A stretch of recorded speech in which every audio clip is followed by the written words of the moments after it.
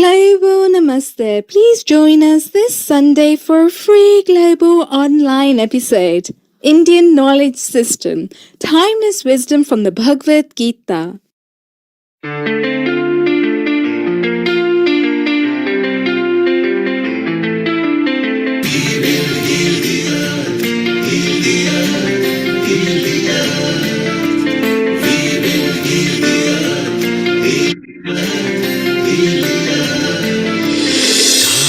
They can tell you stories which are brighter than yesterday. The streets have never been so quiet. The squirrels found a new hideaway. Tomorrow will never be the same. There is so much hope in our hearts. Brick by brick we shall overcome and walk right into a new start. Welcome to the brand new world. We're the children of a Mother Earth. Reach out your hands. Let us lead our earth together.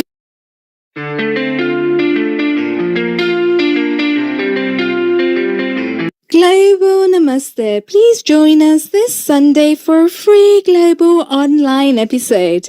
Indian Knowledge System. Timeless wisdom from the Bhagavad Gita.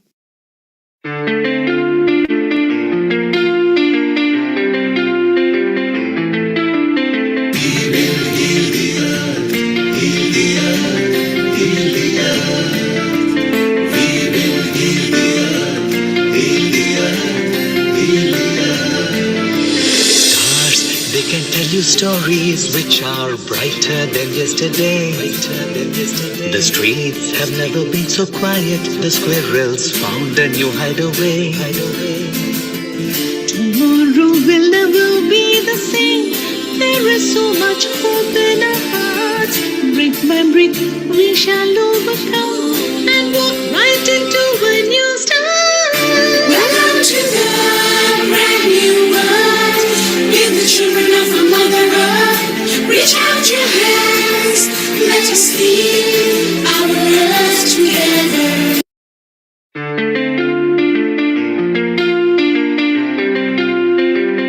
Global Namaste. Please join us this Sunday for a free global online episode. Indian Knowledge System. Timeless wisdom from the Bhagavad Gita.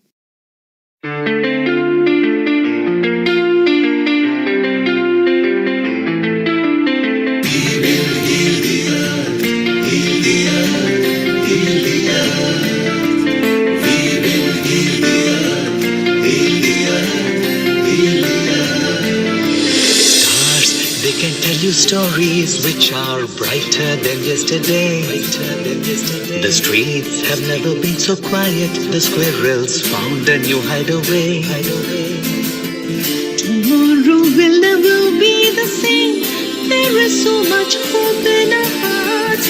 Brick by brick we shall overcome and walk right into a new start. Welcome to the brand new world. We're the children of a Mother Earth. Reach out your hands.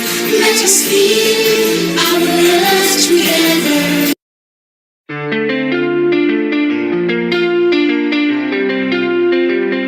Global Namaste. Please join us this Sunday for a free global online episode. Indian Knowledge System. Timeless wisdom from the Bhagavad Gita.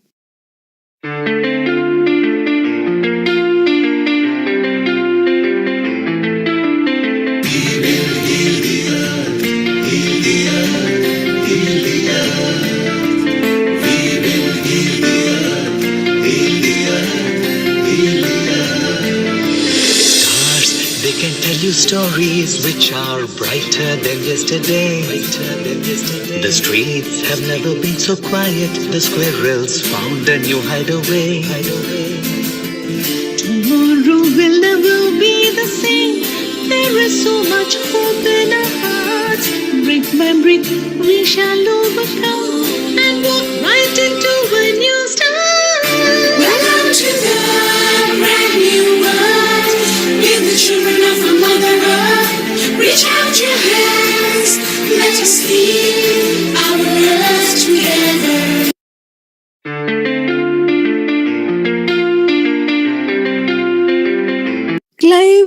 Namaste. Please join us this Sunday for a free global online episode. Indian Knowledge System. Timeless Wisdom from the Bhagavad Gita.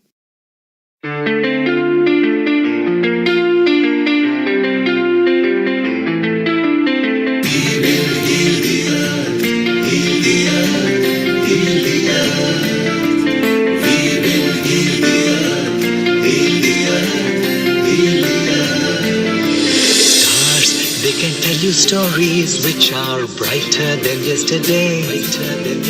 The streets have never been so quiet. The squirrels found a new hideaway. Tomorrow will never be the same. There is so much hope in our hearts. Brick by brick, we shall overcome and walk right into a new start. Welcome to the brand new world. We're the children of a mother earth. Reach out your hands. Let us heal our earth together.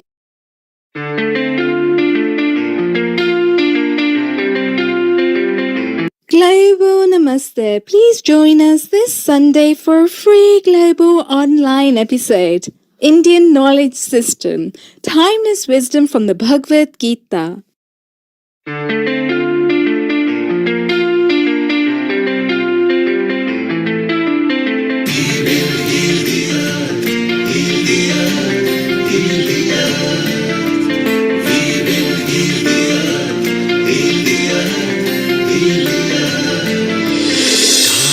They can tell you stories which are brighter than yesterday. The streets have never been so quiet. The squirrels found a new hideaway. Tomorrow will never be the same. There is so much hope in our hearts. Brick by brick, we shall overcome and walk right into a new start. Welcome to the brand new world. We're the children of a mother earth. Reach out your hands. Let us heal our earth together.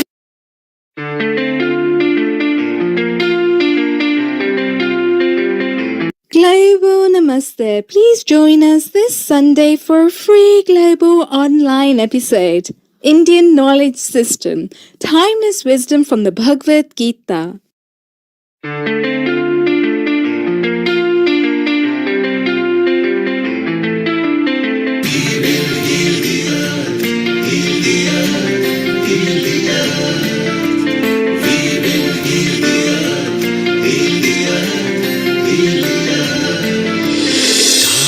They can tell you stories which are brighter than yesterday.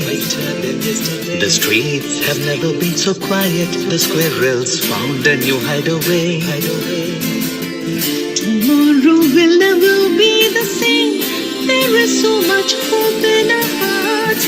Brick by brick, we shall overcome and walk right into a new start. Welcome to the brand new world. We're the children of a mother earth. Reach out your hands. Let us heal our earth together.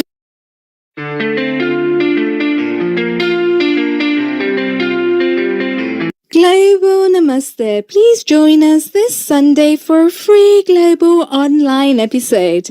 Indian Knowledge System. Timeless Wisdom from the Bhagavad Gita.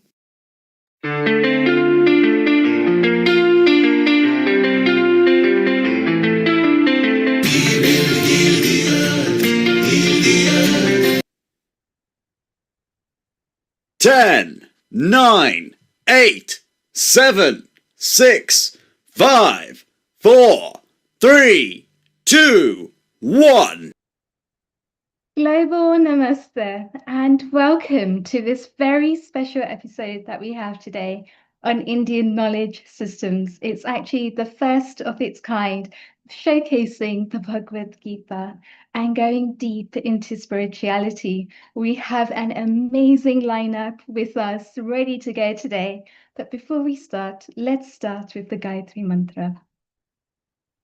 Om Bhurbhuvah Swaha Tatsavidurvarenyam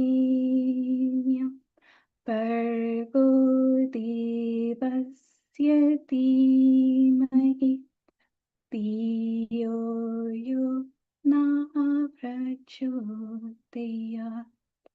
Om Shanti, Shanti, Shanti. So we're in a very fortunate position today where we are going to be joined by some very prominent speakers. They are first of the class in their particular fields, and they're all going to be sharing with us different aspects of the Bhagavad Gita and what it means to them, how they've taken their organization forward, and what they're doing currently to make a difference, to make an impact to the community and the wider British Hindu diaspora and Indian diaspora. And it's fantastic to see some of the accomplishments that they have made from a very early age into the work that they are currently doing in the community. And it's fascinating to see also how this actually makes the bridge between where we were in Vedic times as Vedic Gurukul systems and how this has developed over time to still suit us in the modern day, in the modern age, in the modern era, and how we can actually apply these teachings from the Vedic scriptures themselves, from the Bhagavad Gita, and make it relevant to us today. And the fantastic thing that I actually find about the Bhagavad Gita is nowhere in the Bhagavad Gita does it mention the word Hindu, which means what? That it's a book on psychology that's equally applicable for all of us here today in the modern age.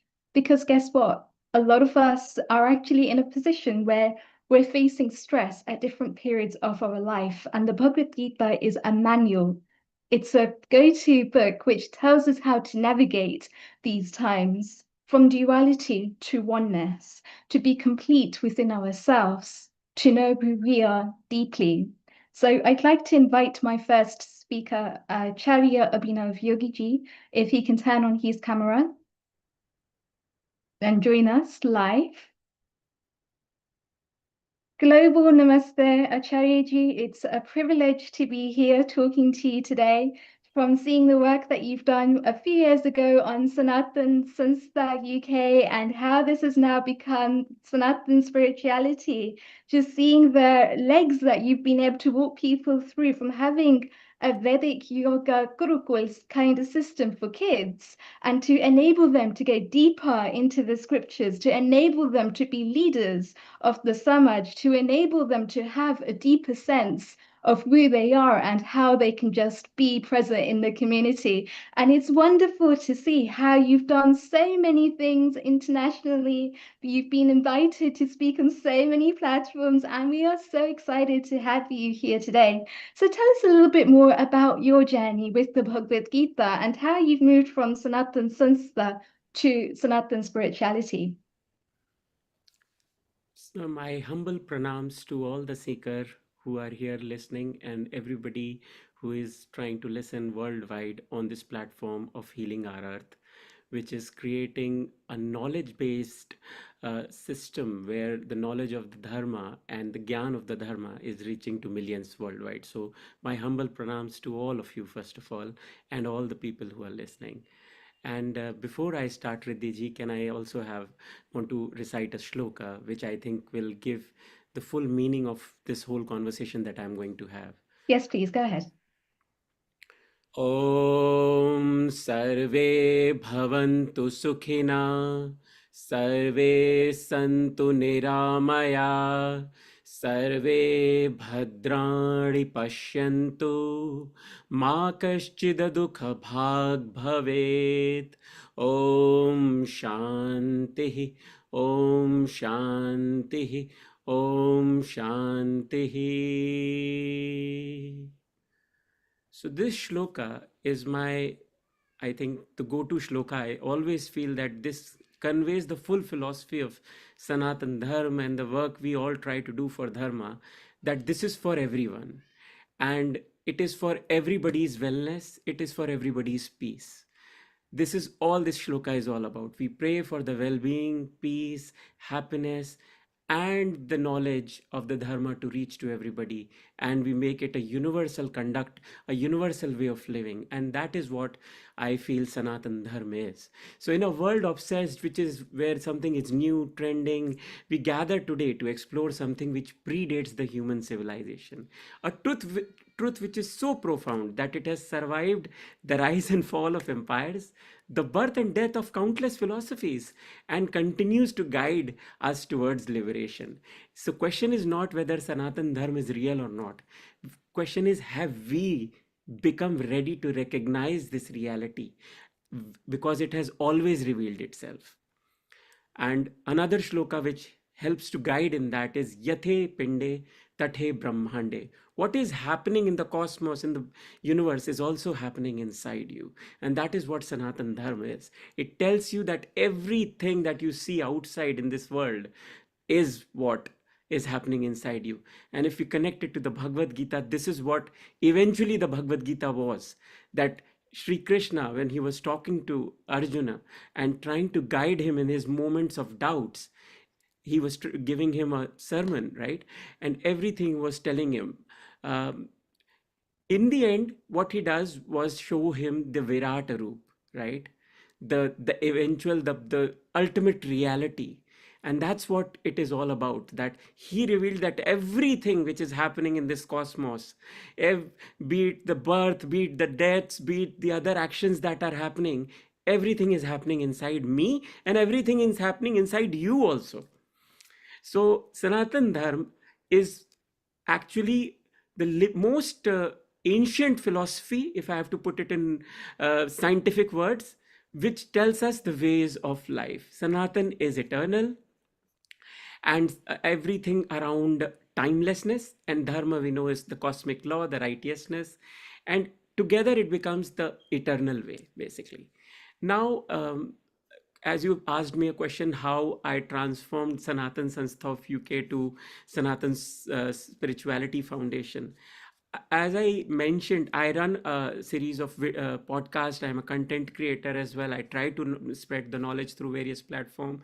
You can connect to me on Abhi Yogi Show. That's my handle everywhere. So the thing was, Riddhi, that I realized that Sanatan Sanstha of UK was doing good work. We were running a Gurukul. We were doing great events in very prestigious venues like the Parliament or the Nehru Center and other things. There was a need to go even further, because this knowledge is not just for a particular geographical location or one particular sampradaya or sect or something. It's for everybody. And that's where the idea came that let's expand this and make it into a spiritual foundation which can work worldwide. And the idea came because we were getting some good interest from doing some seminars and webinars in the US. In Bharat, I'm co-creator of Sumarti Ashram. We are building an ashram. The biggest Vedic knowledge base library is what we are trying to build as well. So there are multiple things we were doing. So it made just sense to go more into that universal appeal where everybody could connect. And the reason I will tell you, it's not just another organization. The idea was that every framework, every knowledge system, every kind of belief system could be incorporated. Today we have multiple organizations worldwide, but what we see is people try to enforce a particular philosophy, or they are inclined to a particular philosophy, or they are inclined to a particular Vedic knowledge system or a yogic system. The idea of Sanatan Spirituality Foundation was that let's make it global, very open, like Sanatan Dharma. Anybody, everybody who is believer, who is just a seeker, can bring their philosophies, work together, and spread the knowledge together. So there are no restrictions here. We don't follow a particular Ishta Devata, a particular yogic philosophy, a particular anything. Sanatan is eternal. Everything in this knowledge system is eternal. So we are trying to incorporate that. And again, using the Bhagavad Gita, I think the shloka, which is in the 14th chapter, the 27th one, I am the foundation of the Brahman, the immortal, I am the imperishable. I am the eternal dharma, the Shashwat dharma, and I am the absolute place. Shivoham Shivoham, as also said by Adi Shankaracharya. This is what Sanatan Dharma has taught me, that you are eternal, you are evolving every second. You are here on this journey in this life to evolve. Evolve how? Spiritually, consciously, right? And the way to do that is by reading our scriptures, by going into dhyan sadhana, yog sadhana, mantra sadhana, tantra sadhana. There are various ways, but everything leads to one topic only: eternal spiritual consciousness, evolving itself. And if you see, even Sri Krishna says that very clearly in the Bhagavad Gita. कर्मण्यवाधिकारस्ते मा फलेषु कदाचन मा कर्म फल हेतु भूमुर हेतु कर्मणि. You have the right to perform your duty, but you are not entitled to the fruits of your action. Never consider yourself to the cause of the results, nor to be attached to any inaction. Because this is the essence, that we are doing karma, but our karma has to be in a way that it makes an impact on your spiritual upbringing, in your spiritual, always I call the word elevation. Whatever we have learned in our previous lives, we have got another new birth. So we are continuing our education in spirituality or adhyatma from that point of time. And every action we are doing is adding to it. Every action we are doing is helping us evolve more, because that's the eventual goal, right? We want to come out of the cycles of life and death, birth and death, basically. And it only happens when you are completely in that conscious living state. The conscious living state is where we understand that everything, every action, every word we speak, every thought we bring into our brain, it is all going to have some kind of a effect out of it. Now you have to determine what kind of way you want to live, whether you want to make it more additive to the process of evolution or more derivative to the process of evolution of your consciousness. I'll give you a very simple example. Imagine thousands of years ago, because the modern timelines are, Vedas are 1500 to 500 BC, Upanishads are 800 200 BC, Bhagavad Gita, but I don't believe in that. I don't think so the dating has been done correctly. Around now a lot of research has been done, and it looks like the timelines have changed a lot, and I'm pretty sure, because this is an evolving research, it will keep on changing more. The Bhagavad Gita or the Mahabharat war now dates around the 5570 BC timeline as per many historians. The Ramayana dates around 12,000 BC. So let's imagine somewhere around 30,000 BC, when Saraswati civilization and other things were most likely happening. Some rishi was sitting there, doing his sadhana, and they realized, that while doing their sadhana, they found a method to calm the mind, to relax the mind. And this is what became our dhyan sadhana, our meditation techniques and other things around that, right? And that's why we have so many versions of it, and it has evolved over generations of generations. New philosophies added and added and added. Somebody found a better way, somebody found an alternate way, and all that kept getting added. And that's how the Vedic knowledge system, or the Indian knowledge system, which is your topic today, started to build, basically. Not through any written scriptures or something. At that point of time, it was mostly experiences. It was all whatever they were feeling in that higher state of elevation or their consciousness, they were understanding it, passing it on through the Guru Shishya Parampara, through their disciples, to other rishis, maharishis, rajrishis, and then they were being slowly as the evolution of paper and other things happened, many things were written down in different formats. But this is the essence of what Sanatan Dharma is. It is set of practices. It is set of experiences. It is set of learnings, which you can only achieve when you are connected to that divine consciousness. Now, I am a practitioner of Kundalini Yoga. I teach Kundalini Yoga for the past 10 years, free of cost. And the best example I can give you is that when your chakras or your nadis are activated or opened, right, as we call them, your conscious mind, which is very powerful, expands and it starts to absorb things which are in the metaphysical world. I can give you a very good example that you start to hear sounds of the cosmos also. Sometimes you will hear, you will start to see depth into things which probably others cannot see.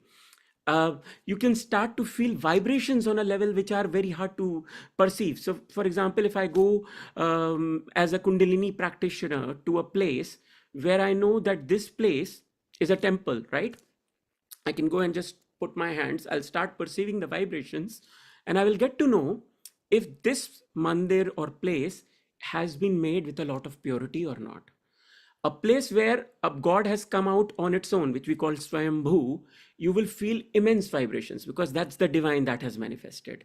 But a place where a thing has been made by man-made efforts, or if there has been some kind of, say, wrong kind of money used or something, you will start to feel some kind of negativity also. So our body is an instrument which can be tuned like an instrument to understand everything in this cosmos. This is possible still in Kali Yuga right now, and Sri Krishna also talks about it in the Bhagavad Gita that this whole philosophy of yoga, Sankhya Yoga and other things will continue for generations and generations. People who want to learn and perceive can always learn and perceive.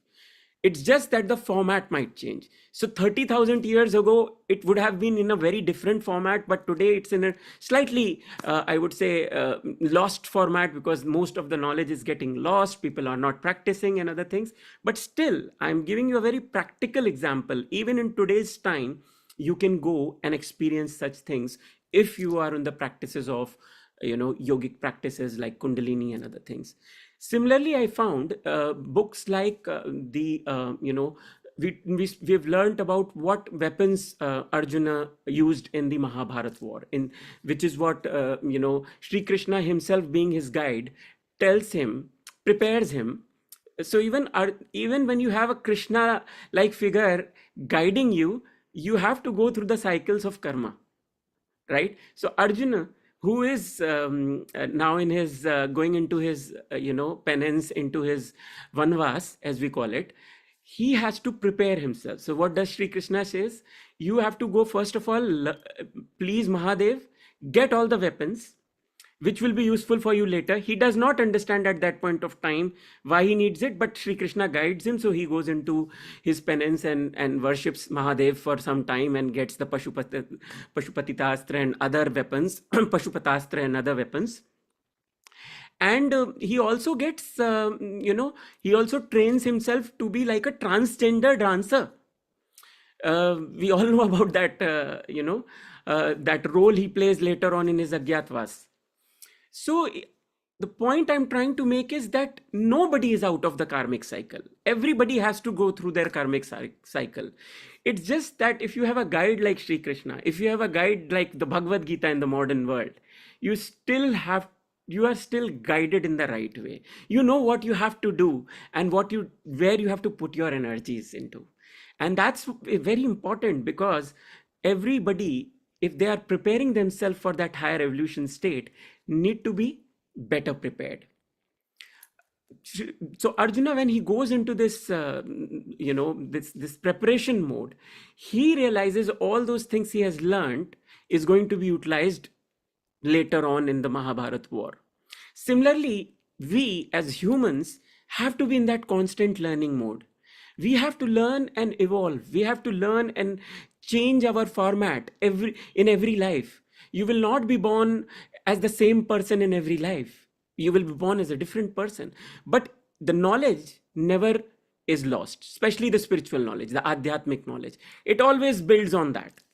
And I try to teach this philosophical vigor that, that the different darshanas, the Yoga, Vedanta, Sankhya, all those are only talking about this preparation. It is also about the psychological and I would say the validity of these things. How do you validate that you're learning? Every experience in meditation, yoga, and self-inquiry gives you something new, and you start to see the benefit out of it. And then there is the universal applicability, that these core teachings are like, as you rightly started when you said that I treat it like a manual of life. It is like a manual of life. It is like, it can tell you how to behave with your brother, it can tell you how to behave with your father, how to manage complexities of human minds, how to manage situations that will arise in your life. And it has to arise in your life, because the tests keep on happening all the time for everybody. And then there is a time where we need to understand that karma, meditation, interconnectedness is all globally aligning us to that whole principle and that whole, I would say, the purpose of life. And the texts like the Bhagavad Gita or the Upanishad are giving you that conscious mind to constantly inquire and find out the purpose and the ethics around it. The living tradition around all this is that, there are millions of scriptures, there are millions of texts. Every text, if you pick any of them, be it the Bhagavad Gita or the Upanishads or the Mahapuranas or anything, start to give you a basic philosophy, a guiding principle on what are you, who you are, what are you here for, what do you need to learn from each of those stories, each of those episodes. So I see them as very simple way of educating the human mind to find ways to avoid conflict or do better conflict resolution.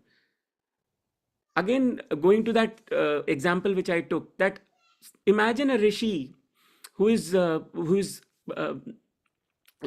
meditating and doing all those things. Do you think anything can trouble him, like what has somebody said to them, or who is doing backbiting about them, or who is doing who is trying to trouble them, or who is any actions of their family members, is anything going to trouble them? No, right? So similarly, if we are training our minds, we come out of that conscious state, into that conscious state again and again, that nothing is going to trouble you in this world, and you will be always in that eternal bliss and happiness. This is what the essence is, I feel, of Bhagavad Gita and all the texts and Sanatan Dharma, that you have to be in that state of mind that I have a purpose of higher growth, higher spiritual living, and anything in this world might happen, but it is not going to affect my state. These Sanskrit mantras then which we recite, when we say these words, all of these touch different points in our throat, right? They activate different centers. They activate different centers in our brain. Cortisol levels, if I go into science, are automatically reduced and other things. So stress is gone. So Bhagavad Gita, Sanatan Dharma, each and every principle is about a better way of living, a conscious way of living. A person who is living consciously will never be impacted. They might be impacted momentarily by what is happening in the outside world, which we call the Maya, right? And that's how it's described in the Bhagavad Gita. But what happens is that this purity, this whole process keeps on, if it keeps on happening on a regular basis, you will start to detach. These impacts will be very less on your mind. And this was what was very well taught in the Vedic Gurukul philosophies. Unfortunately, Bharat has lost that philosophy. And we have gone into a very different Macaulay way of system and other things.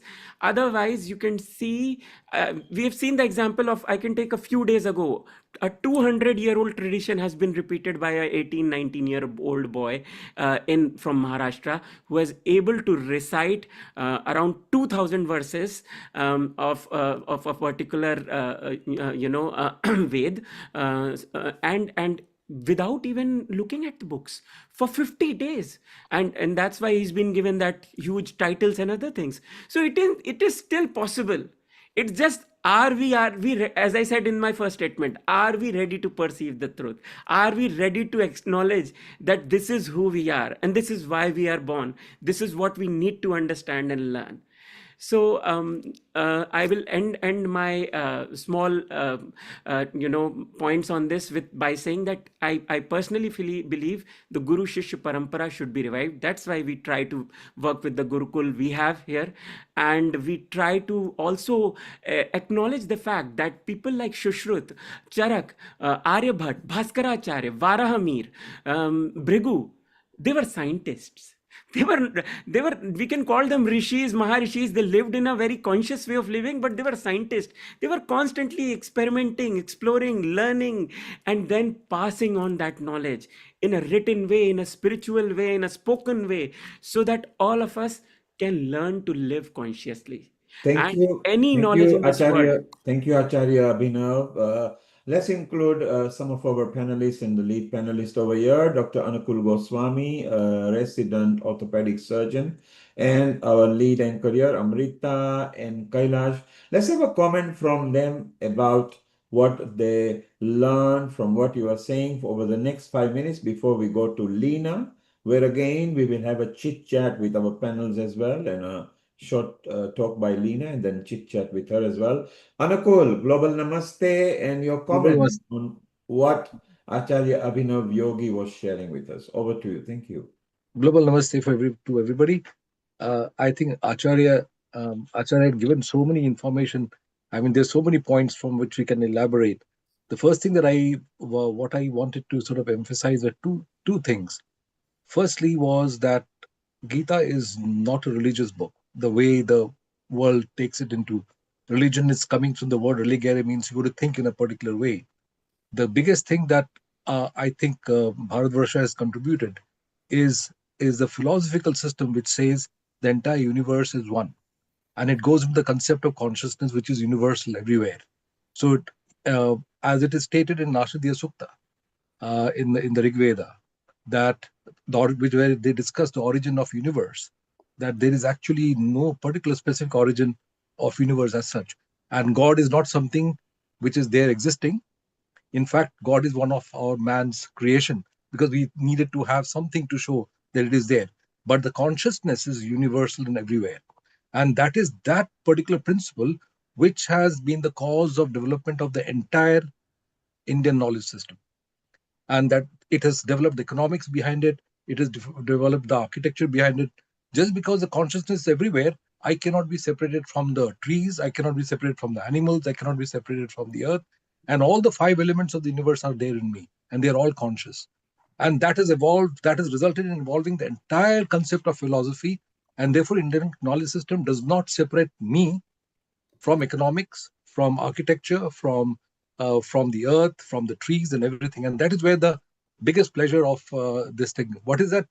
The Om Purnamada Purnamidam, that particular shloka, it clearly says how from the everything in the universe you take out everything, and yet all that you're left is also left with everything. So infinite, you take out infinity from infinity, you're left with infinity. And these are the essential part of the quantum physics, essential parts of the science, and it is very elaborated and completely discussed very widely in the Isha Upanishad.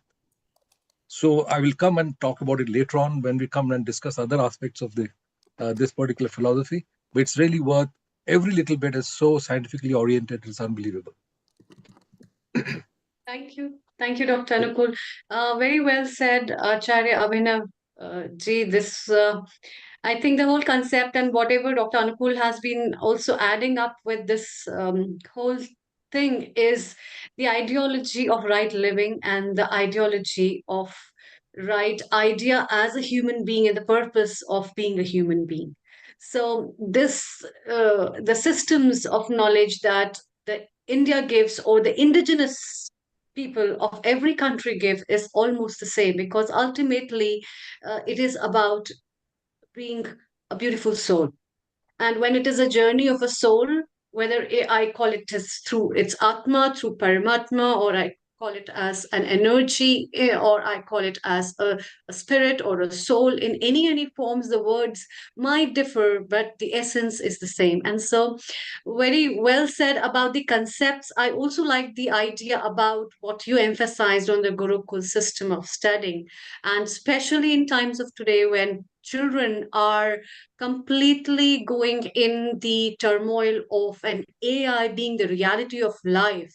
It is at most important to put these children into a system of learning where they can study about realism rather than the virtual realities. I agree that yes, people are very happy and the parents are pretty happy where robotics class are conducted. The AI has been taught from the very beginning, but it is taking up the the state somewhere else. I'd like to also welcome Kailash Ji, Global Namaste, and a very warm welcome. Your comments as well before we move further. Thank you very much. And over to you, Riddhi. Thanks.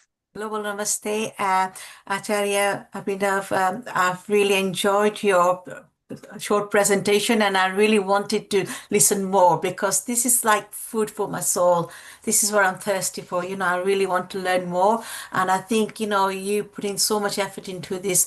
Your work. I'd really like to see this expanding. On a even if we can deliver online sessions or whatever, we can all benefit from this.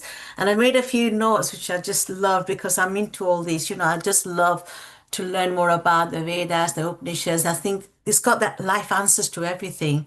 Like you said, it's our manual, our life manual. So like you were saying, it's a cosmic energy, and what's there is inside us. And we are the instrument. And you're absolutely right. There is this saying, that gut feeling you get. And really, that gut feeling is that cosmic energy that when you connect with the universe, you begin to open up those channels and you begin to, be one with the nature as well. So I love the way that you talked about the Kundalini yoga, the sounds of the cosmics and the vibration. And, I've studied a little bit, it's just out of interest, Vastu. And Vastu is the body of the body. And, often you're right, when you go into some places, especially when I was doing, when I was looking for a new house, and some properties I went into, no, you just get that feeling. Exactly. But when the right property came along the house and I stepped in, right, this is it, I can see myself and you can feel those vibrations. So absolutely. And like I said, I just, in this consciousness is opening up. And I think, this is so beautiful. Vedic, our Vedic Shastra, the Vedic knowledge is universal. There is no tag to it, and everybody should benefit from that. So thank you so much. And I like to connect with you and learn more from you. Thank you. I've Namaste. shared the details. Then it's my honor and pleasure. Thank you so much. Thank you. So, Acharyaji, once again, very well done. I think just from actually listening to the feedback from our panelists today, we can actually see the impact that these conversations are having on people. And it's exactly what you're saying, connecting from the heart. Our heart is where Shri Krishna lives. Our heart is where Bhagwan sits. And by connecting with those qualities, not only are we connecting within ourselves, but we're connecting with the cosmos around us as well. And subsequently, we're actually uplifting humanity. We're uplifting mankind. We're uplifting Matrabhumi. And that's really what it comes down to. And I think you said it best when you said to be able to chant those shlokas, to be able to go back to those shlokas, not in any of the translations, but in the Sanskrit form as they were originally intended to be, because that's where we can really start to connect with the vibrations. That's where we can really start to connect with the Bija mantras and see the impact that those vibrations have in our life. So very well done. And I also wanted you to meet Leena Ji, who is our next speaker. A global namaste to you, Leena Ji. Namaste. And the great thing about Leena Ji, Abhijit, you might be interested to know as well, is the fact that she also works with students. She's a head teacher of the school herself. She's also got the platform Think Gita, which she has put together alongside Keshava Swamiji of the Bhaktivedanta Manor. So she teaches these things on a regular basis, again, to get students to connect within, to their sanskars, to their values, to what it actually means to be a youngster in society today, not in a way where they're actually getting stuck in duality, but a way where they're really connecting with their roots. And I believe that our roots are so rich. There's so much that we can actually take from them to be able to bring this out and to be young, dynamic leaders in society today. So, Leena Ji, it gives me a great privilege to be able to introduce you here today. Please tell us more about Think Gita. So before I begin, so Think Gita is something I'm a trustee of. So it's a platform where youngsters can connect with aspects of the Gita. We're also writing a spiritual curriculum for schools, whereby they can connect with, for example, feelings of loneliness or low self-esteem, and how to deal with those sort of situations through the Bhagavad Gita. So I will begin by firstly offering my obeisances to His Divine Grace, A.C. Bhaktivedanta Swami Srila Prabhupada, who gave the world the Bhagavad Gita as it is, revealing its message not only as philosophy, but as a complete way of life. So I also offer my heartful gratitude to Swayam Bhagwan Keshav Swami, whose inspiration actually has led me to study the Gita and share its wisdom in daily life. I offer my obeisances to all the Vaishnavas, the teachers, the mentors who guide us and show us through their own example how to live the Gita in the middle of a modern life. And I offer my gratitude to all of you for being here, for pausing your busy day and to spend some time learning and to hear the timeless wisdom of the Gita. So we will begin by chanting 3 Oms. Om, Om, Om, Om Agnanatimirandasya Gnananjana Shilakya Chakshur Anmilitam Yena Tasmai Shri Guruve Namaha. So this basically means I was born in the darkness of ignorance, and my spiritual master opened my eyes. With the torchlight of knowledge, I offer my humble obeisances unto him. Om Namo Bhagavate Vasudevaya. Om Namo Bhagavate Vasudevaya. Om Namo Bhagavate Vasudevaya. I offer my respectful obeisances to the Supreme Lord Sri Vasudev, who himself is Krishna. So the Gita was spoken for hearts like us. Srila Prabhupada often said, Bhagavad Gita is a perfect guide for the human being. It is practical, not theoretical. Krishna did not speak the Gita in a peaceful forest or temple. He spoke it on a battlefield, the battlefield of Kurukshetra. Because that is where we live. Each one of us has our own battlefield. Each one of us has our own battles. For example, in conflict between expectations and reality, in emotional overwhelm, in moral confusion, in stress, in pressure, in any type of uncertainty. So Keshav Swami, in his thought, says, if your life feels like Kurukshetra, then the perfect Gita was spoken exactly for you. The Gita is not an escape from life, it is a map through life. So let us look at spiritual life in a busy world, in a world of technology. So one of the most common questions that people ask us is, how can I be spiritual when my life is so busy? We have work deadlines, we have family responsibilities, we have WhatsApp messages to deal with, so many emails, so many notifications, bills to pay, people to care for, endless to-do lists. So many people feel that you need to put a hold on to all of this and go straight to the Himalayas, or to run from life, or to run away from their inbox, or to just shut down, or even just become a sadhu. But this is not the correct way. So let us see how the Bhagavad Gita unfolds this in the few chapters, the first 3 chapters of the Bhagavad Gita. So in the Bhagavad Gita as it is, when Arjuna sees his teachers, cousins, uncles, and loved ones all standing opposite him in the battlefield, his heart breaks, he trembles, he loses strength, he drops his bows and says, I will not fight. This moment represents every human being facing a moral confusion, an emotional overwhelm and fear. The guidance Krishna gives Arjuna is not harsh or dismissive, it is compassionate, deep and transformational. So, in the 5 instructions that Krishna gives Arjuna, you are not the body, you are the eternal soul. Krishna begins with spiritual reality. The soul is eternal. It cannot be killed, nor can it kill. Arjuna was grieving for human bodies, but Krishna reminds him, the body dies, but the soul continues. Relationships of the soul are never broken.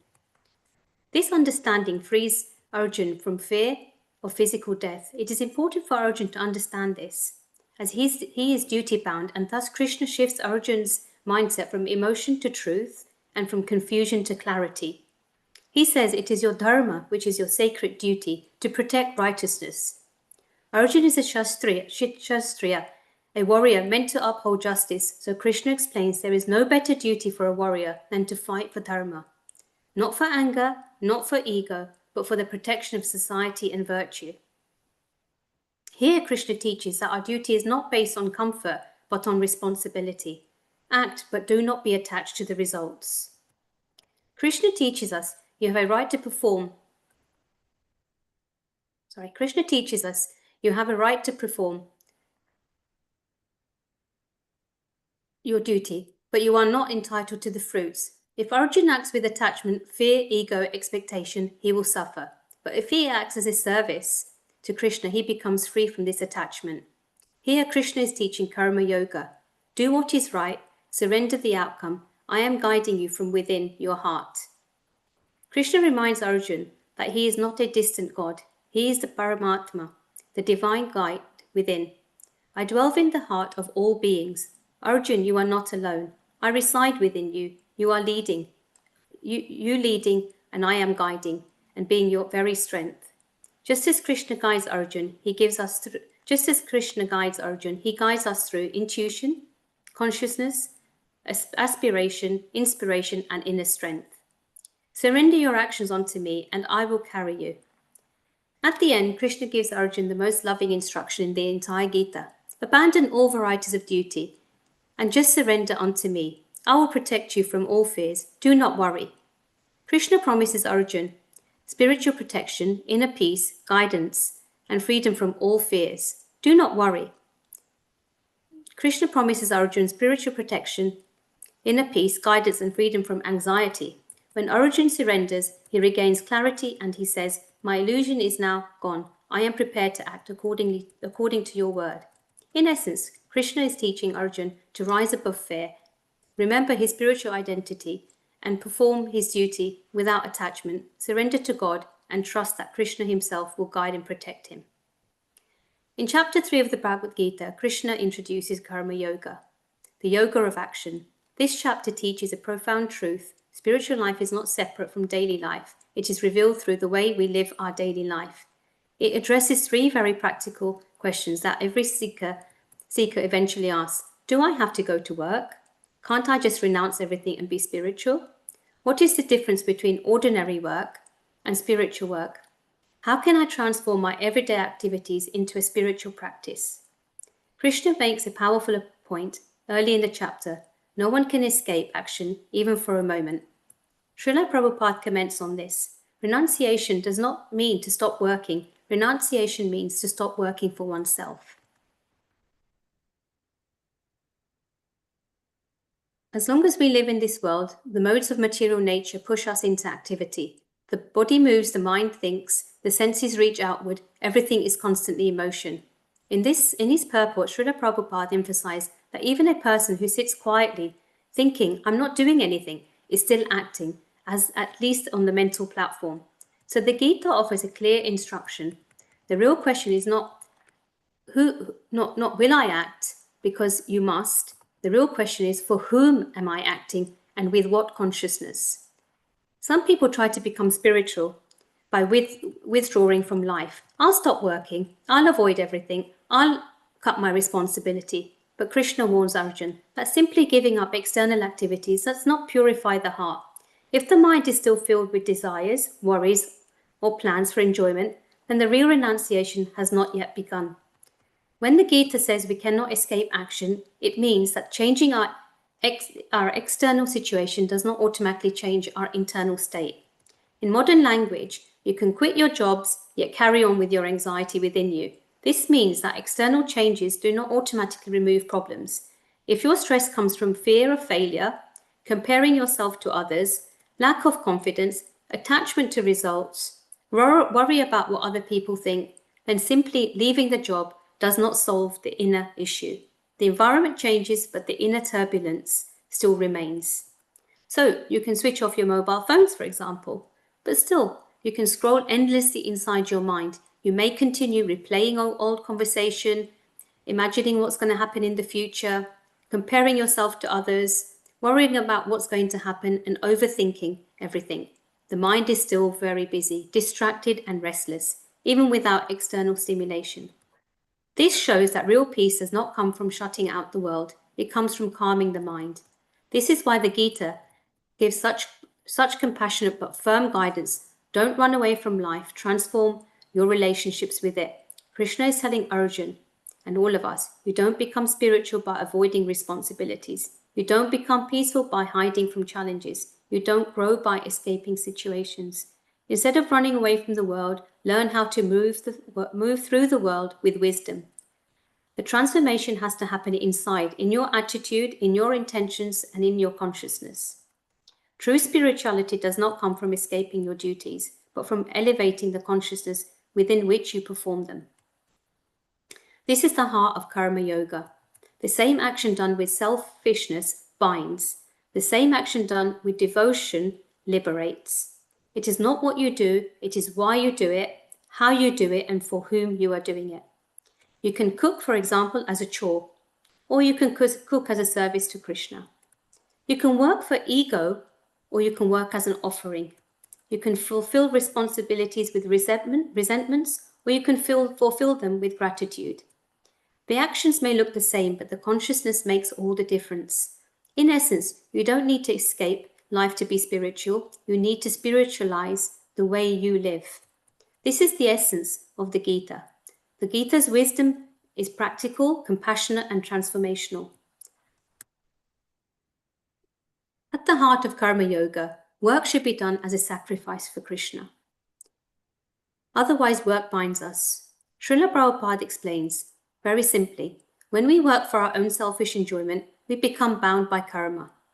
When we work for Krishna in a spirit of offering, that same work becomes purifying. The same action can be karma if it is done for a selfish motive, or karma yoga if it is done as an offering, without attachment to a personal gain.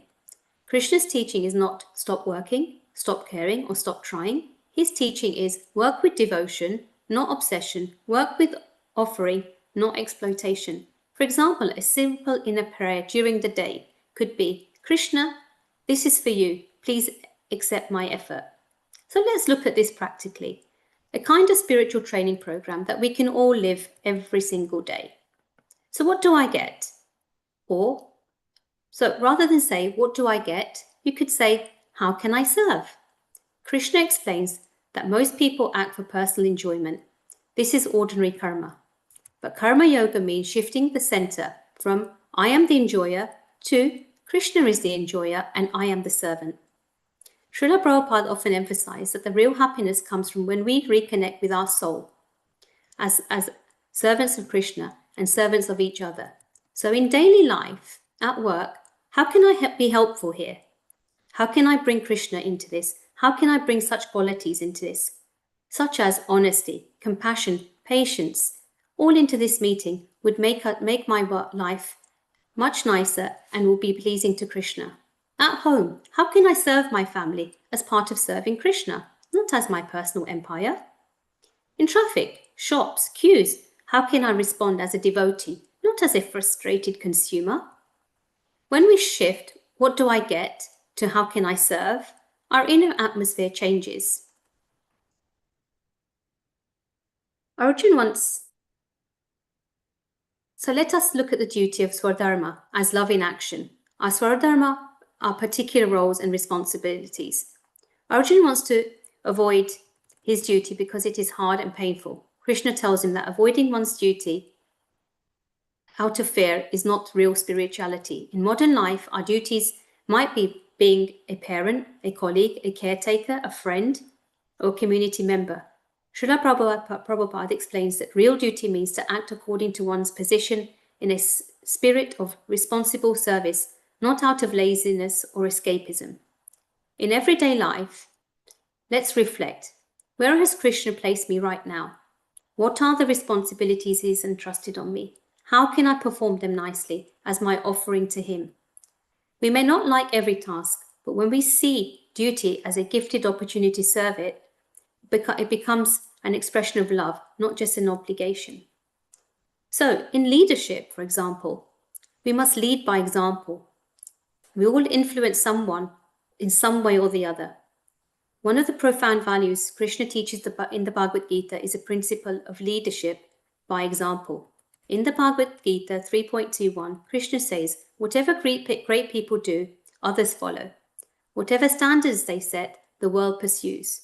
We might think I'm not a leader, but in reality, parents Parents lead children. Older siblings lead their younger ones. Senior colleagues lead juniors. Friends influence each other. Even on social media, we influence people who we don't even know. Whether we intend to or not, we are always teaching through our behavior. And Srila Prabhupada embodied Gita leadership. He didn't expect from others what he didn't first expect from himself. His leadership qualities were And I not think there. actually that's the key message here as well is yogic leadership, being able to empower ourselves first and then to empower those that are in our circles on different levels, to be able to just be that shining beacon of light for other people to look at and other people to be inspired by. And isn't that a great message in itself, where we're filling ourselves first, we're filling ourselves up first, we're filling up those cups with self-love, with gratitude, with leadership, so that then we can actually inspire the next generation. And this leadership can keep continuing throughout the levels. And even it might even just be as simple as actually having a conversation with a friend in need.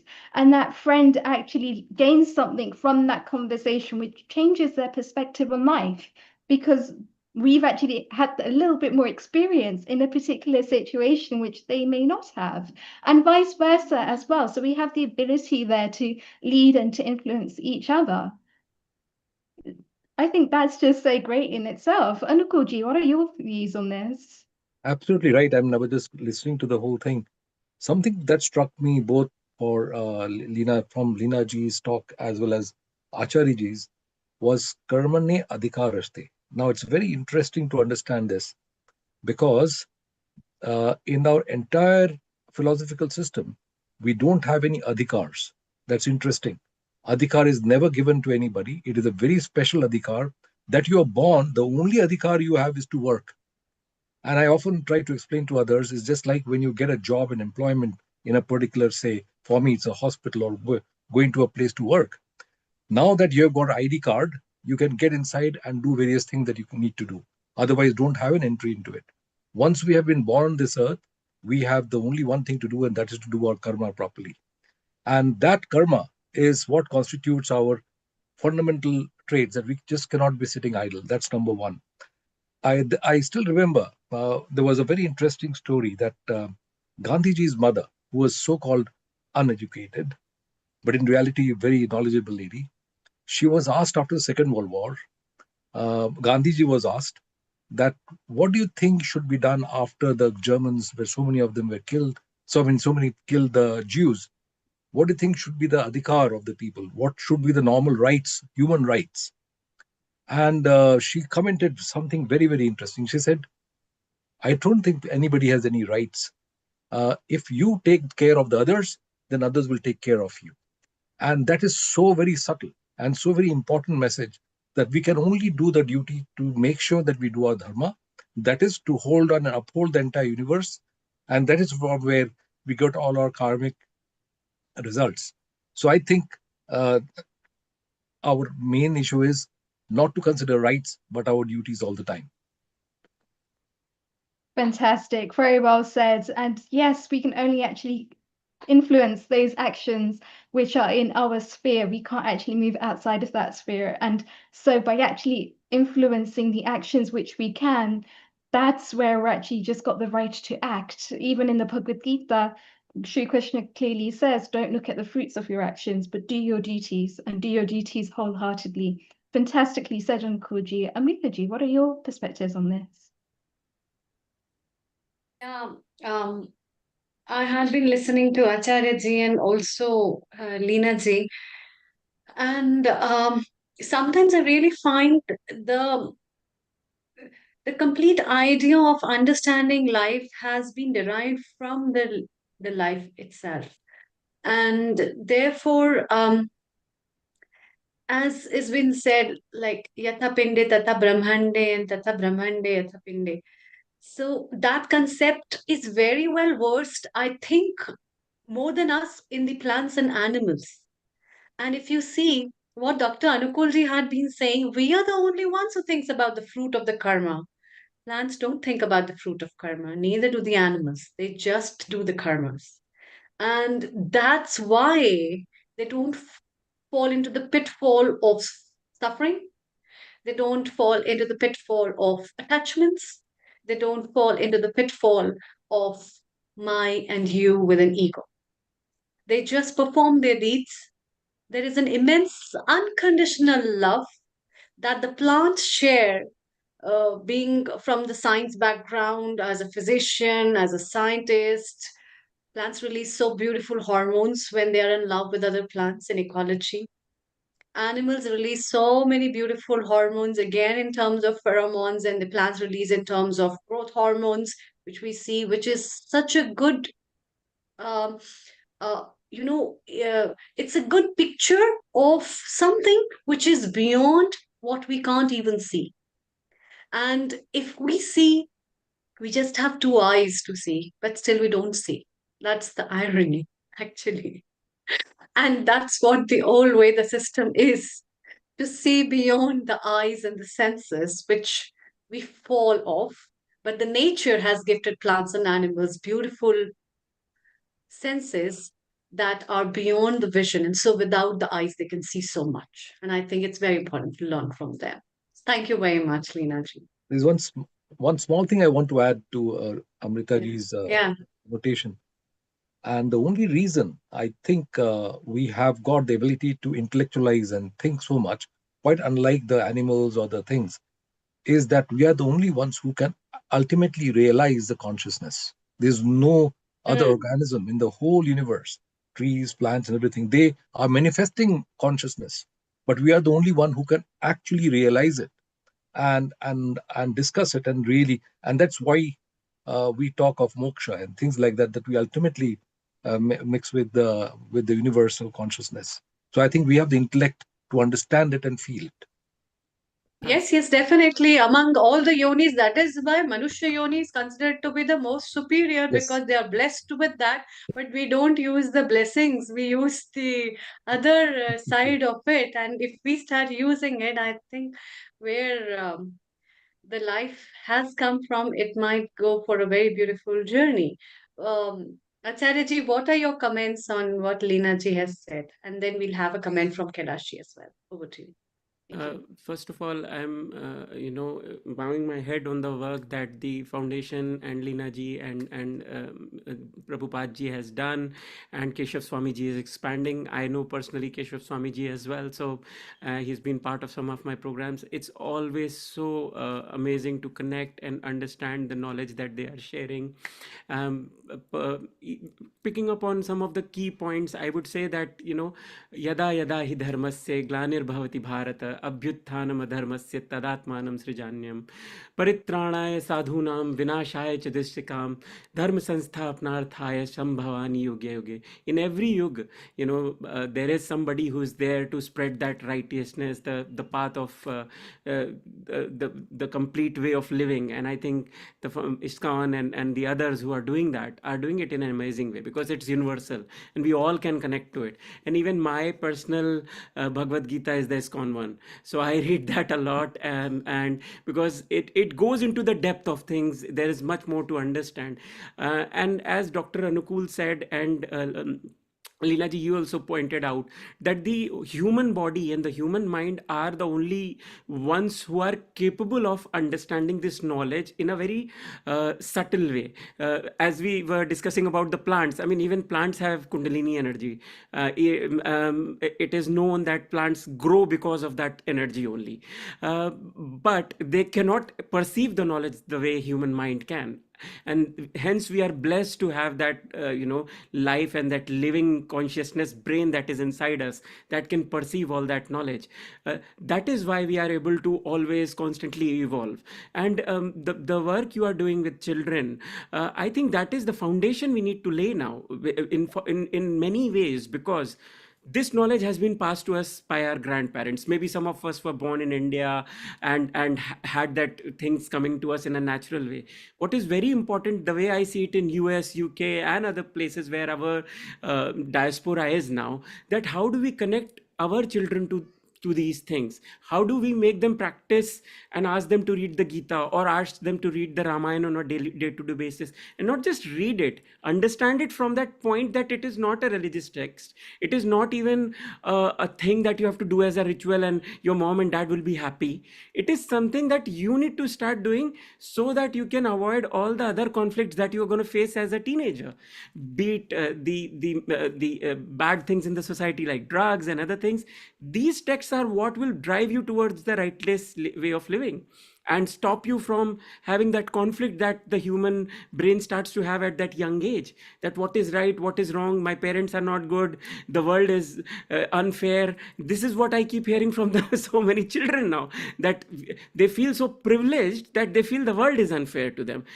Imagine you feeling like that 40 years ago. You wouldn't have felt that. So the world is also changing, the thought process is changing. I think these texts and the work that is foundations like ISKCON and so many other religious foundations are doing is crucial to bring back that grounding that is needed to connect everyone. That's all I will say. Dhanyavad. Thank you. Thank you. Kailashi, your comments. Global Namaste, Rinaji, again, very inspirational. You know, what you just read out resonates with so many things in my life as an educator.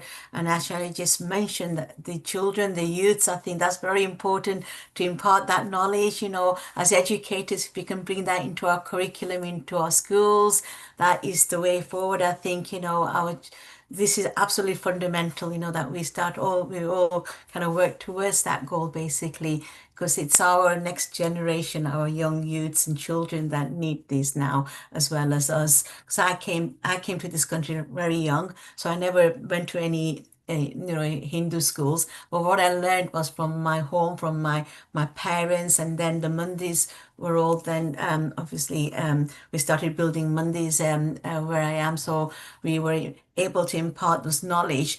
But I think it's absolutely crucial now that we have all this medium, you know, about online and all the social media, that we can spread this wonderful message to everyone, especially the youths. The other thing you mentioned about was ourself.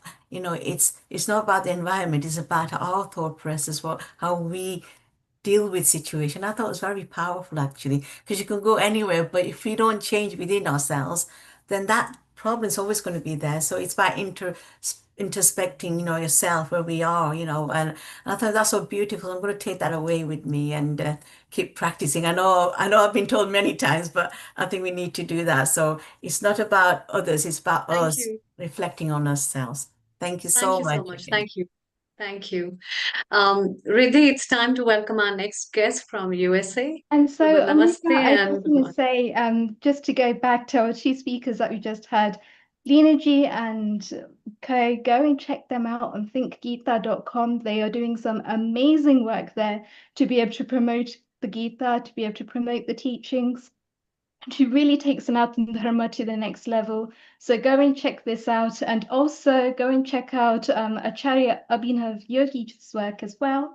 He is on the abhiyogishow.com, and he does some fantastic podcasts throughout Sanatana Dharma to really showcase what Sanatana Dharma is about in the modern day world, to be able to take ourselves to the next level, to be able to free ourselves of any limitations and to be able to go further. And also, Lena has just dropped in a message as well. You can connect with her on lena1drona@hotmail.com.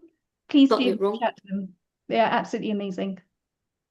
And that takes me on very nicely to the next segment of our show here today as well. A very warm global namaste to you, Prashant Ji. It's amazing to have you here with us today. Thank you very much. It's great to be here.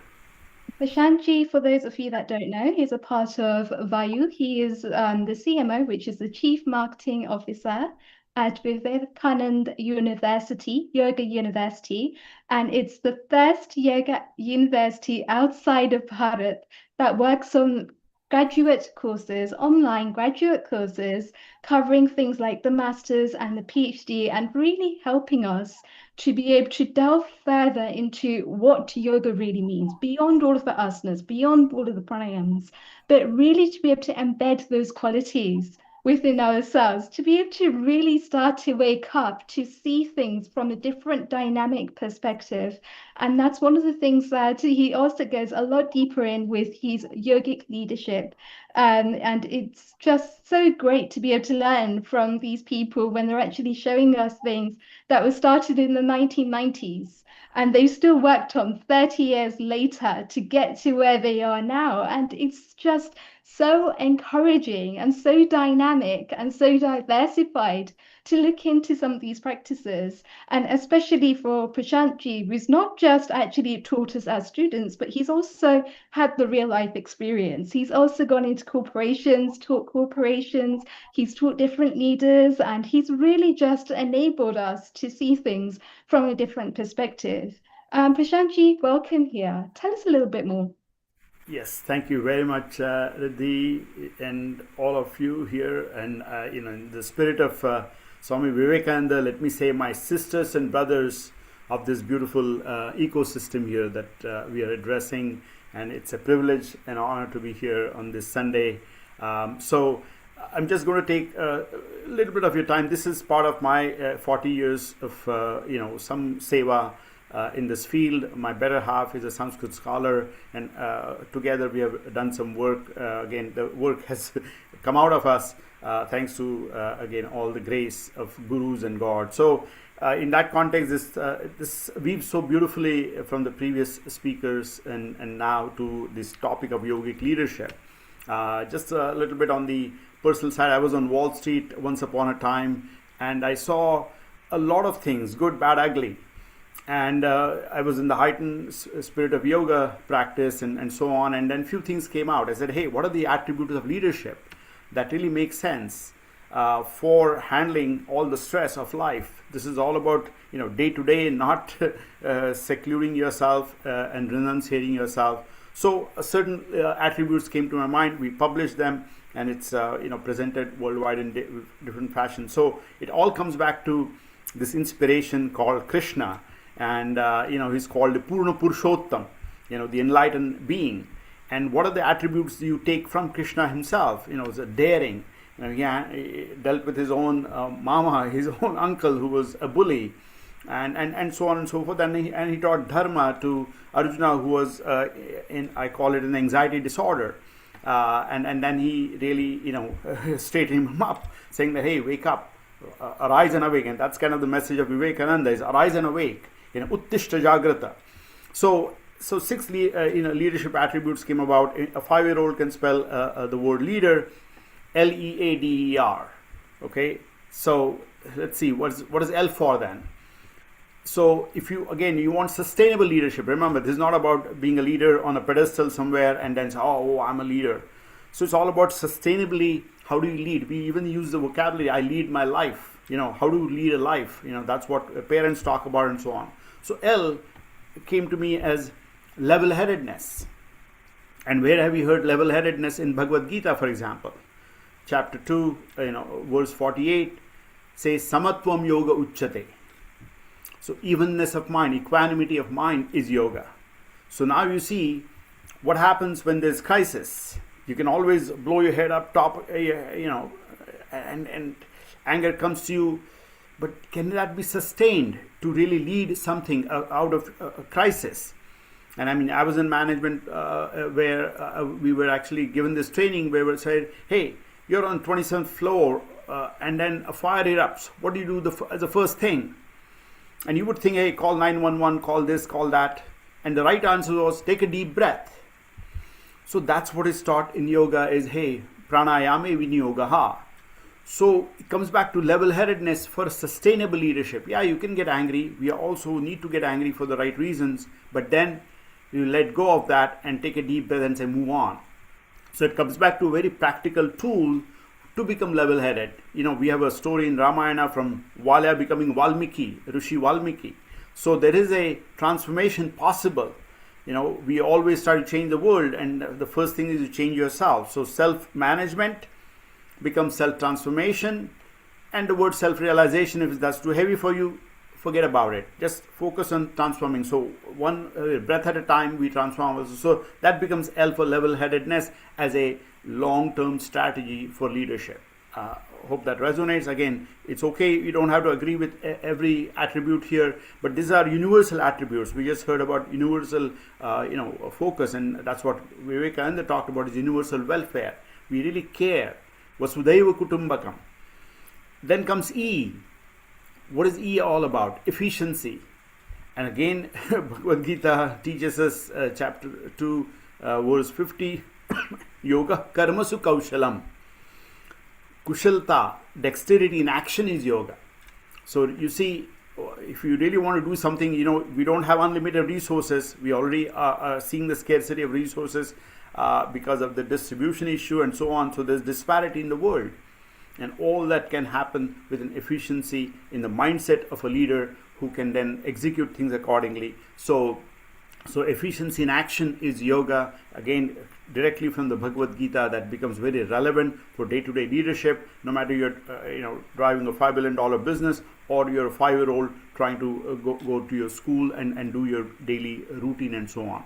So then becomes very important A for aware. See, if a leader is not aware, you're in trouble. If he's only self-aware for gratification, you're in further trouble.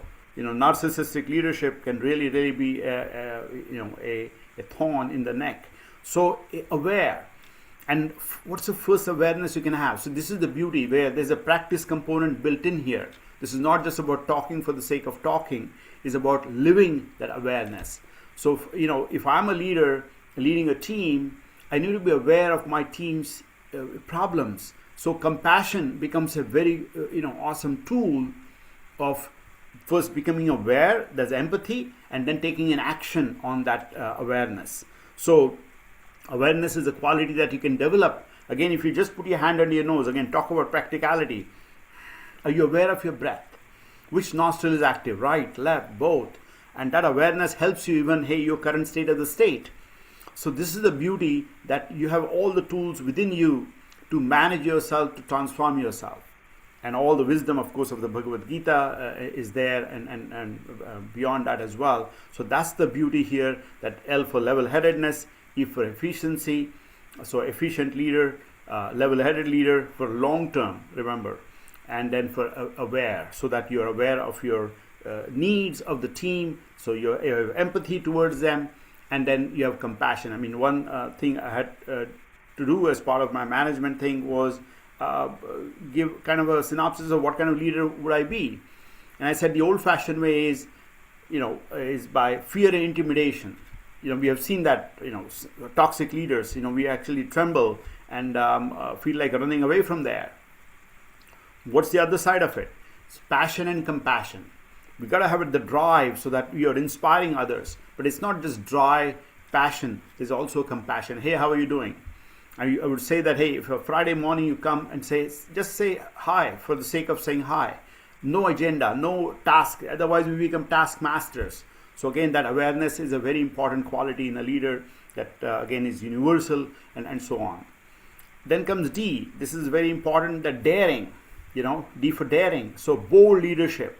Remember, you can try to be a popular leader, you cannot go too far. Then again, the ego just kicks in, and then it becomes that self-gratifying thing, versus really you're trying to do the right thing.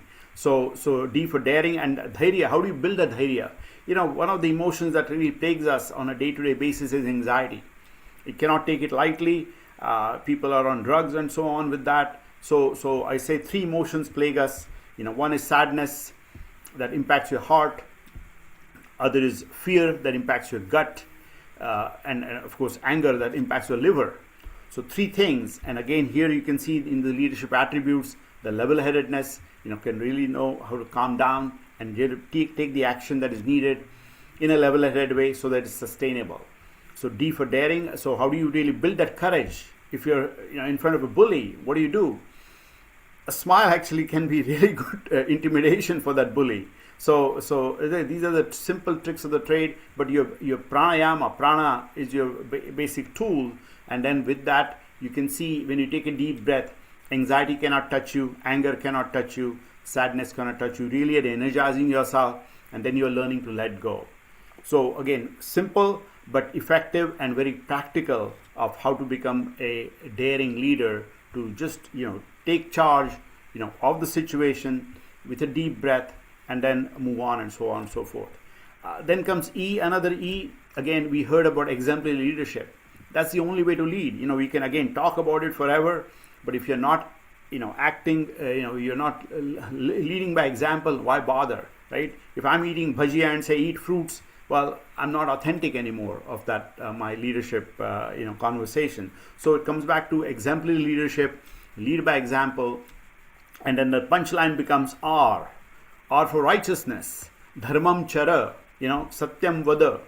So we have all the ethical principles of yoga there, in the Ashtanga yoga, and of course the Bhagavad Gita talks about it.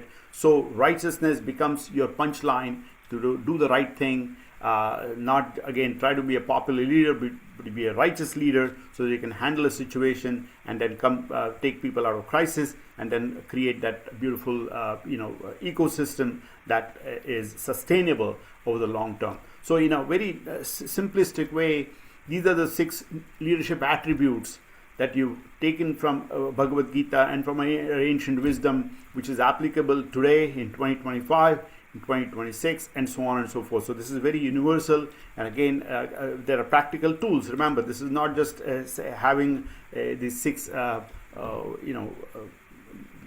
6 letters and then their corresponding attributes, but something you can practice. So level-headedness you can practice, efficiency you can practice, and so on and so forth. So that's kind of the big picture I want to share here. This is all written up. It's published in a Hindu book of economics and business back in 2010, 2011, and it's also there.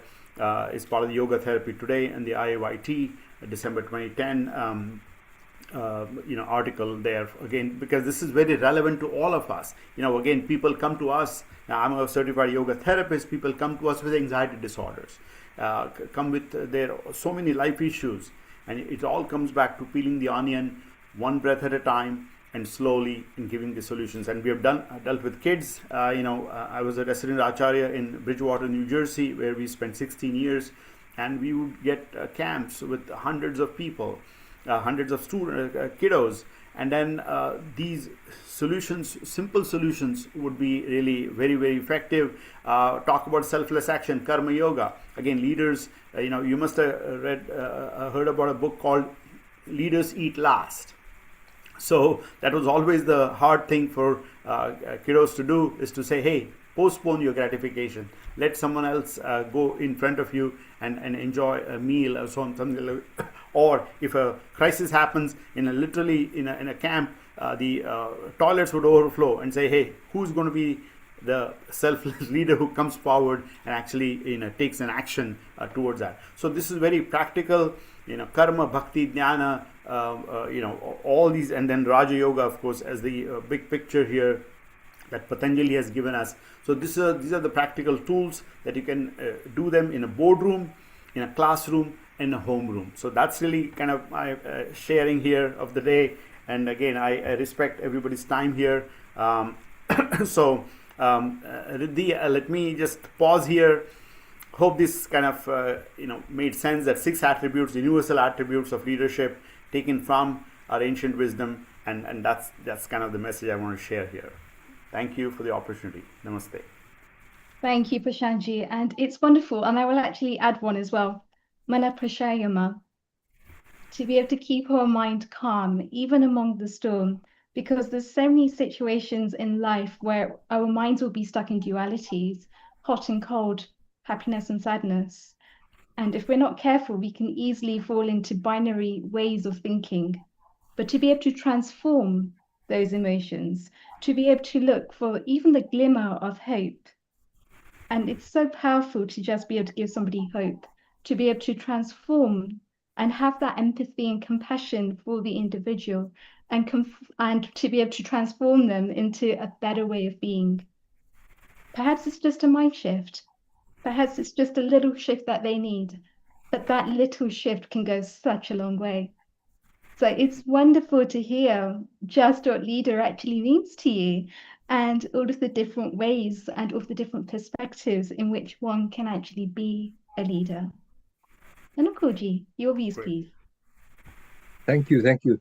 Both for Prashant ji and Lena ji, both of you have advised on breathing exercises and things like that, particularly in schools. When I was reading about the Gurukul system of education in India, one of the things that I learned was the first thing they were taught when they came to the Gurus was to how to breathe. And apparently it took quite some time because that would help them not only to learn how to breathe, but also to be able to focus.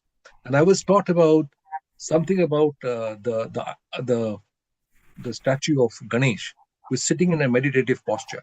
So he's got one leg which is bent by the knee. That is deep contemplation. The right leg is on the ground. That means he's also grounded. So contemplation, grounded, that is his karmic activities. And the third thing, which is possibly very important, was the rat, the mouse, sorry, which should be not the rat, the mouse. And that is the distracting factor. Now, I remember from my school days to even later on, one of the things I was always told that, come on, focus and pay attention and get to the stuff. But we were never taught how to pay attention and how the thoughts come in your mind and how to take them away from you. These are essential part of the what we call the Gurukul system of education. I wish they could be introduced. For a small question for Lena ji, that is there any what you call data available here within UK where there's a comparative study of the outcomes of Gurukul system versus the traditional system of education here?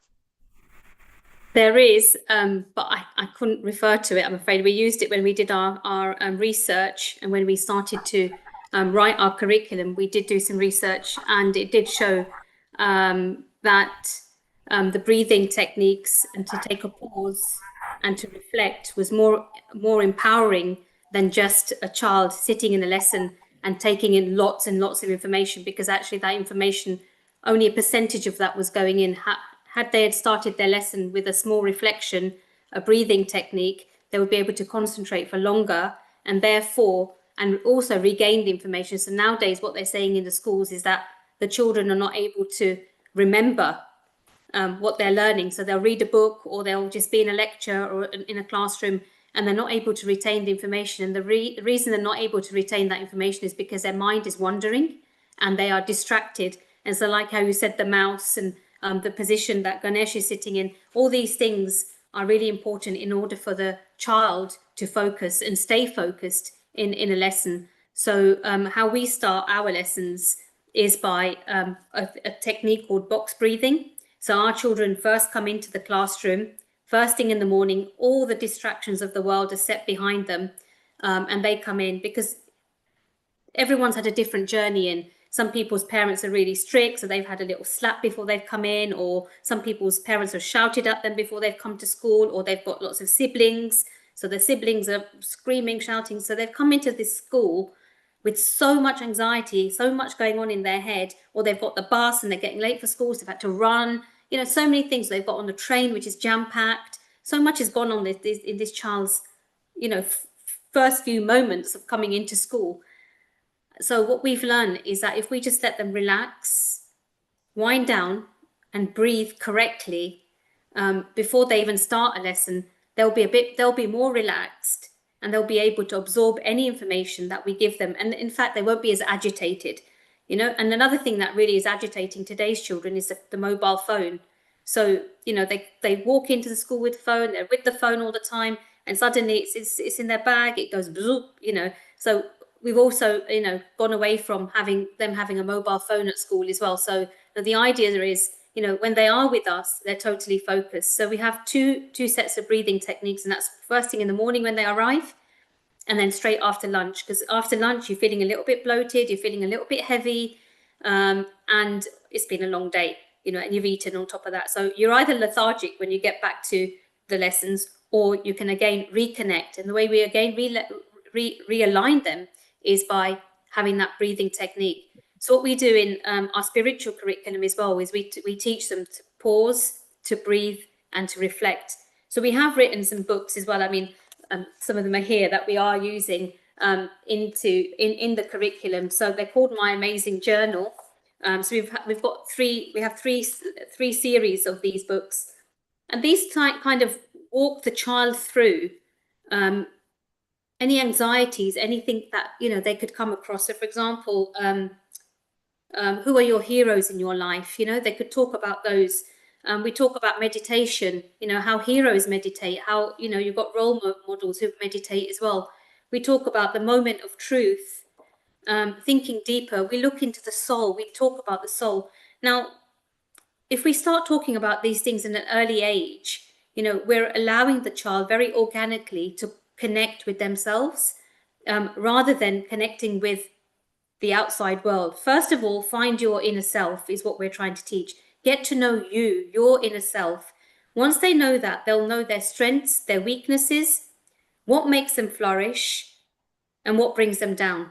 Because there is too much going on in the world. Like you said earlier, there's drugs, alcohol, there's abusive relationships. There's so much out there that the children are exposed to very early in their lives. And that's it might not even be happening in their own home, but it could be happening in a friend's home, or it could be they see it on social media, they've seen it on a YouTube channel, or even the telly, So there's so many distractions out there. So what we teach them is come away from that, come into the classroom and work with us. And the most important thing for us is that they connect with themselves. So yes, we teach them the curriculum, maths, English, science, but before we even touch any of that, we teach them to connect with themselves.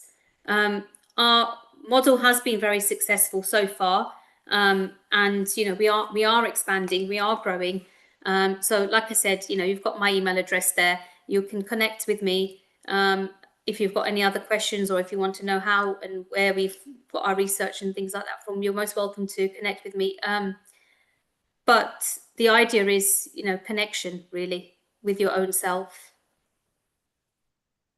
That's wonderful, Lena G. I think you've just gone a lot of depth there into how students are actually traumatized and some of the baggage that they're carrying with them. And even though they're in school, even though they're actually going through the school curriculum, there's still something going on in their head. There's still some kind of baggage which they haven't let go of.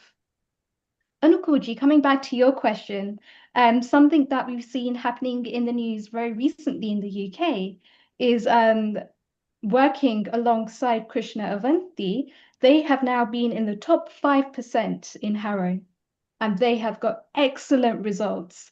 They've got the accreditation of grade 8s in 96% of their subjects. And it comes back to this whole reiteration here of sanskars, sanskriti, and then learning from there. One of the things that, because we actually as Yokulam have worked with Krishna Avanti, so we know some of the principles of which they're actually using in their yoga classes and how they're actually getting their students to start to focus, how they're stopping all of this mindless scrolling that happens on mobile phones during breaks or during lunches, times where students think that their teachers aren't watching them, times when they think, okay, I'm with my friends, I can have a bit of fun. But fun for them involves going on Facebook or going on Instagram and mindlessly scrolling through lots and lots of things, or even just watching their favorite show, but their favorite show will go on for hours on end. And there is absolutely no control over how they're using their phone. One of the things that we've done is used Tratak, simply getting a devil, lighting the devil, and allowing the students to focus and defocus in the form of dhyana and dharana. And this we do basically over a 20-minute process. So a 20-minute process when the students first come in to school, a 20-minute process just after they've had lunch. And what we're finding is that their focus improves drastically. They're a lot more emotionally aware because all they've done is turned off this constant chitter-chatter that's happening in their heads. They've turned off all of this background noise and they've just come into a moment of stillness. And even just having that moment of stillness has enabled them to connect within themselves. I said earlier, Shri Krishna lives in our hearts. Bhagwan is with us all the time, but it's about knowing how to tap into that vibrational energy, knowing how to lift ourselves up, even amidst everything else that's happening, even amidst all of those crowded atmospheres, to be able to find that moment of stillness brings so much peace and happiness to these students that then what's happening is they're actually taking that level of focus that they have gained during Tratak into their studies. They're knowing how to switch off their minds, even if it's just for a second, and to be able to focus and concentrate on something that's bigger than themselves. To be able to tap into that vibrational energy, which enables them to then be able to carry this out throughout all of their activities.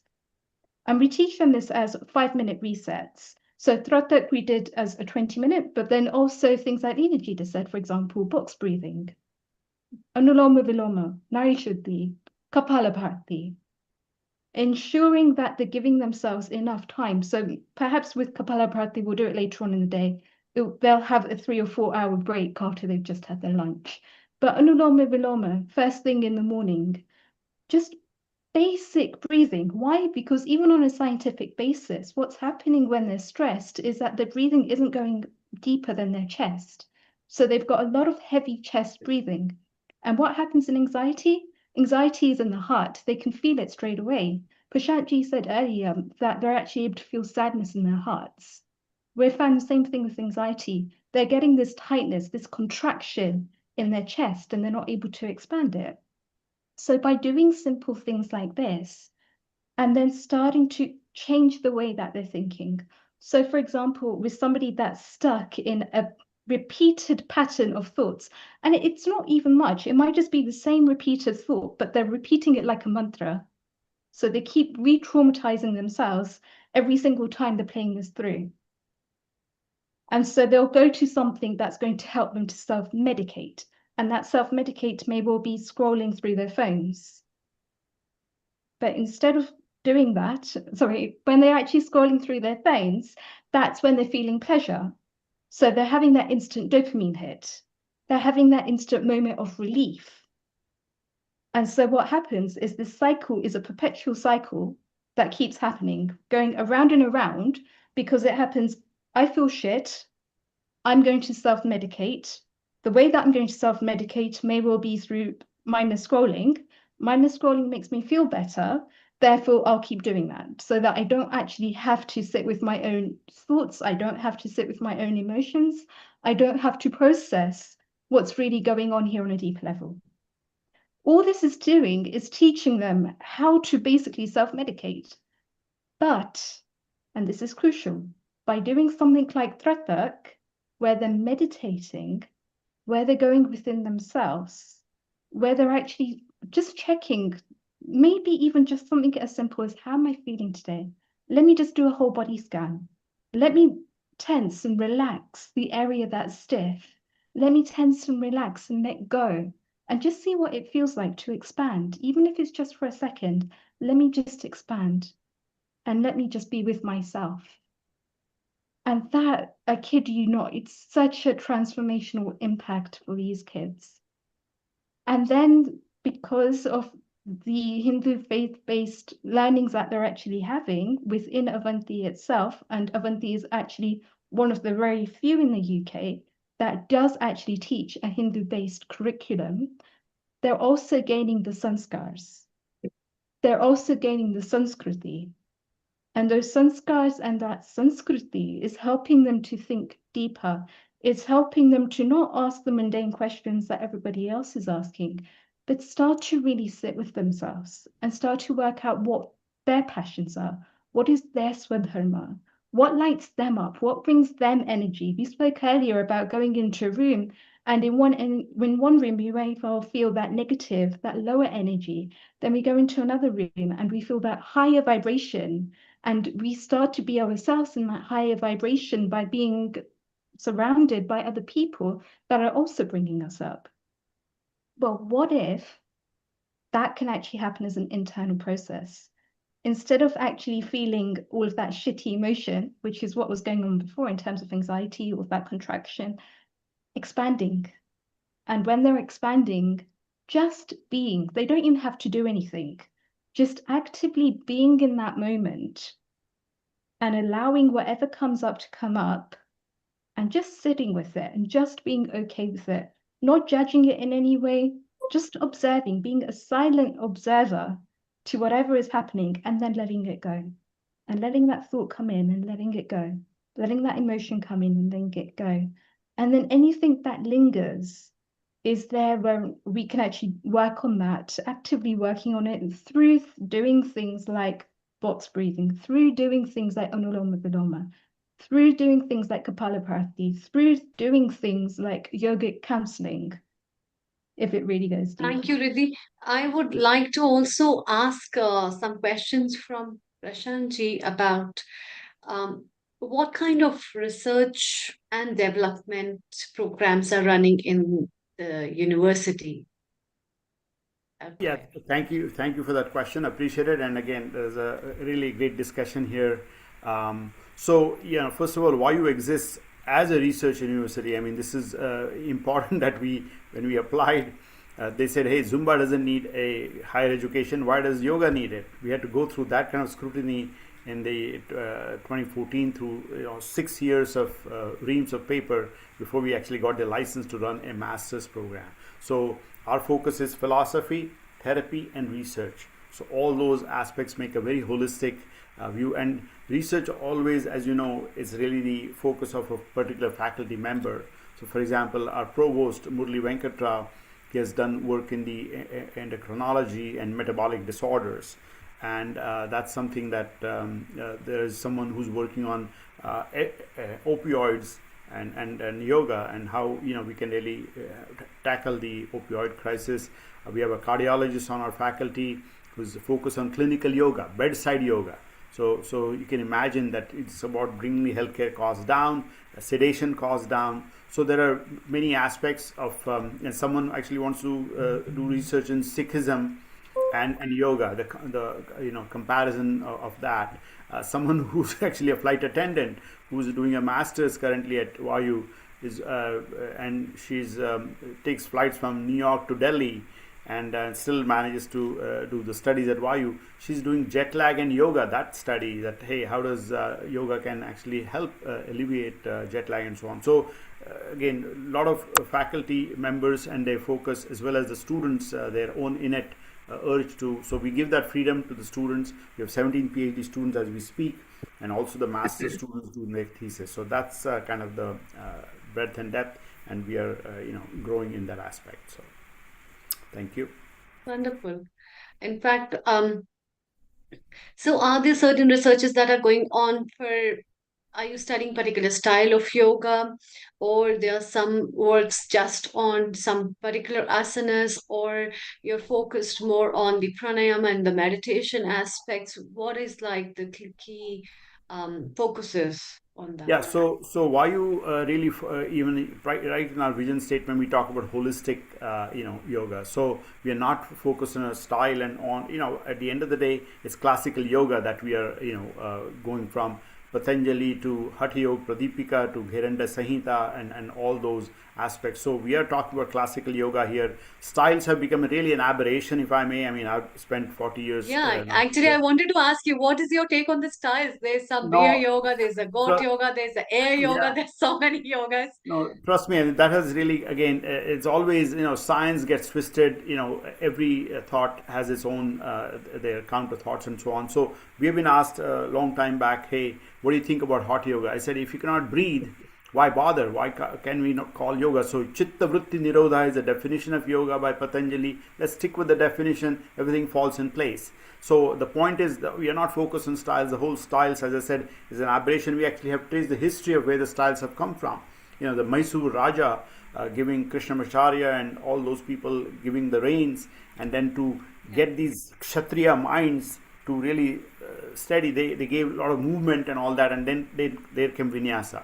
and then the whole focus on alignment as creating. So, but we don't talk about styles. That's not really the focus. It's the ailments that we focus on, and at the end of the day, is the anti-inflammatory aspect of yoga that is sometimes not recognized as much. So it's really about being that still, and that's why sthira sukham asanam is the definition of asana.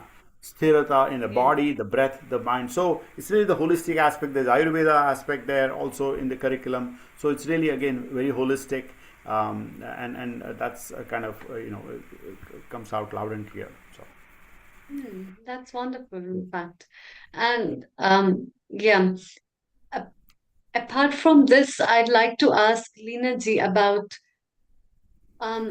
with all the things that you have been promoting through the teachings in the system, did you also find there are changes in the children who join the Gurukulam as of in terms of their ADHD disorders or in terms of their attentions towards their focus on their own life compared to if given an AI to be used and the gadgets to be used? Are there some differences that you find in the children behavior compared to other children? Over to you. Thank you. We found that students' behaviour is much better. They're in fact they've learnt skills of kindness as well. So it's not just the breathing and the meditation that we do. It enables them to be kind as well. So in terms of their behaviour towards other children, they're more charitable now. They want to do things. They want to serve each other. And this is not going through like a Hindu curriculum or anything like that. These are just universal values that we want to bring into our children. So we're bringing in kindness, love, sharing, caring. So when we're doing this box breathing, we also do a meditation as well. And that's about gratitude. What things are you most grateful for?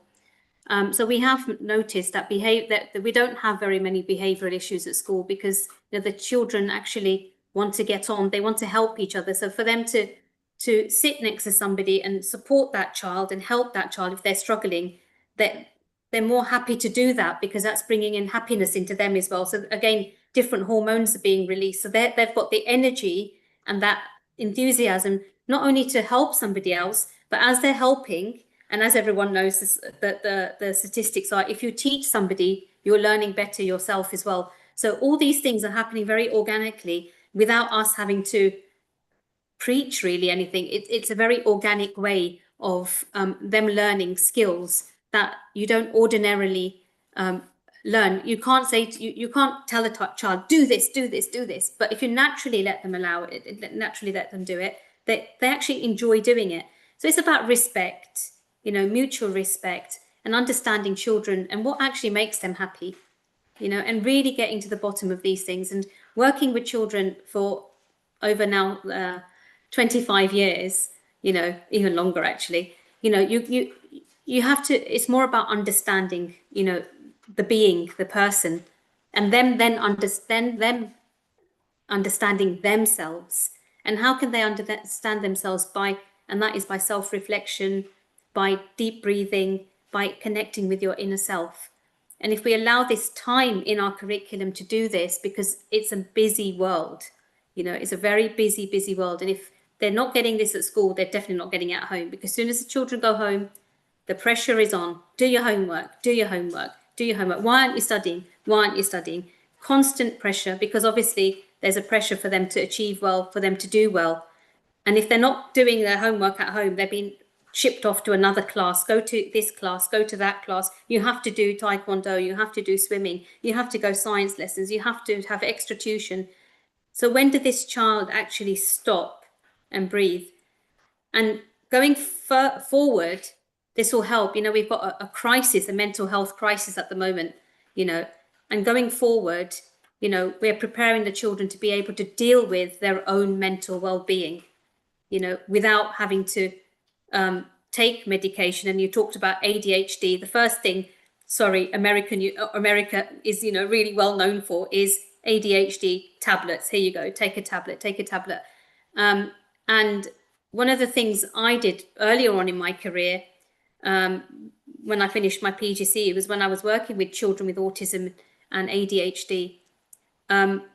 We just did a small kind of experiment with a few children, and that was, if they're borderline, let's work with them rather than give them this medication. And the work we did do was breathing and exercise and yoga, different aspects of yoga, different breathing techniques and different exercises support a child who is borderline ADHD as well. I mean, obviously, if they're on medication, they have to have medication. I'm no doctor, so, please, it's not about me taking your child away from, having medication, but there are remedies that we can put into place that can help support a child and deal with their difficulties that they're having. And if that's ADHD, it's teaching them different things. Like we had also blue tack.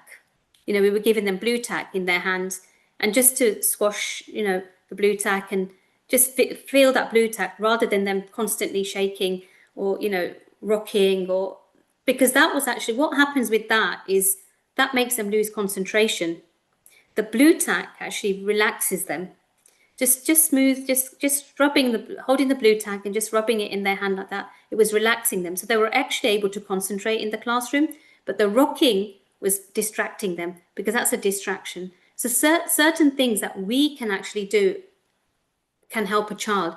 We can connect with them and they can connect with us. And, these things, really do support a child's well-being. And, any other difficulties that we can work with them. We can work with them naturally without having them to, go through having different forms of medication, sleeping tablets, all these things. They're very young children. We can nip this in the bud.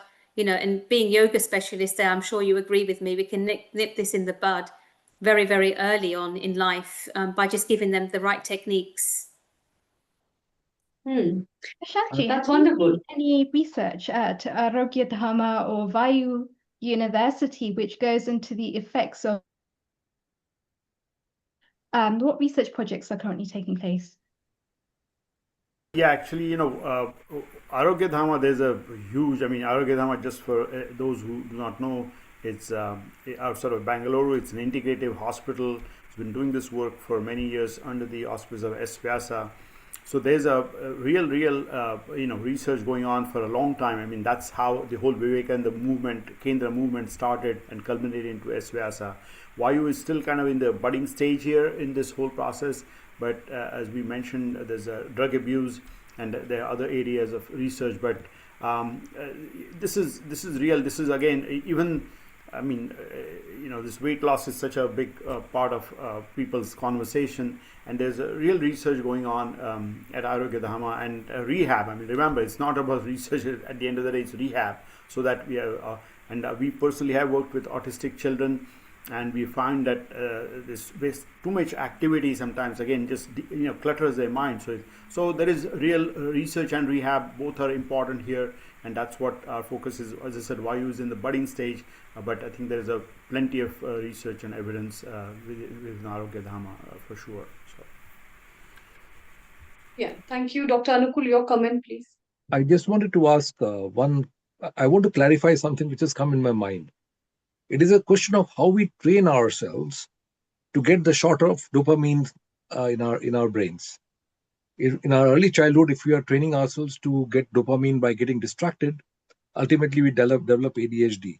And if we find that we can get dopamine by doing the right action or a good action, and that's how we become a reasonably good citizen. Is that a reasonable way of understanding the whole thing? So to add to that, Anukulji, I think we're coming back to this whole thing of fight and flight. Fight, flight, freeze, fawn. And different people are going to be inclined to different things. So when there is a danger or when the mind perceives a danger, is the mind going to go towards that and find active ways to deal with it? Is the mind going to retract, in which case the prefrontal cortex will be closed? The person's going to retract, so they're not going to have any decision-making abilities. Is the person actually going to completely freeze and go numb in the situation? They're going to dissociate themselves completely. They're going to turn off their emotionals. And this is what Prashantji is talking about when he's saying it comes to drug substances, drug abusers, is usually, broadly speaking here, usually people are actually stuck in this fawn cycle. And what this actually involves is people going numb, or people emotionally disassociating themselves.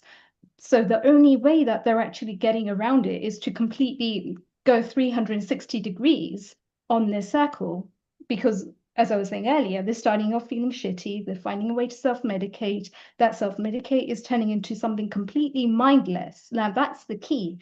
They're not using their intuition here. They're not thinking about other things that they could be doing. They're thinking, okay, I've got this problem and I don't know how to deal with it. And if I don't know how to deal with it, let me dissociate. Let me go completely loose and limp and not be able to do anything about it. Yeah. So that's why Yeah. this whole cycle keeps repeating itself.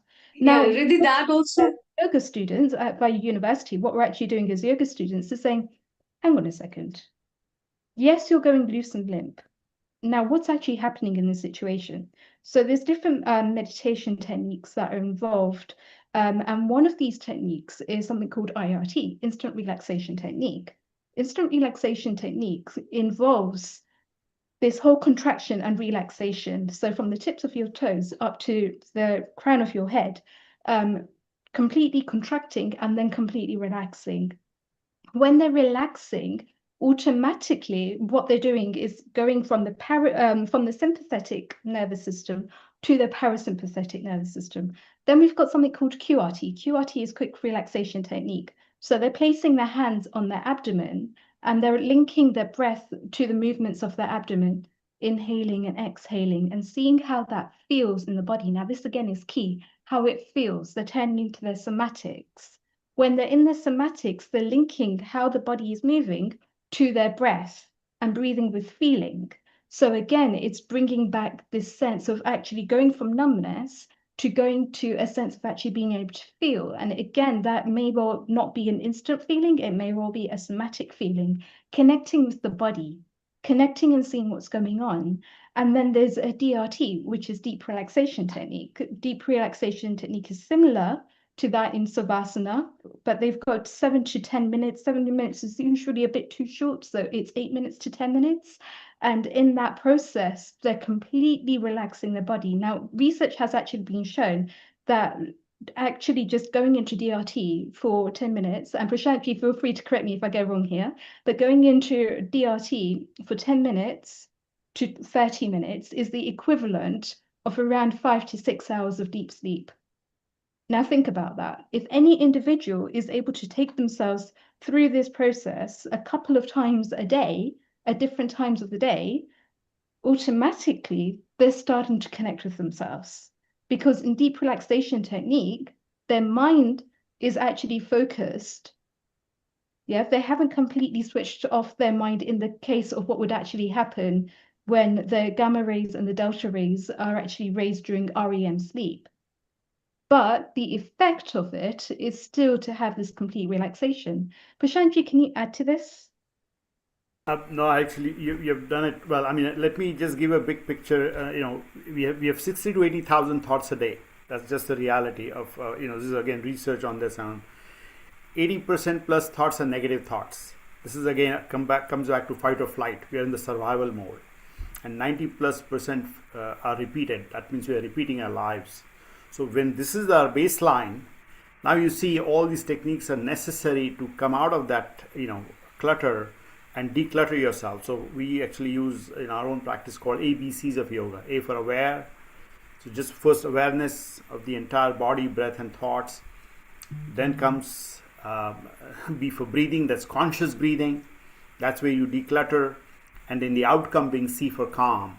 So this is something that again, all this what you mentioned, it culminates into decluttering and being in that single pointedness and coming from dharana to dhyana to samadhi and all that. So this is the reality, and this again through research all these techniques have come about. At the end of the day, keep it simple is my goal here, is that don't clutter yourself with too many on the technique side, but just take that pause. We have had an ADHD student come to us and when we ran a center in New Jersey, and that was a Christmas gift the mother gave to the child, and we taught him Kapalbhati to create a pause. Even for exhalations creates a pause that you don't need to breathe for some time. few seconds, and that pause is what we are lacking, all of us. So taking a pause is what we at the end of the day is what is needed. And then Brahmari, I mean, all these are real techniques to really just slow down and calm down and so on. So anyway, that's my sharing. Thank you. Yeah. One, Yeah, one Dr. Nukulji, your comment I before I just wanted ask. to ask Prashantji, is that particular line of management for people who have established ADHD be carried out at any age, or it is tailored based on the age and other issues? No, I would say this is really, again, we all go through that phase. So we are all on the spectrum somewhere, I think is how I would put it. So absolutely, this is applicable to all for sure. And then again, you'll be doing this with the, on consultation with your personal care physician and so on. But no, this is absolutely applicable to all. And then that's why this whole clinical yoga is so important, that we are reducing the medications. I mean, it's funny, the word medication and meditation has the same medi, and it's all about healing. But we can go to literally two different spectrums here on that. So we build a habit. Let's build a habit of taking a deep breath and taking a pause versus numbing yourself. And then we have real stories here of people 8-year-olds on 6-7 different medications because one has the other side effect of the other, and so on and so forth. So again, this is integrative, mind you. We are not bashing one thing, but it's the right thing to do, so that there's a acute part of it and there's a chronic part of it. And chronic is where all these the yogic techniques really come into there. So thank you. Thank you. Yeah, that reminds me of telling a lot of people that meditation is the best medication. And that's why I think it's the best self-medication one can do for oneself. I'd like to put this question in an open panel. Actually, in today's time, we see a lot of people are dependent on AI, as AI has become a very close friend of people. And that is why trusting the AI is one of a very faithful friends that people have, where they believe that this will not leave them, where people believe that this is absolutely trustworthy, this will stay honest, this will like me, this will tell me a lot of things that I want to hear about myself and other things, and will also give me a wise advice despite and not ditching me.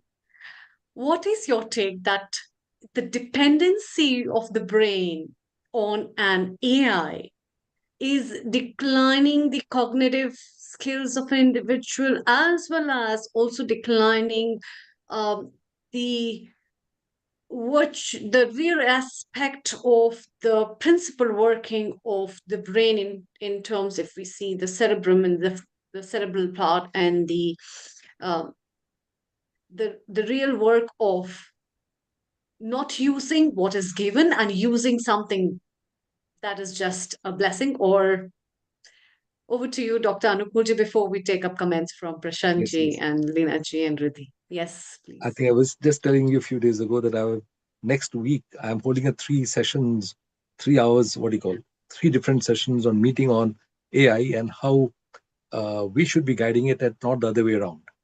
And I asked this specific question to Chat GPT as well, that how much can I depend on you to make logical and proper decisions, particularly if it's ethically concerned. And after 2-3 separate questions and giving some other quizzes, it came to it is very dangerous to depend on me because I am not a conscious being. And that's absolutely correct. And I said, at least, so I gave a few quizzing questions at how do you really come to conclusions and where do you decide the ethics? Even the AI says very clearly, it is dangerous to depend on me to make those decisions because I am not conscious being. And I'm so glad that it gave that. And I was talking to one of the very senior consultants on AI, and I was asking that how far do you depend on AI to make moral decisions? And he says there is lots of materials in morality and other issues, so it can look into various algorithms to see whether this particular activity is algorithmic correct or not. So I was asking him that how do you decide, because he's a language introducer in AI. So I said, how do you decide where to go and how does it ultimately make a decision? And he gave answers which were almost correct, but he says AI can be almost close to make the correct answer, but it will also depend upon how you can contextualize the issue. And it does not take into account what your viewpoint in that is. So therefore, it's a relationship between how it contextualizes the issue and how you're trying to interpret it. So that's where the consciousness conflict occurs. So I've been thinking about it in different ways. So we have got the 3 sessions in our metaphysical society on this issue, and they're interesting, numerous what they call paragraphs from various Upanishads, which takes into account as to how to go through the moral aspects of for example, we learn our things in schools and colleges that if you do this, for example, in orthopedics or say medicine, we have got, you see this, you go to do this test. If you see that, you do that test, and if that test is positive, then you give. So medicine wise, it becomes easier. But ultimately, when it comes to treatment, it will much depend upon you to understand the person holistically. Unfortunately, for the current days system of medicine, people are all going for, let us do a CT scan, let us do an MRI scan, let us do this blood test, but you're not coming in contact with the patient in reality. That is a very dangerous situation. That's going to cause a failure of medicine. But that's what is happening now. The patients are getting blood tests straight away. The blood results give you a certain idea and then says, well, you might be having this or you might be having that as a differential testing. But it is a far different story when it comes to conscious thinking. I agree. Yes, Leena ji, your comment, please. How much do you depend on AI, and is AI your close friend? No. To be honest, good. That was very powerful. I mean, obviously we use AI, and I think what Dr. Anukul said was, the emotions are not there in AI. And I think in the field that we're in, working with young children, I'm just trying to understand children. We can't use an algorithm. We can't plug something in, write it into ChatGPT and say, this child is feeling this, because actually ChatGPT does not really feel what this child is feeling. So it's about that human connection, and I think doctors, teachers, therapists, yoga, all of these things which are personal, to a child, personal to a person, and have those human qualities, they cannot be replaced by AI. And I do think, yes, as great as it is, it will take away the mundane parts of people's jobs, which are great, which gives, in fact, more time for us to do more research and look into and spend more valuable time, for me, I feel, with the children. We've got more time to be able to say, right, okay, let the, AI do, maybe writing an email or the mundane, let it mark this. It's not, straightforward, let it do it.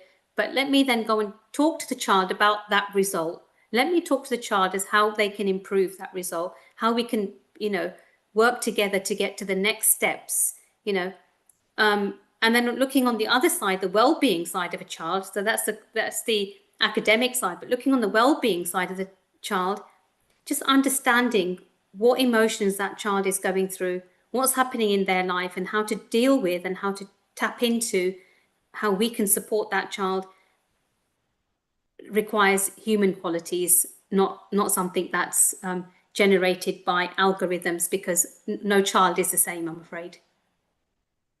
Absolutely. And I think the doctors here, all of you doctors would agree that no patient is the same as well. Oh, yeah. And that is what the difference is, whether you talk about Dr. Google or you want to talk about the human doctors. That's the difference.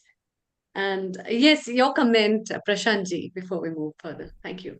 Well, yeah, so 2 things. One is, as a university, we of course have to be aware. We are very strict on plagiarism and so on. So AI can become an obstacle. And again, path of least resistance is how our human mind works. So students are. I'm a father of 2 daughters. One just finished college, and I think there is a natural tendency of going the easy way out and take a look at something. But I personally say that and as part of I'm there in my early 60s, and we got to use our brain. If you can outsource it, you're in trouble. So my personal feeling is, yes, tools are going to come and go. They're going to take some of our mundane stuff away, but we got to use our own brain. to do the right thing. And so even if it gives you a paragraph to think about, hey, this is how we can write it, I think use your own brain to write it is how my personal take. But everybody has to adapt, counter mechanisms so that we can check for plagiarism and so on. So there are real societal issues here, but I would say it comes back to your personal judgment. And this is where, again, morality and all the Bhagavad Gita and all the foundations come into play, that how do you act on the path of righteousness. But every tool will have its aberrations and its abuse, and AI is no exception. So, thank you. Thank you. Riddhi, what's your take? Do you use AI? I think it's really interesting because Subhash Kak actually did a guest lecture at Bayou not so long ago, and he was talking about AI and consciousness. And the fact that if we rely too heavily on AI, then what impact is that having on us as conscious human beings on Mathabhumi? And how do we actually have the correct balance between emotional intelligence and using our own brain so that part of our brain doesn't just switch off, it doesn't just become gray matter because we're relying too heavily on AI, but using AI in a very tactful way, using AI to give us perhaps an initial prod, but then for us to go ahead and do our own research, to use our own psychology with it as well. So yes, AI can be useful in certain circumstances, but then so can us actually being prudent, being able to raise our own consciousness, being able to bring in the conscious part to AI, and to even be able to further AI in that sense too. Dr. Anukul, would you please? I think so. That's so very right, because this AI thing is something that I have also been using for quite some time now. Maybe about a year and a half or 2 years, but mainly for writing down some notes. The reason being is that I have got many thoughts in my mind all in one shot. And the neurolinguistic would say that you should try to put them in different corners and try to make some nodal points and then try to come with some good sentences. So I used to, and because I work in the legal field as well, medical legal is being my main job. So what happens is I have to construct my sentences properly in such a way that they can stand the scrutiny of the court, and so that I can put the right evidences and things like that. So sometime I would make a paragraph, then I would say, no, that doesn't sound right. I will cut it off and cut it off. One of the funniest thing I found with the AI was it gives the absolutely accurate. It says that this is for a court. So I just give the points and it makes out the paragraphs very well. Now I started wondering after some time that how quickly am I going to lose my ability to do that myself? And frankly speaking, I have to, because so now I say there are too many things going on. I've got to do the report for 20 patients. And how do I make it very, very quickly? Usually I would sleep at about 2:30 in the morning, and my secretary would start working at 4. But I said, I don't know how I'm going to construct that sentence. So I'll be driving and doing some dictations. But now I find that AI is very good in doing that. I just say, these are the points, put them in sequence. That's it. And it does a fantastic write-up. So I'm sort of shaken up in my mind that how when is it that I'm going to lose my ability to do that myself? So I still don't know. It's something that we have to be very careful about. Yeah. And I also find people relying on AI on many small bases, like people asking, "Oh, my boss scolded me today and my mood is off. Should I revert back? Should I not?" I come across a lot of other patients who talk about very subtle things, and they try to find solutions to from AI, which I think in the coming times will show a big impact on the mental health of individuals in terms of Alzheimer's or neurodegenerations, neurological issues, and these kind of disorders, which I think will raise up a big question on what has been the role of AI and what it has been taken. And that's why these traditions of what has been told in the ancient text, what tools we are using, what kind of methodologies we are using, what our lifestyle has been designed by our ancient people, has its core on the basis of very versatile experience which is derived on natural things rather than artificial things. And that's why holding to the roots of nature, I think, is one of the important impacts that the IKES brings forward. What's your take, Lena Ji? Thank you. Wow, that's really interesting, actually. I would like to sort of go on to what Dr. Anukul was saying earlier on that one is, and I like to use his example, actually. He was saying that he's very busy and he's dictating and he's doing all of these things and he's got so much thought in his mind. So he taps it into AI and AI does that for him. And then when will he lose that ability to do it himself? I tap into that and say, the beauty of AI is it does it for you. And, you know, and this is what, in this very busy world, that's what we're looking for. We are looking for easy shortcuts to get these things done.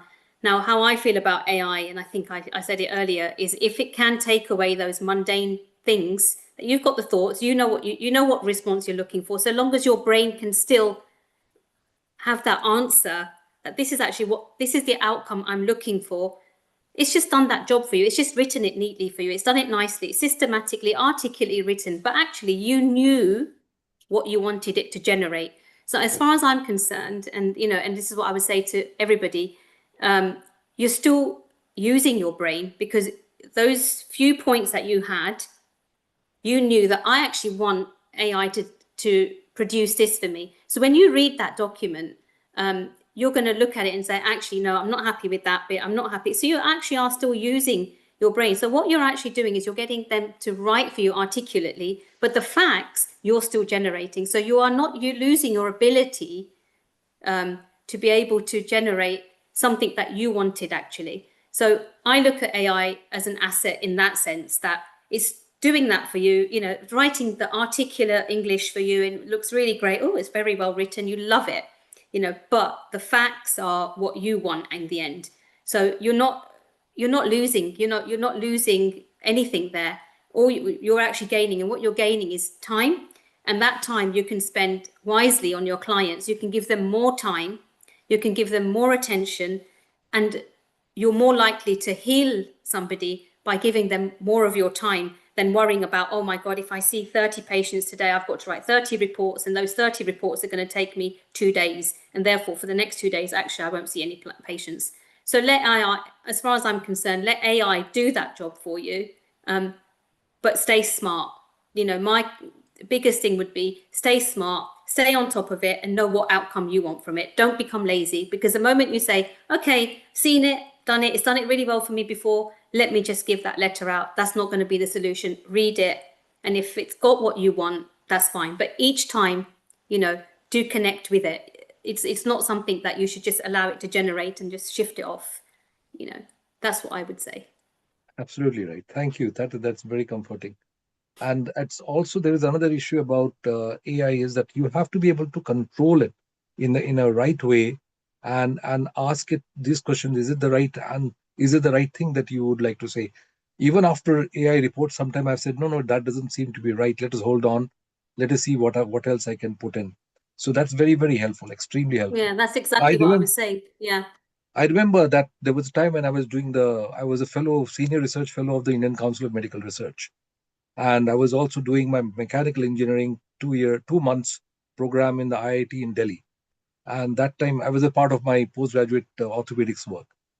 So I remember while I was doing that particular work, I had to spend, I never could go at night time. At the daytime, I was to working in the IIT. At night time, I was to work in the All Institute of Medical Sciences, collect all my references, type it out in my own typewriter. And I used to be sleeping in the garden, because at 1 o'clock at night, the library used to close. And next in the morning, I used to go to the All Institute of Medical Sciences, any of the boys' hostel, and get ready and go away again to the IIT. So I remember for nearly 2 months, except for a few days in between, I slept almost every night in the lawns after the library would close. That job is so remarkably easy now. You can just go to the computer and go to AI and gives all the references. So I'm just wondering, what a change in life.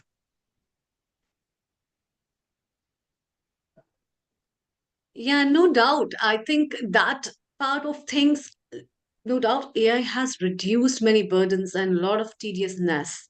But then the kind of dependency people are having on AI for their mind to make them a very close friend is a pretty dangerous thing where the cognitive skills are lacking.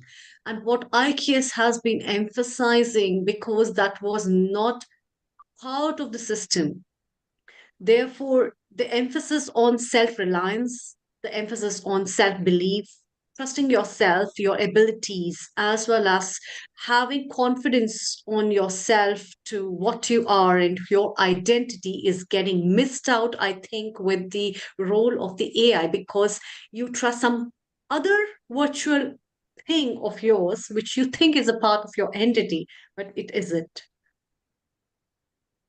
And Absolutely. therefore, that trust on something else rather than trusting your own decisions, rather than trusting what you believe in and what your principles are in life, may also get a big setback in terms of a lot of things, in terms of your behavior, in terms of your decision making, in terms of your interpersonal skills, and a lot about in your own self. And I think that personally, in the coming times, these kind of issues in terms of human behavioral sciences will have an impact in terms of what we see, and people from the around going to seclusions with a close friend, which can be ultimately very dangerous. And in fact, if you remember, Dr. Anukulji, a few days back, Sharon Rose, who is our regular guest contributor, mentioned about how AI is playing a big role in suicidal tendencies in a lot of children in USA. Yes, yes. And these kind of tendencies are the inert things that are coming close to your contact in terms of giving you a false support system that you think is a reality, but it isn't actually. And that's why the role of yoga, the role of lifestyle, the role of Gurukulam, the role of the building up the societies in terms of our principles, what our scriptures talk about, in where whether it can whether it is from any indigenous system, all these scriptures have been talking about your resilience to the realities of our life rather than just clinging to what is now the reality, which isn't. And that kind of resilience helps you in fighting up of on a lot of things. And as a clinician, I also know you must also be very well aware, and you align with my thoughts, Dr. Anukulji, that the immunity of the body, where we have so many autoimmune disorders, is not just reliant on the antibodies and antigen, but that it's reliant on a lot of other factors where the antibodies will be built on lot of states of your mind on physical, mental, and spiritual and emotional basis that will be counting up for a lot of reasons of how you think, how you believe, how your life is, and what you think you are in your life in many ways. What's your take, Riddhi? Do you agree with what I've said? I think it's so important to be able to look at things on different levels, the physical, the mental, the emotional, the higher thinking, the higher logic, and to ultimately just be. And I think it's only by actually bringing in all of these different layers and all of these different facets that it enables us to be conscious in any given moment. Prashanti, what are your views? Absolutely. Well, again, I don't have a particular opinion here but I agree. Again, I use this phrase insourcing versus outsourcing. The more outsourcing mentality you have, you again taking that path of least resistance, and this is where our IKS and all these foundations work. So this is where again the job of universities and all the educational systems has to be striking that balance. It comes back to that. So yeah, I mean, the good news is that the ancients have done all the work. We have to practice it and then use it wisely. And again, the modern society will always bring technology, will be ahead of the society, and how much to adapt, how much to let go is really up to us. And that's where again it's really comes back to all aspects. I mean, one thing I will say, soft skills, sometimes all this thing that you talk about, compassion, empathy, they're categorized in the soft skills, and the corporate world ignores them. I mean, say, oh yeah, domain is what you need to focus on, your skills, but the soft skills is where your overall foundation really, can withstand or crumble. And many corporations actually go haywire because of the toxic leadership and so on. So it comes back to leadership is in a big picture sense, but it's a big topic. There's no easy answer here, but yeah, I think we have to have the balance of all aspects here. So, thank you. Prashantji, one more question before we take up some comments. What are your two favorite books from IKS? Oh boy, it's so, when I grew up in the US as a 20-something, I came, Vivek Chudamani was something that was introduced to me, Shankaracharya's, really, so because Viveka is such an important aspect of your day-to-day, action. So that's something I can definitely talk about it. I'm coming from Maharashtra. Ramdas Swami, I think, has a big effect on me. So we talk about book. I mean, it's his Manache Shloka and Das Bodh. I mean, those are the real, very practical teachings that have impacted my life, and I've used them. I mean, Vivekananda, I grew up reading them and so on. His all those things. So I would say that's it's a tough choice, but there is so much there of depth. And every leader comes at a different time to say things in different ways, and that's what this is all about. So yeah, I enjoy that aspect of variety from ancient to the modern here. So thank you. So Prashantji, how do you see corporations using AI, and how do you bring them back to a sense of yogic leadership? I'm sorry, I didn't get.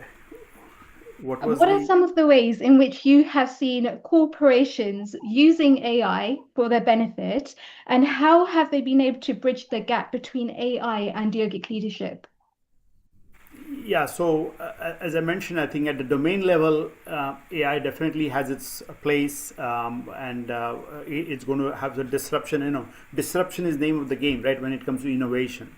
So that's a reality that innovation will keep happening.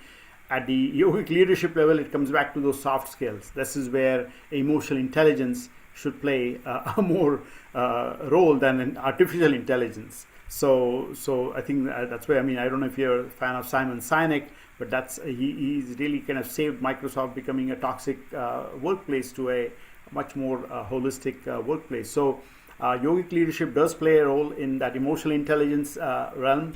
And then artificial intelligence will keep being part of our society as innovation and disruption and so on. So that's how I kind of look at it, domain as well as soft skills. Yeah, absolutely. And that is why I think in our texts, the word intelligence is not just one thing. It is a culmination of a lot of things in terms of pragya, in terms of buddhi, in terms of vivek, and you can't just put them in one single world of intelligentsia and you say, oh, that's what it is. That is why these aspects of pragya, these aspects of viveka and buddhi, when we use in different forms, are the different layers of intelligence that comes to one's mind before one acts. And that's why one can be very knowledgeable, but I also tell a lot of my students that it's not necessary that somebody is knowledgeable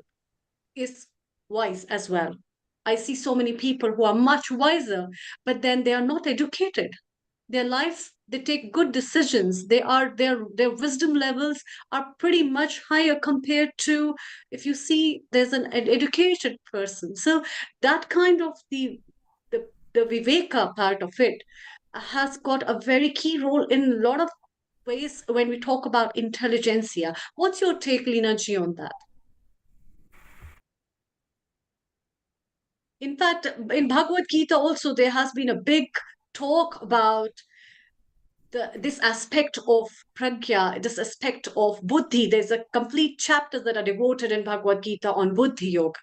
And that aspect of buddhi yoga is so much important, where Krishna tells Arjuna about what is pragya and how that perception of yourself can be so important in looking into the life.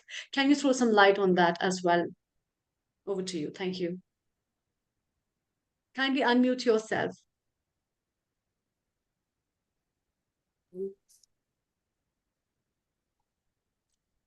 Can you please unmute? Yeah. Sorry, just giving that a thought actually. Your question was, sorry, I lost your question. I was asking that Buddhi Yoga has been a very integral part of Bhagavad Gita, where Krishna has talked to Arjuna about the Buddhi, the essence of utilizing the Viveka in terms of understanding your perception and your perceptual spaces in life and understanding what is the reality and what's the myth. So, can you throw some light on that of what Buddhi Yoga in terms of Bhagavad Gita has been So given by it is all Krishna? about integrity. It's all about integrity. And I think going on to what we were talking about earlier is using your professional integrity when you are carrying out your work. So in terms of going back to Arjun and the Bhagavad Gita, Krishna was saying to Arjun that you are a kshatriya, so you do your professional role really is to fight in this war, against whether your family and friends, but your duty is to do this. So in our lives as well, we have to go according to what our professional duties are, and therefore to use that. Like if we're, for example, a doctor, a teacher, these roles are there for us to convey, certain messages, and we can't use AI or any forum really to replace what we would be able to offer anybody. So I do believe that, where we're sort of drifting with this AI and it's sort of taking over our lives, I do feel still we have that duty. We have a duty to be able to give the correct information to whoever we're working with, and that's where our professional integrity comes in, and that's whether it's from the Bhagavad Gita or when we obviously qualify, we have to sign a document saying we prefer, we will go by our ethics here. So I think that's really where I would come from. Yes, what's your take, Dr. Anukulji? Kindly unmute yourself.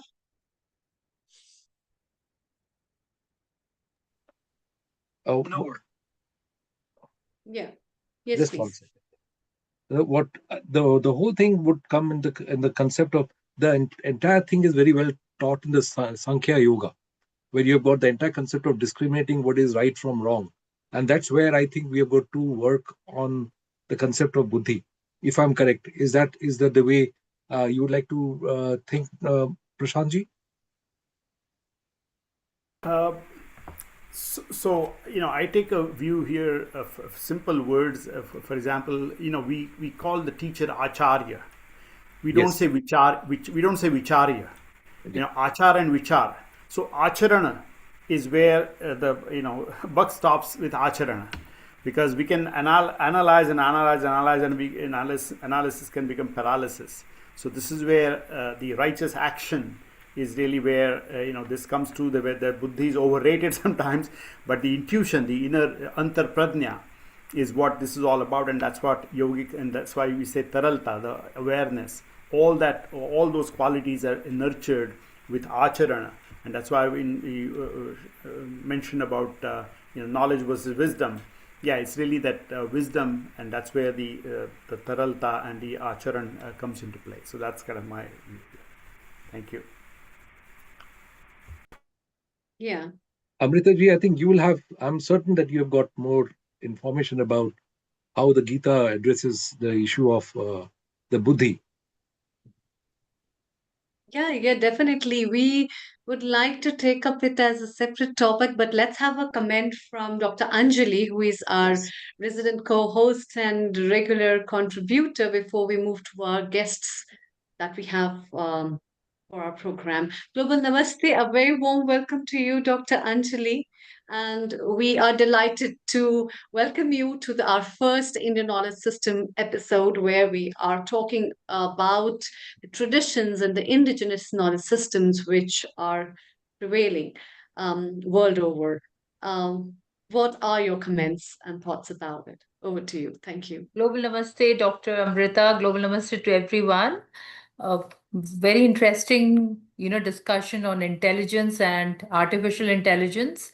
I think what is original, God gifted, we cannot take that away. And I think we can create artificial things all the time, but what has been inborn with us, which is our God gifted brain, which is like a brain mapping, which can think, which can feel, which can, you know, do so much of decision making on its own. I think nothing can replace it. I think it's an added benefit to have an artificial intelligence, but not something which can supersede the natural intelligence which we have. Because humans are emotional beings and we think through emotions, we feel, we think, we conclude, and we decide based on our emotions, based on how we feel and think. So, which I don't think so artificial intelligence can take away from us. It can be an added extra benefit for us, but I think that's what all our, uh, you know, the scriptures and the teachings from all our lessons from all the religious discourses also teaches us. We need to be more narrowed down to our behavior, more narrowed down to our decision making. And all this comes from very childhood of how we have been brought up with our culture, with how we give, water to the plants, how we offer prayers to the sun. These are things which we cannot replace with anything which is artificial. It has to be so natural for us to think and feel and do things. I think Yeah. so. Yeah. Absolutely. We'll be taking over with all these things further as well as it's time to move with our other guests who have joined us recently. Um, in this move of the IKS episode, which we have now, it's time to move to our other guests. Riddhi, over to you. Thank you very much. So thank you everyone for all of your contributions so far. It's all been amazing to see how everything comes together to form the bigger picture, and also for all of the panelists on your discussion so far as well on AI and yoga. It's been very insightful. So we're just going to take a deep breath.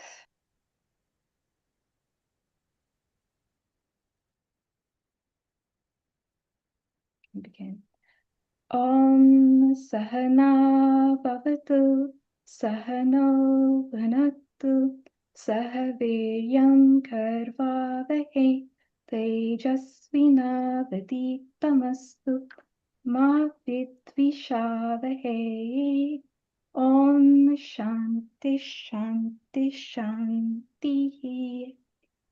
And so, welcome everyone to the next segment of our program, which involves having a collaboration between Yogakulam and Healing Our Earth, which I am so excited about to see the growth that Yogakulam has actually had since its inception in 2022. We are joined by two of our senior panelists, which are Rahul Palruji and Pradeep Kabraji. A global namaste to both of you. Welcome here. To introduce Rahulji, he has done his master's at S. Vyasa, and he has now had 8 years of experience in the field where he's been helping people that have had different health conditions through the form of yoga, through the form of meditation, to overcome the problems that they have had, and to be able to go a lot deeper into that. He is also part of our Sangh Parivar in the USA, and it's a great privilege to be with him today. Also, we have Pradeep Kabraji, a very instrumental part of Yogakulam UK, with all of his various teachings. He can actually recite the whole of the Bhagavad Gita in Sanskrit for us as well.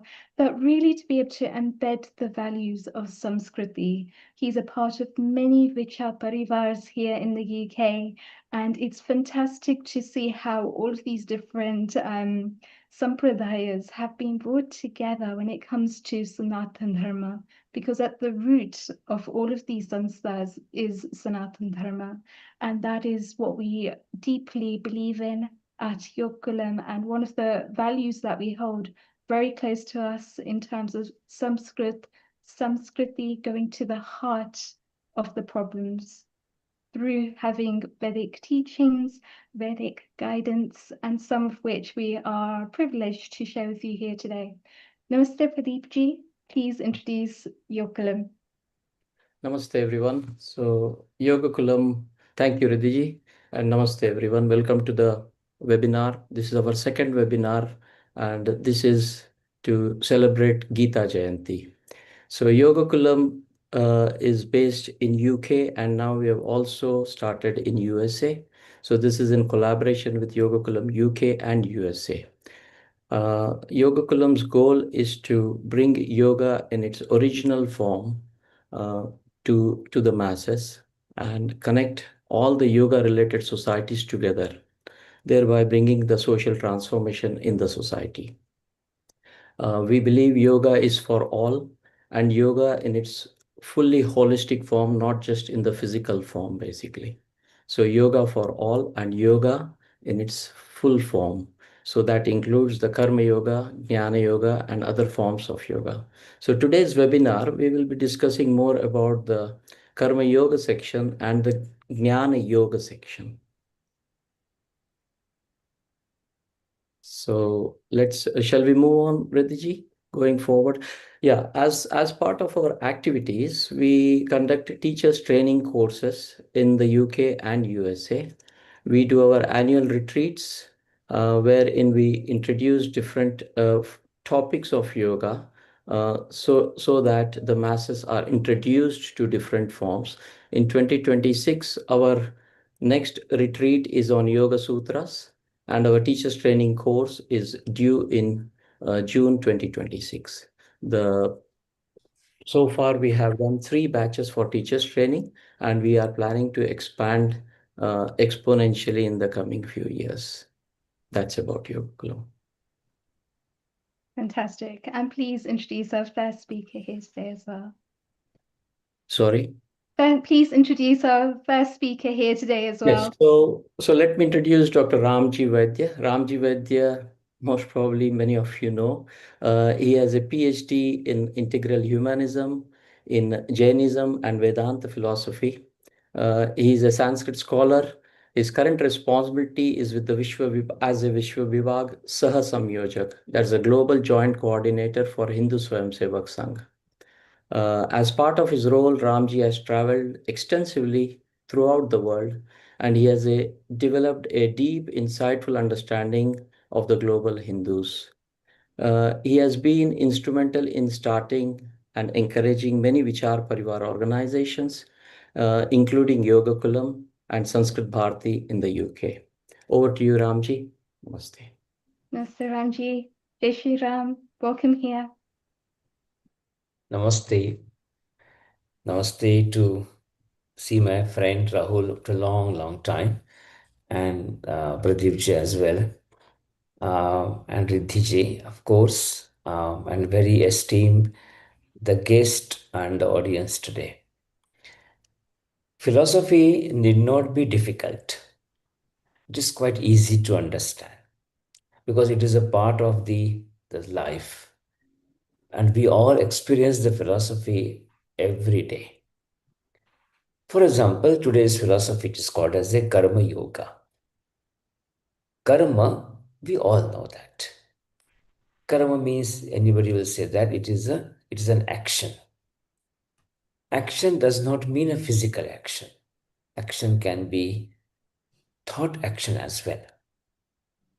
Any movement is action. Whenever I am in the position A, and that A position moved to position B becomes action. This can be anywhere. Whenever, even if I'm in the one same position, I'm not in action. But the moment I realized that I was in A, now I am in the B, position B. This is called action. This action is in our hand? Normally not. Because in the scenario, we all are moving. Even if I feel that, oh, I'm standing in same place, but in the entire concept of the universe, the moon will say to us, no, you already moved because you may be standing, but the planet you are standing, that planet is moving. So in the entire universe, we all are in action. And these actions happen in space. And space is always there. Therefore, actions are always there. We all know that. It's a very simple concept. But when this action is added with the suffix, with the yoga word, then it becomes special. Yoga means when we want to join. Yoga means when we are close to someone. You want to join. Join what? Join to the truth. Truth means permanence. When my action joins the permanence, eternity, it becomes a karma yoga. Therefore, yoga word we need to be, it's very interesting, but we need to understand. So, if everything in the universe we realize, that will definitely are so very diverse. This diversity will one day will come into one. For example, I have a beautiful massive house and so many things are there. But my transfer happens and then realize that entire house becomes a part of one container. That one container, by somehow, if it get burnt, that entire container becomes a part of a one pot. And that one pot can become a part of a one atom. Ultimately, it is completely one. That oneness is very important. This oneness is permanent. For example, I have so many jewelry ornaments, bracelet, the chain, the ring, and I have a beautiful murti. Many murtis are there.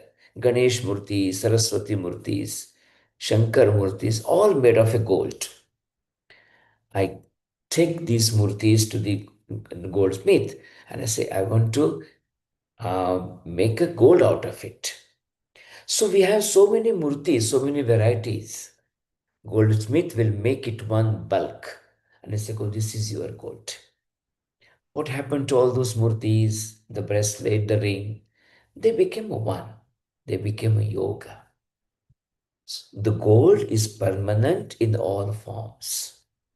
Similarly, that oneness is a permanent in all the beings. If my actions are geared toward this oneness, it is called karma yoga.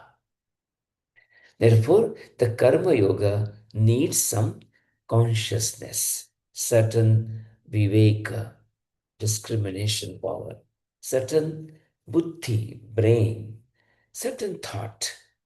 And whenever you give a thought to any karma, ideally we are heading towards the karma yoga. I speak and I give some consciousness, some thought in my speech. I am heading towards karma yoga. Yoga means going towards permanence.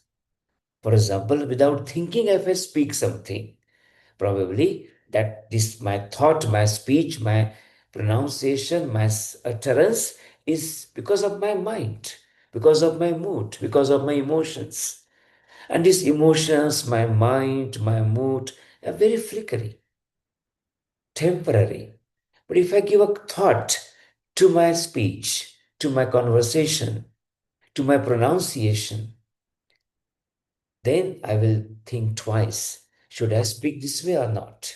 Means I'm thinking beyond my emotions. Means from temporary to permanence.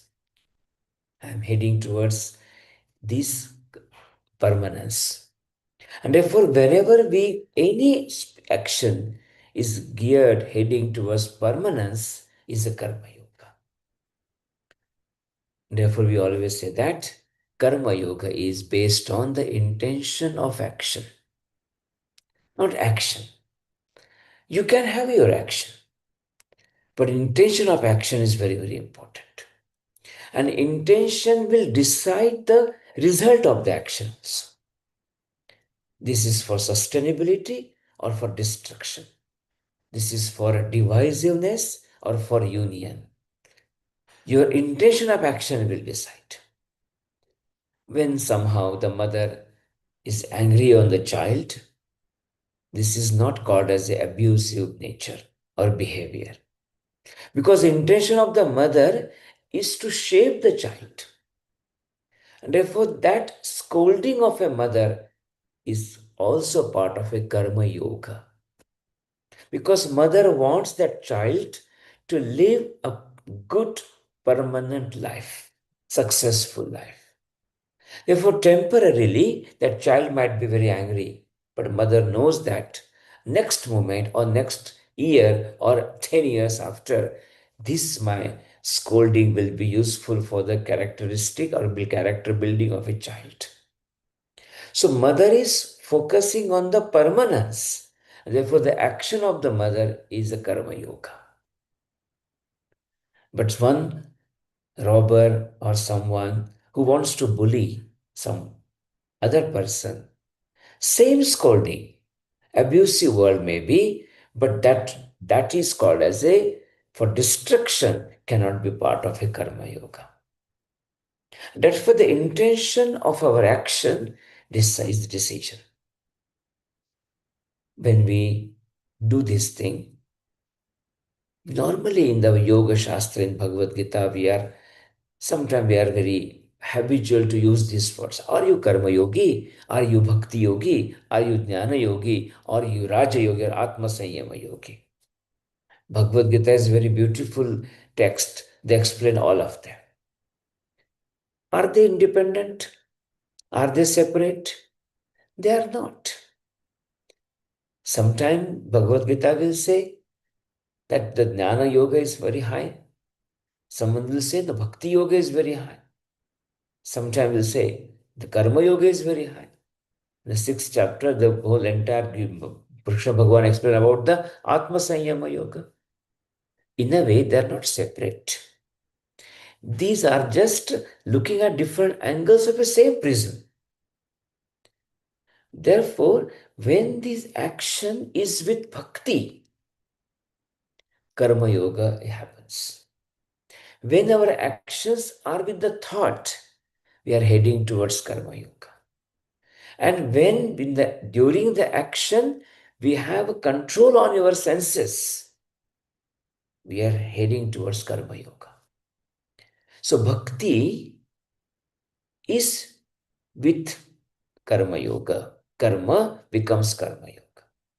When the Jnana is with the Karma, it becomes a Karma Yoga.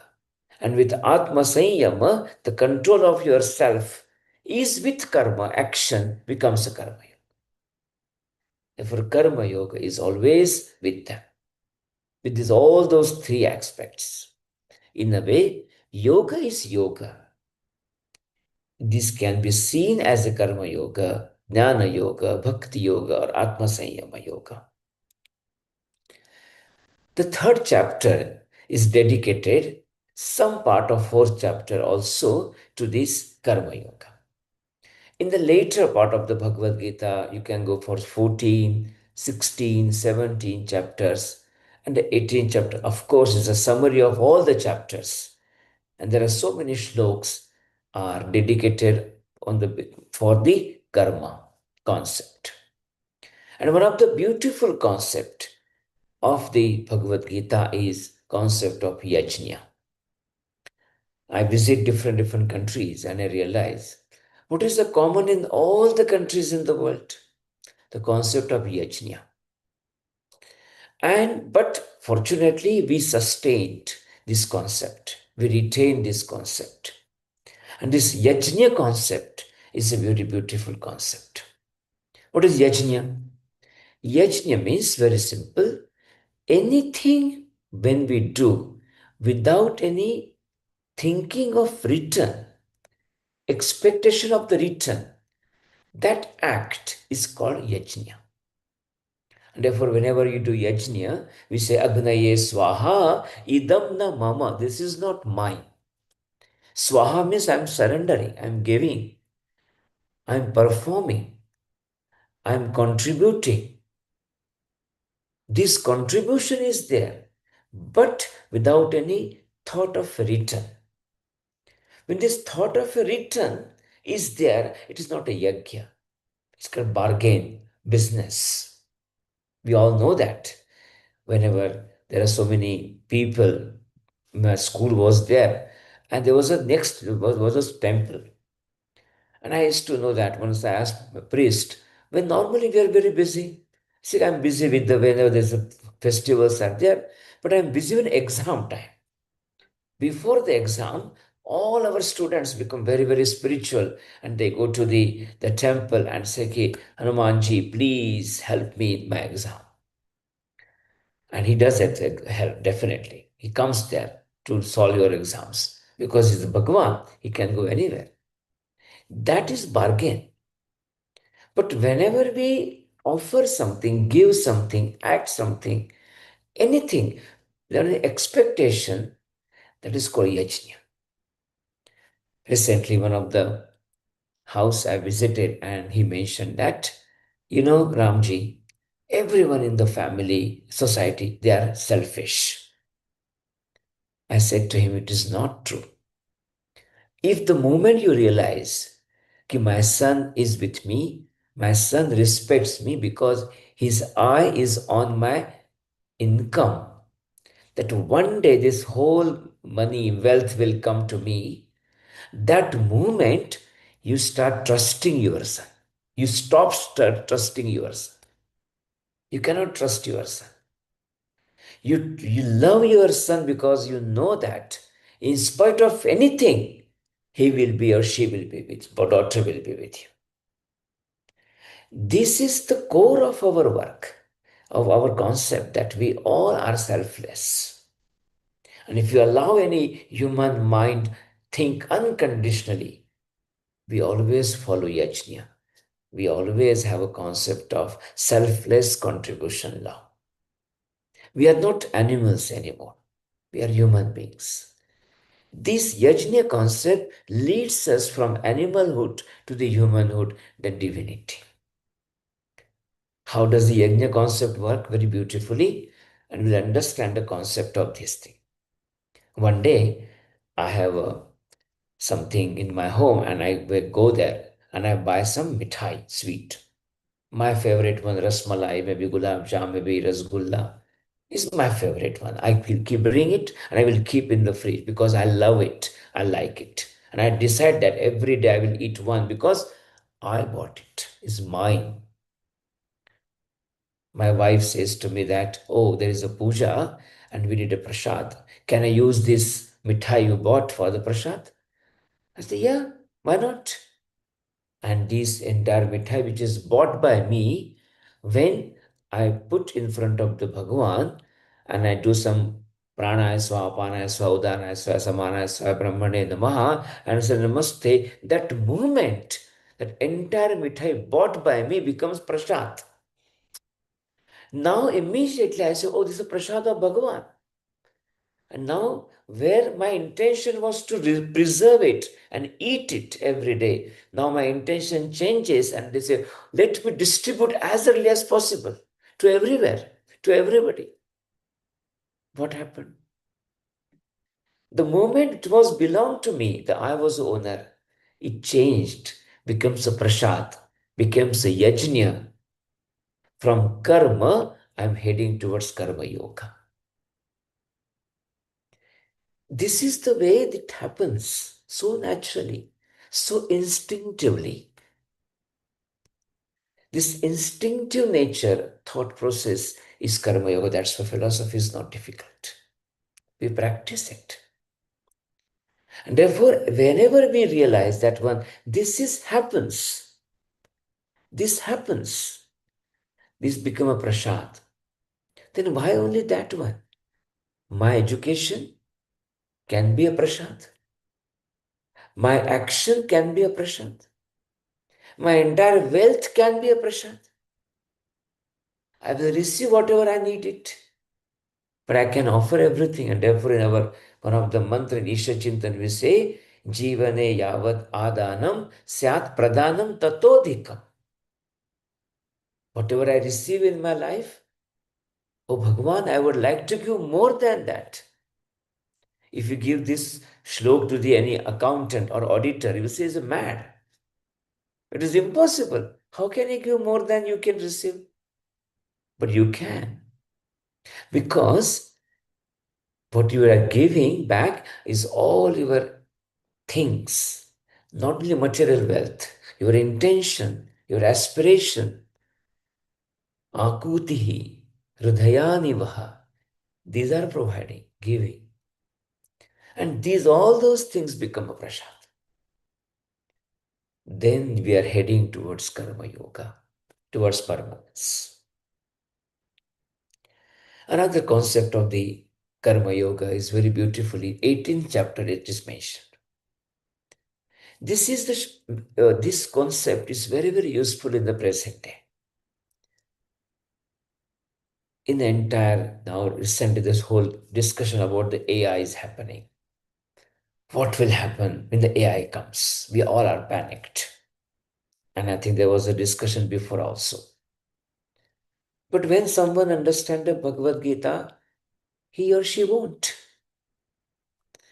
Because AI will become difficult to digest for those people who thinks the human being is the center of the universe. When human can do everything. Now here you got somewhere, oh no, I also can do more than you. Then you become panicked. But when we say that, you are not the center of the universe, you are the one component in the circle. And therefore, let AI come. Let anything will come. Human being will adjust with the situation.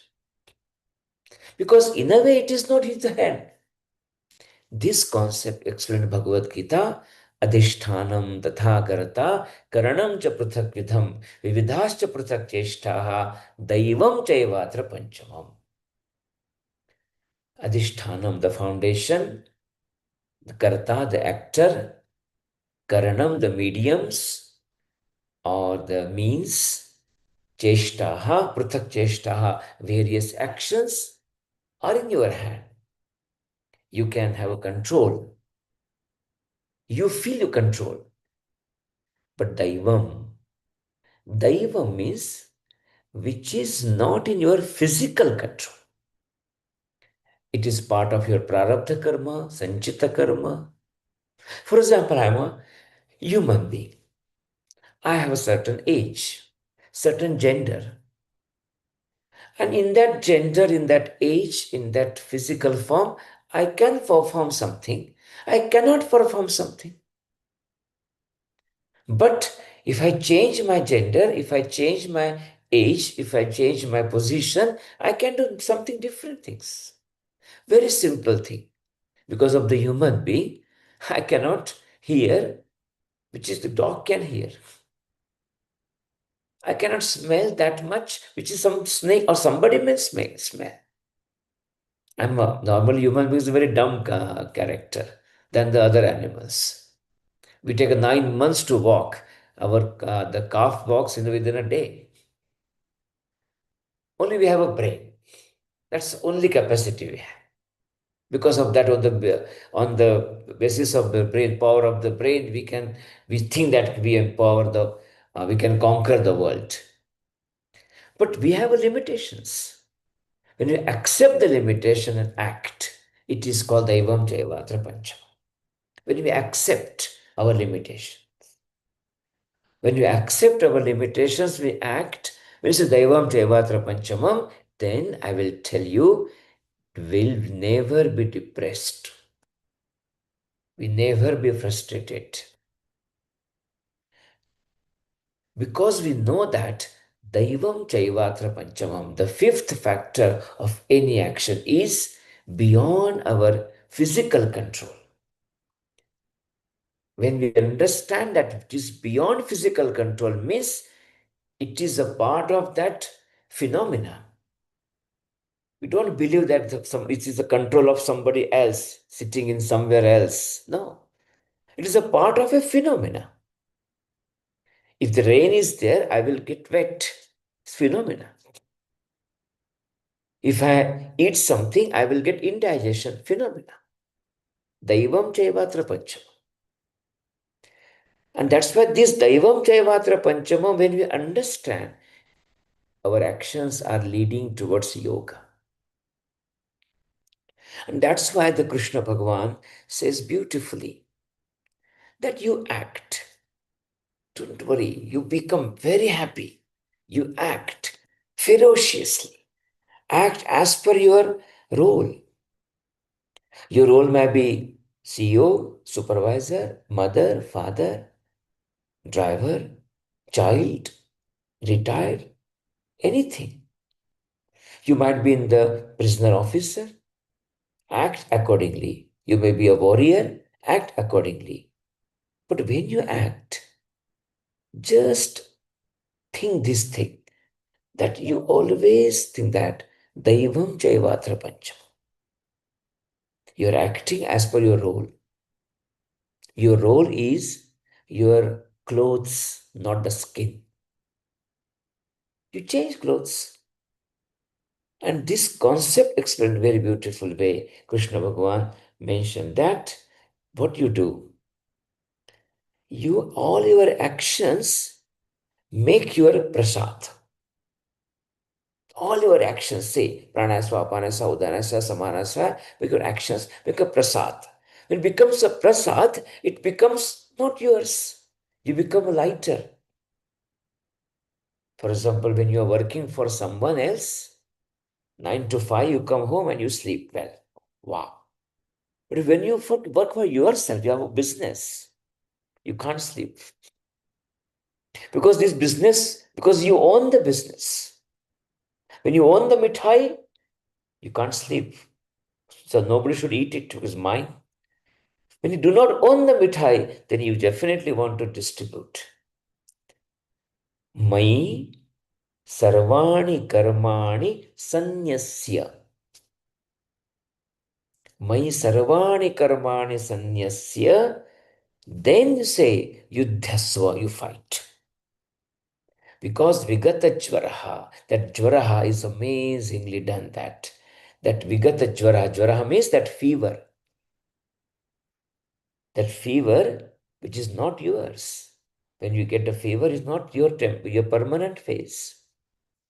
Like the water gets fever, becomes a boiling water. It's not the original character of the water.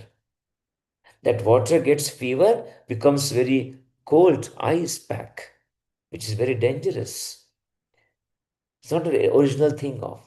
But that jvaraha, that fever, vigataha, gone.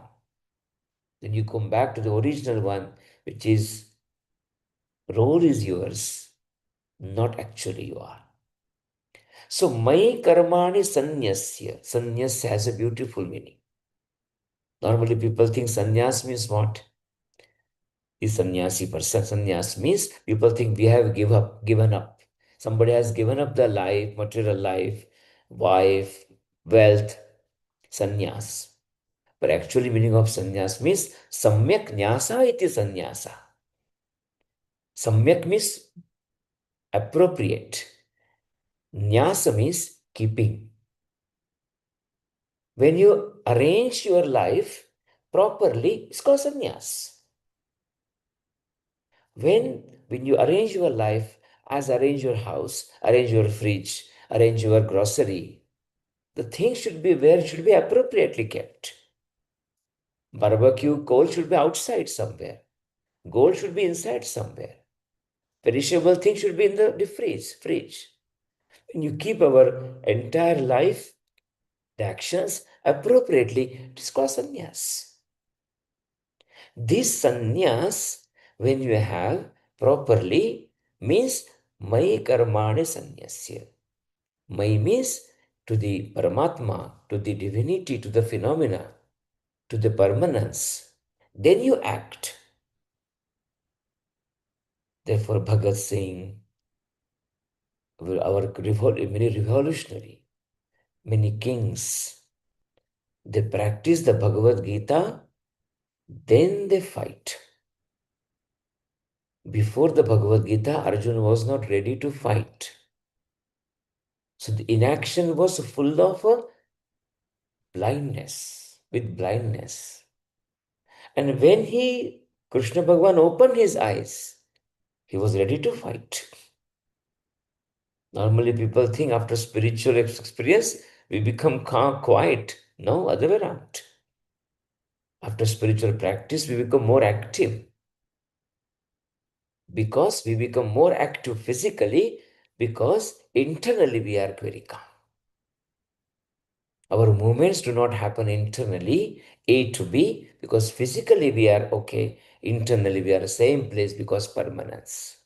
Mai sarvani karmani sanyasya yuddhasva. This is the concept of the Karma Yoga.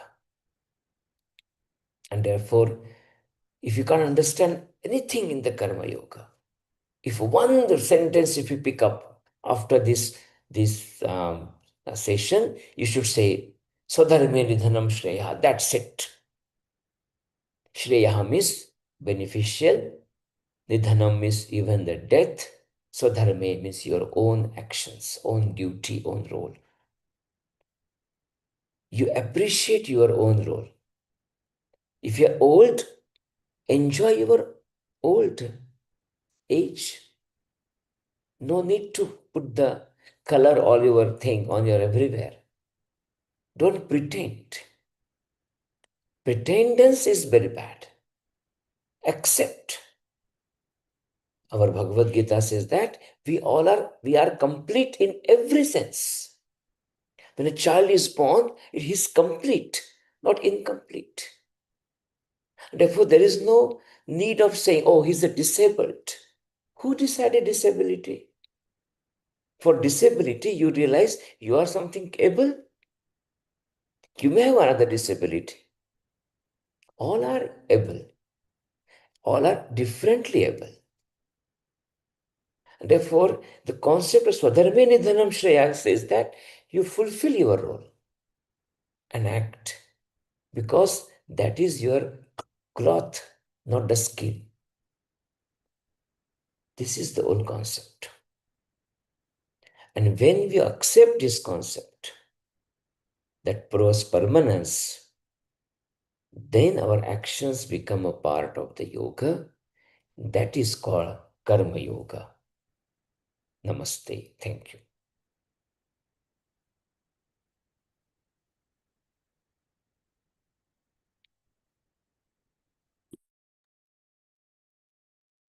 Ramji, that is a wonderful discussion. I'd like to just invite a couple of thoughts here as well, which is that every single time that we're going towards we're going away from our true nature, but every single time we're going towards Sat, we're going towards our true nature. And our true nature will vary according to the role that we are playing within society. So our duties will differ, which also means that our karmas will differ. But the way that I see it is it's only going to differ if we attach ourselves to the karmas. If we're taking on a duty, we're not doing it selflessly, we're doing it in a tamasic state. That's where we're incurring the karma. But if we do our duties in a selfless way, which is for the bigger good of society, it's for the wider benefit, then we don't incur karma. Is that true? Perfect. The articulation is always a different. We can use some technical words what we used. I thought that we should experience this whole karma yoga while listening, and that's why the articulation is this way. But you're perfectly right. Fantastic. I'd like to invite Pradeepji, Rahulji to ask any questions that you may have. Yeah. So, Dhanyavad Ramji. One question. Many people understand this concept. They might have heard many Bauddhics lectures. They might have gone to many courses. So, in spite of knowing, what drives them away from Karma Yoga? Because it's not a concept which is beyond, it's not quantum physics that's very difficult to understand, like you explained. So, in spite of knowing, what is it from internally that drives them away from it? They don't. Basically, we realize that we always think that we should get result immediately. Today, I think, okay, I want to become fit and I will subscribe the gym, and next day onwards I start seeing the in mirror, okay, what sort of change happened to my body. Is it possible? No. That's why the moment the thought comes, okay, I'm attached to my action, my journey towards karma yoga already started. And therefore it may happen. Only small life is there, maximum 100 years of this physical life. How many lives can be there? Physical lives, as many as we can think of. For example, this moment, I am dying. For example, billions of tissues are getting died. But next moment, many tissues are coming up. So every moment, I should say happy birthday to me. Similarly, this thing patch is there. So therefore, the moment I realize that I'm thinking about this concept, my journey towards karma yoga is there. To union is there. My journey towards union is always there. Always. So, whether I may one, make a mistake. But that mistakes will always rectified by again and again, again and again, again and again. So probably I will take some months to understand, afterwards some days, some the hours, some minutes, maybe some seconds. But I will tell that one, we will definitely will go towards that because of the journey. so basically you are saying Mama Vartmanu Vartante Manushya Partha Sarvashah. Eventually we are on the same path. Eventually same path, but because we have limitations. We have limitations of body, limitations of mind, limitations of emotions, environment. Many things are there. These limitations, when we accept, we are heading towards Karma Yoga.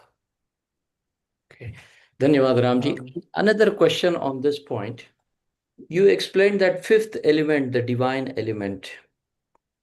In that fifth element, there is a tendency of people to become passive and either become superstitious or leave everything to जो भी है राम जाने हम तो क्या करें सब प्रभु की इच्छा. This kind of passiveness. But I believe that's not what Karma Yoga is, what you just explained. It makes you more action oriented, more spiritual you become, the more conscious you become of your duties. So how do you overcome that confusion or a self-created confusion where living to that fifth element means running away from one's duties, if that makes sense? Wonderful. So Daivam means Ram Jane, somebody is there. Where is the Ram? Okay, up. Normally have a tendency to look at, because we are so many, we have a samskar of a Abrahamic religion, so always we look at the upward somewhere. Fine. Okay, that's the first stage, first door. Then question comes, where is the Ram? I said, Ram is everywhere. Oh, so Daivam is everywhere. Second stage will come. The third will come. Okay, where is Daiva? Oh, Ram is inside also. Oh, is inside also. Ram jane who? I jane, me jane. So this step by step. One is Ram is outside, above. Second is that Daivam, divinity, is around you. Then the divinity is within you. Step by step approach. Then we realize that one, oh, this divinity is basically I. Only I know.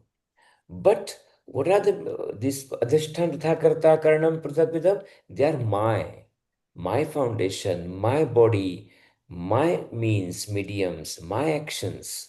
So I is important, permanent. My is temporary. My house is temporary, I is permanent. My age is temporary, I is permanent. If this I and my start understanding, I is a diver, then this journey becomes very, very peacefully and active. Initially, okay. For example, whenever child thinks that my mother will do everything, every daughter is very relaxed. Every son is very relaxed. Who is going to clean your room? Mother is there. Daivam Chayavatra Panchamam. But when we realize when you go to hostel for the university studies, where is the mother? I am the mother. You have to clean it. Then becomes aham. What I happened have a now? question. Initially, that journey starts with the mother. Now it becomes I. So not to worry. All leads to the same. And even if you die in this physical body, you born into yoga prashta shuchir deshe. You were born in the 88th chapter, it is mentioned that you will born, you carry forward that one. You did not repeat everything. Knowledge is always with you. And the people who are sitting in this room now, they all are basically that yoga prashtaha. They already had done now. And now they are ready to understand and listen this knowledge. And we go further. And that's why do not worry about this. Today people become passive today. Tomorrow they become active. Ramji, namaste. It's good to see you after a long time. One question on the Swadharme Nidhanam Shreyas that you mentioned. You also talked about understanding your role, taking action, and then the focus is on permanency. That's what you mentioned earlier. Now, when we are looking at from a karma yoga point of view, we are just doing our action and not really expecting anything out of it. So how does that relate to expecting the permanency of the action and then leading to the karma yoga? Very good question. So initially it's good to have expectancy of the permanence. It's a very good thing. Slowly, slowly expectancy goes away, only permanence will remain. There will be a realization of the permanence. But initially you have to expect something. For example, if your body is dirty, we go to the shower, therefore we put some soap. The soap is to remove the dirt. But the job is done now. Then we have to remove the soap also with the water. Then the water has to be removed. Then you become as you were before towards permanence. Therefore, now we are in this condition that everything is mine. For that, you expect permanency first. Therefore, mumukshutva is important. You have ichha of a moksha. But when the ichha of a moksha does not remain, that time you realize that is a moksha. Then this concept comes that I do not wish anything. Then I do not wish anything, not even the moksha. This is a beautiful shlok we say in Ishachintan. Natvaham kamaye rajyam, na svargam, na apunarbhavam. I do not wish even the moksha. That position only we can think about the others, artinasha. And that's why initially soap is very, very important. But I love this soap because the soap has removed the dirt. I cannot come with the soap out. I need to remove the soap as well. But for fear of the removing of the soap, if I do not apply the soap, I will remain dirty. Ramji, we had a couple of questions from our guests who are watching with us here today as well. And the first one was from Siva Guru. A global namaste to you. Please, would you like to unmute and ask Ramji your question? Namaste, Ramji. Just want to know this karma yoga, how this leads to the mumukshatvam, and so mukti, what are, I mean, is it only to create the sharpness of your intelligence and so able to understand the jnanam, the very, I mean, or is that otherwise related to in any way? Could you please? Yes, it is not for sharpening the brain. It is not something like that we are leading towards the jnana mumukshatva. Karma yoga is the concept of a moksha only. What is a moksha? What is a mukti? Mukti means when we realize the reality of the universe. It's called mukti. It's not going anywhere. We do not go from A place to B place. It's Yeah, I know basically that, but understanding what is the nature of the universe. And what we explained today about that one, if nature of the universe, we understand that there is a permanence and there is a temporary. Permanence is called I and the temporary is called my. And therefore, we this understand and then we act. Therefore, that action with understanding this permanence is coined as a karma yoga. And therefore, this knowledge, what people call jnana yoga, is very much important for karma yoga. When the knowledge is very important for karma yoga. But when only knowledge is there, but not action, not a jnana yoga. And therefore, in the jnana yoga, we act. In the karma yoga, we know. It's important. Dhanyavad, Both are Ramji. same. Both Dhanyavad, are Ramji. same. So there's another Another question question as from well that came in from I'll Keshav. repeat this one. In jnana yoga, we act. In karma yoga, we know. If this notion to sentence we understand, the both are same, and the both are basically the leading for realization of I. And we have another question that came in from Keshav there, and that says, Namaste Ramji, probably we are in the right direction of Karma Yoga, but how can we accelerate the journey of Karma Yoga within our day-to-day life? Do not accelerate, just observe. The acceleration will happen automatically. If you accelerate means your ownership is still on. I am doing. I want to do moksha. I want to achieve something. I want to become free. The moment this acceleration happens, you are still in the part of that whole concept. You observe and act. You lead with the karma yoga. This Anukul ji raised the hand, I think. Thank you very much for a very good explanation. I just had a small question. When you're doing everything with knowledge and also doing the right karma and ultimately giving it to the ultimate offering, does it not automatically become a bhakti yoga? Yes, why not? Because bhakti yoga means what? So bhakti means where we understand and we surrender ourselves to the higher than us.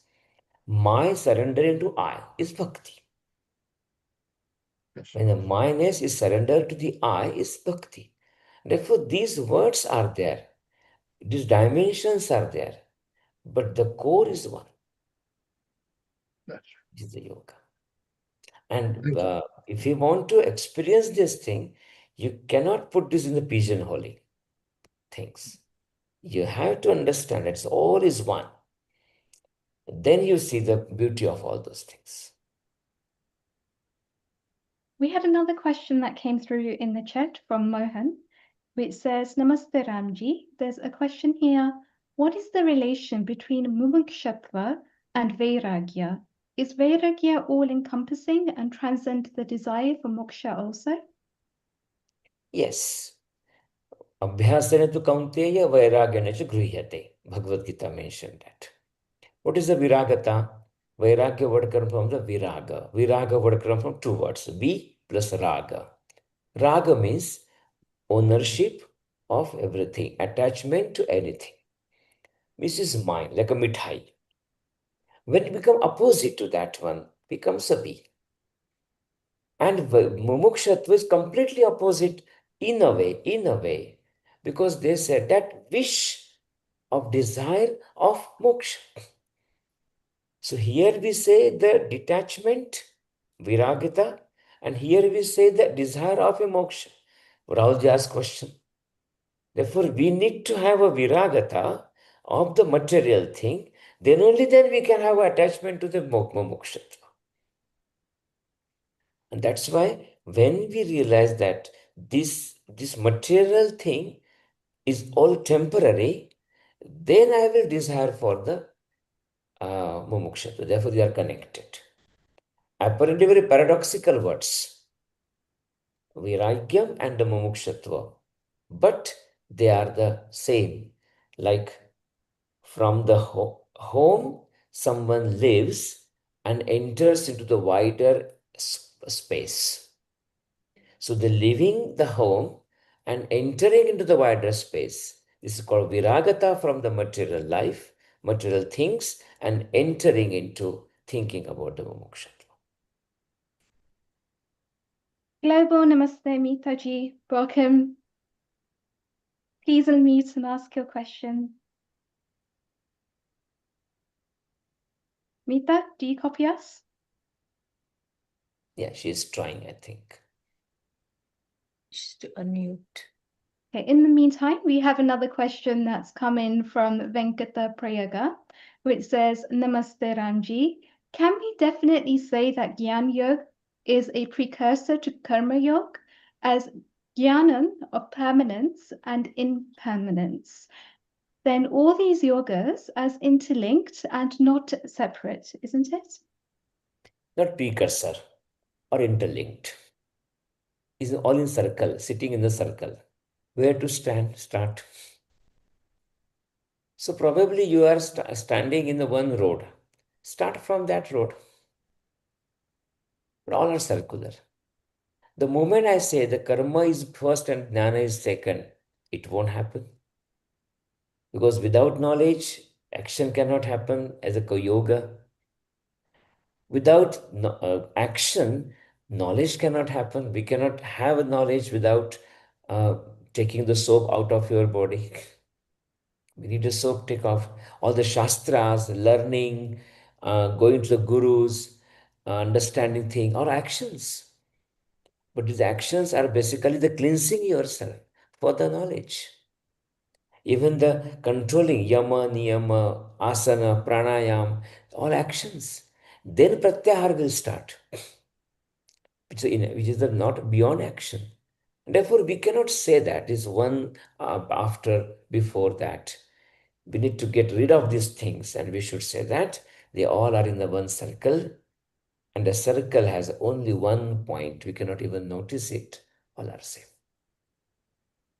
Lovely explanation. Dr. Anjali, comment or question? Thank you, Ramji. Global namaste to you. Very interesting, very educative matter for us. So, what do you think about people, as you mentioned, about artificial intelligence and karma? So, when we're using ChatGPT or AI to get answers for any kind of queries versus what we're getting from Bhagavad Gita, what do you want, the young people who are taking the use of AI for every answers nowadays? It's fine. In the past also, we used to have a calculator. In the past also, we used to have knowledge, always have the new advancement. Always seek for something else. People used to have a mother and a father for the actions, for the knowledge. Then they got a books to get the knowledge. Mother, father may not know this thing. Then they realize, oh, the books are not enough now. The library, can we have this book digitally? Again, different ways come. Therefore, knowledge can come from anywhere. But this knowledge also, chat GPT or anything somewhere there was a human factor is there. Fine. The faster knowledge is always a good, better knowledge.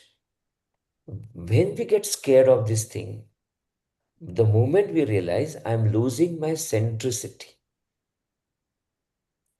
That centricity when I lose, and I feel very scary. Sometimes people feel at the home also. Oh, my central position in my home, my office, as I'm losing, I get very scared. Similarly, people thinking that, oh, in the entire science, entire knowledge or evolution, economics, based on that human being is a central place, is a center. Even today, the people talking about the environment, because the human is suffering. The moment the suffering of the human will stop, people won't care about environment.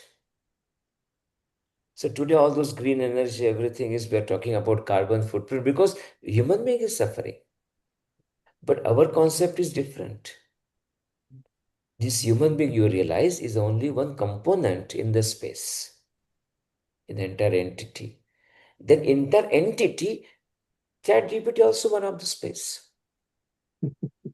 AI also one of the space in the entity. Let it be there.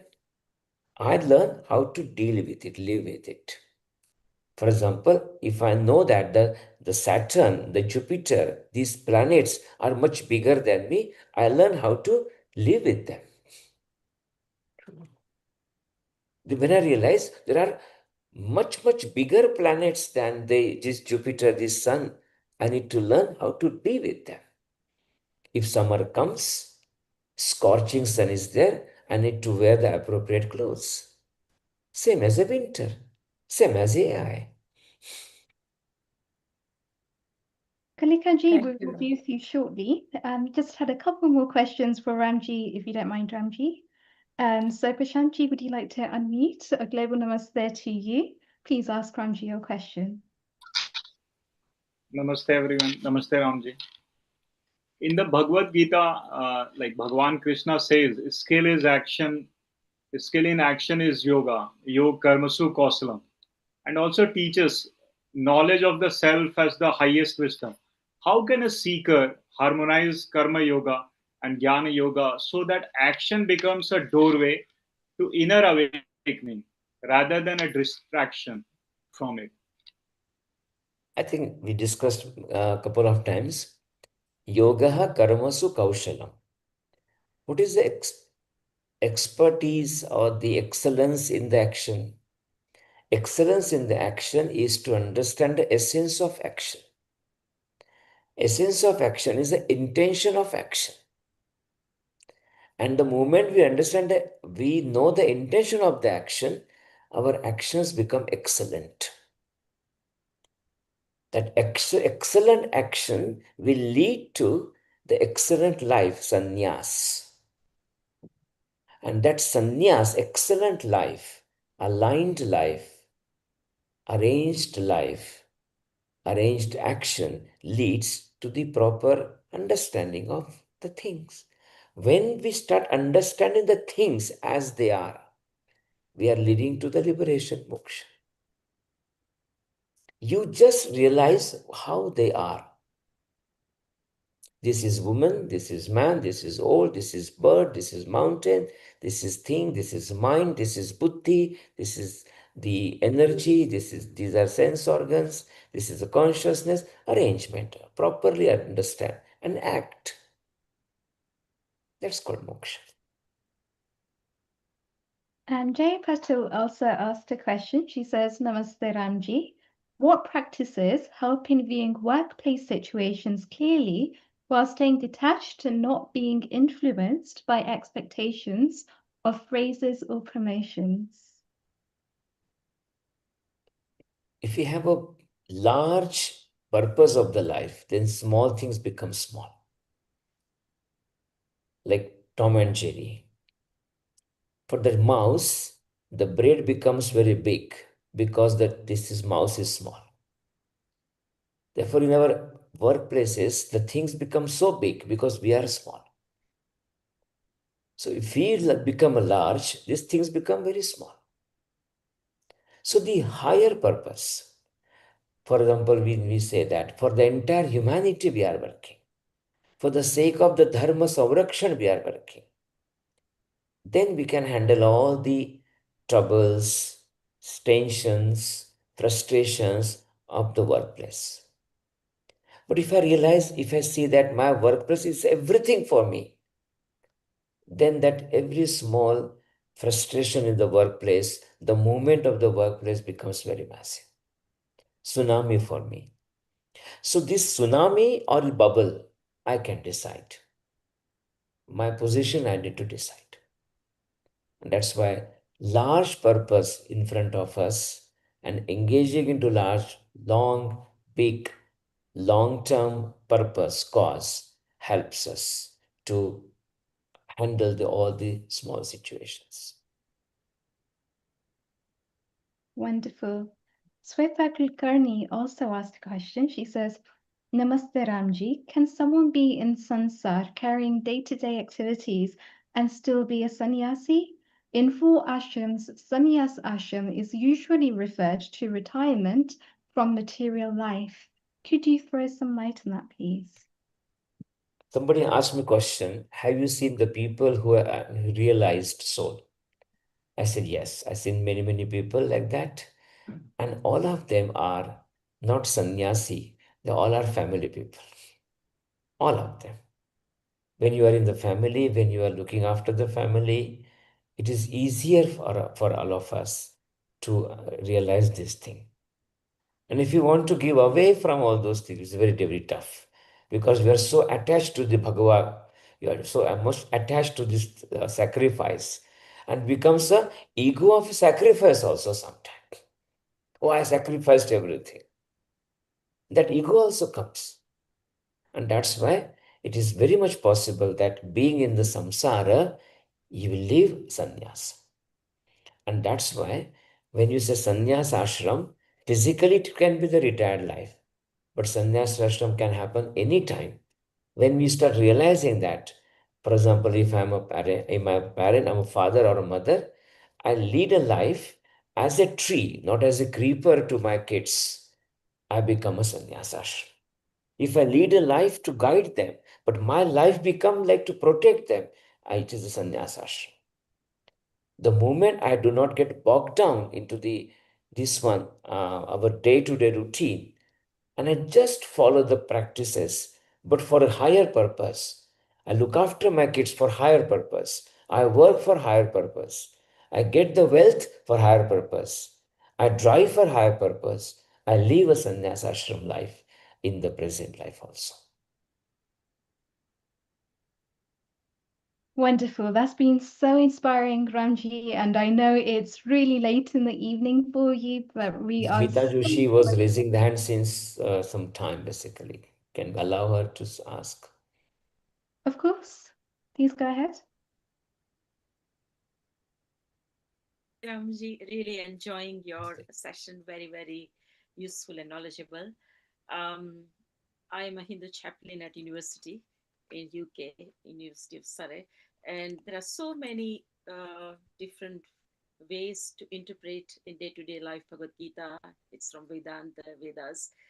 And one question, because all the work I do is voluntary, so there is no monetary benefit at the end of it. Everything is in kind rather than cash. And so my question is, which is a better state of mind for conscious human being to implement the gems of Bhagavad Gita in leading our life? Would you say that those who are goals oriented, because some people, as you said, if your goal is for the uh, betterment of the society, of the community, then no matter how much you are earning, that is also a yagna, because you are giving away to the community. So I'm giving away to the community, but at the same time, I'm wondering that some people are spiritually very conscious. They are doing, as you said, to for the betterment of the society. But which is the right? Is that supposed to be a balance in having a goal-oriented life with artha, finances involved in it, and also at the same time giving away for free. And when it comes to Krishna Leela, Krishna said, "Don't do what I did, but what I said." So, what is the importance of understanding Krishna Leela? because it's like, if someone is going one day at a time, one moment at a time, and giving away in that fashion, or someone is goal oriented and giving away in that fashion, which is relatable more to Krishna Leela, which is more, a better understanding of Bhagavad Gita and applying to your life. Thank you. Very perfect. The entire your question, so many questions you asked, there was so many times you used the word I. And English I is very in capital letter. It's very bad. Because I is The always reason there. that the reason I Always. asked, because What is the I've best been way to told, do it? Best way? I've been Understand. told off by all the people that you are doing the wrong thing, you are not doing anything for you, and that's the reason, Perfect. I have. The answer is basically, Yeah.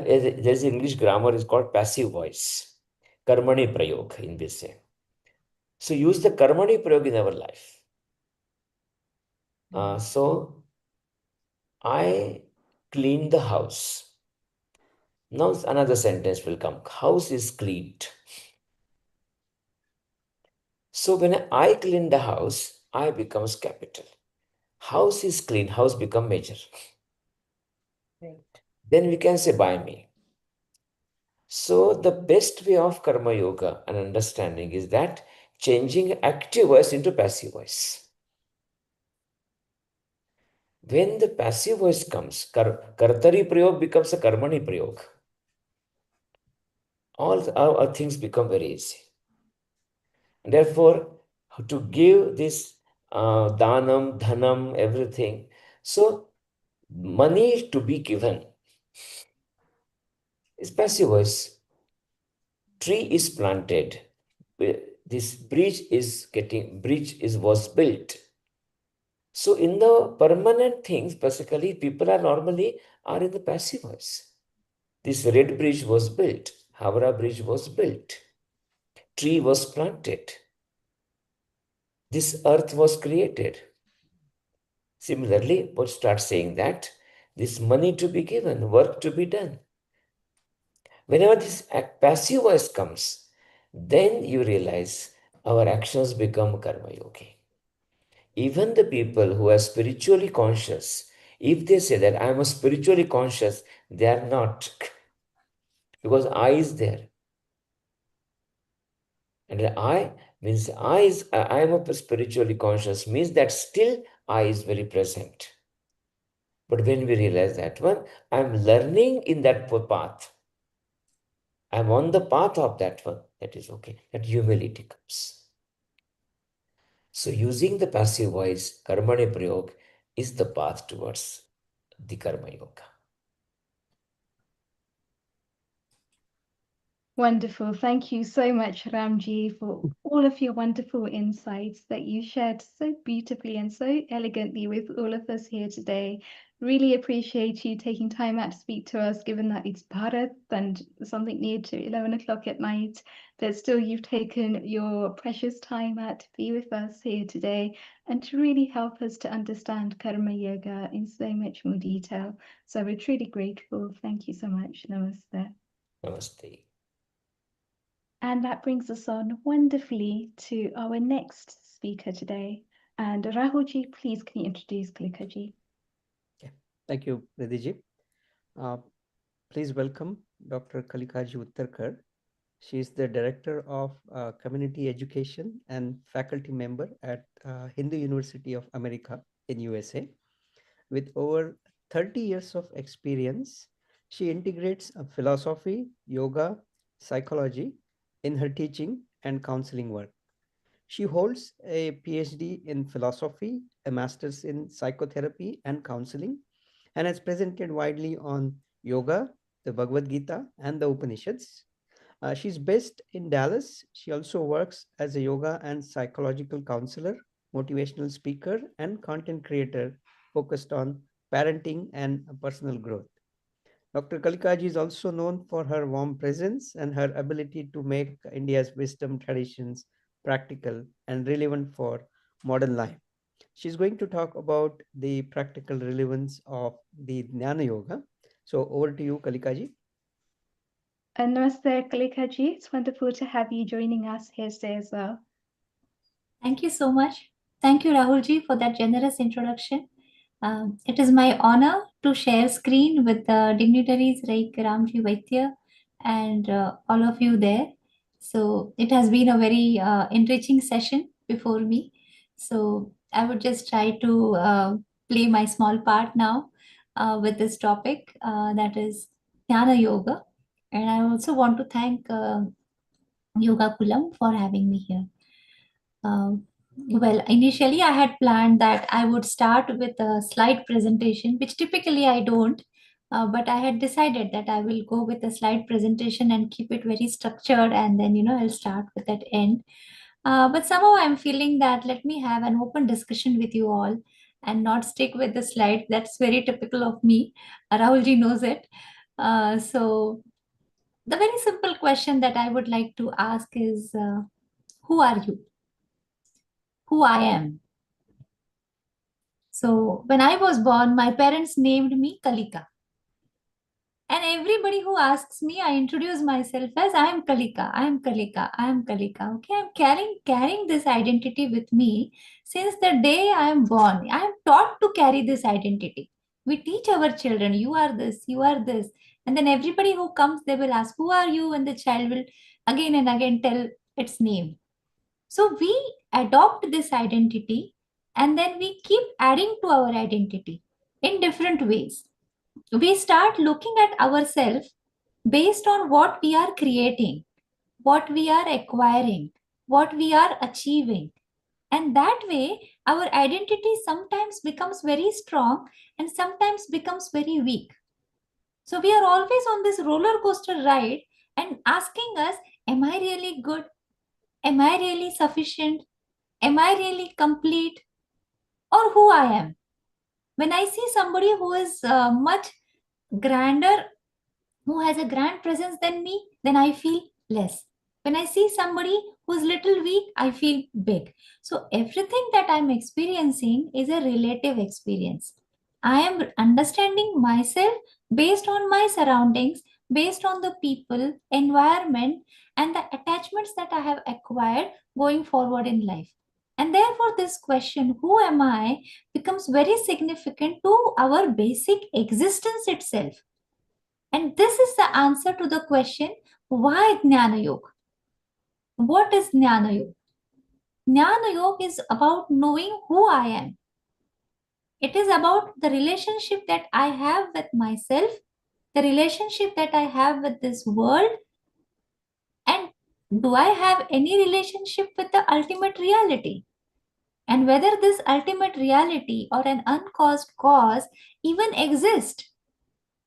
Or is it just an intellectual hypothesis? So what is reality? What is Satya? What is truth? The whole endeavor to understand this question is about Jnana Yoga.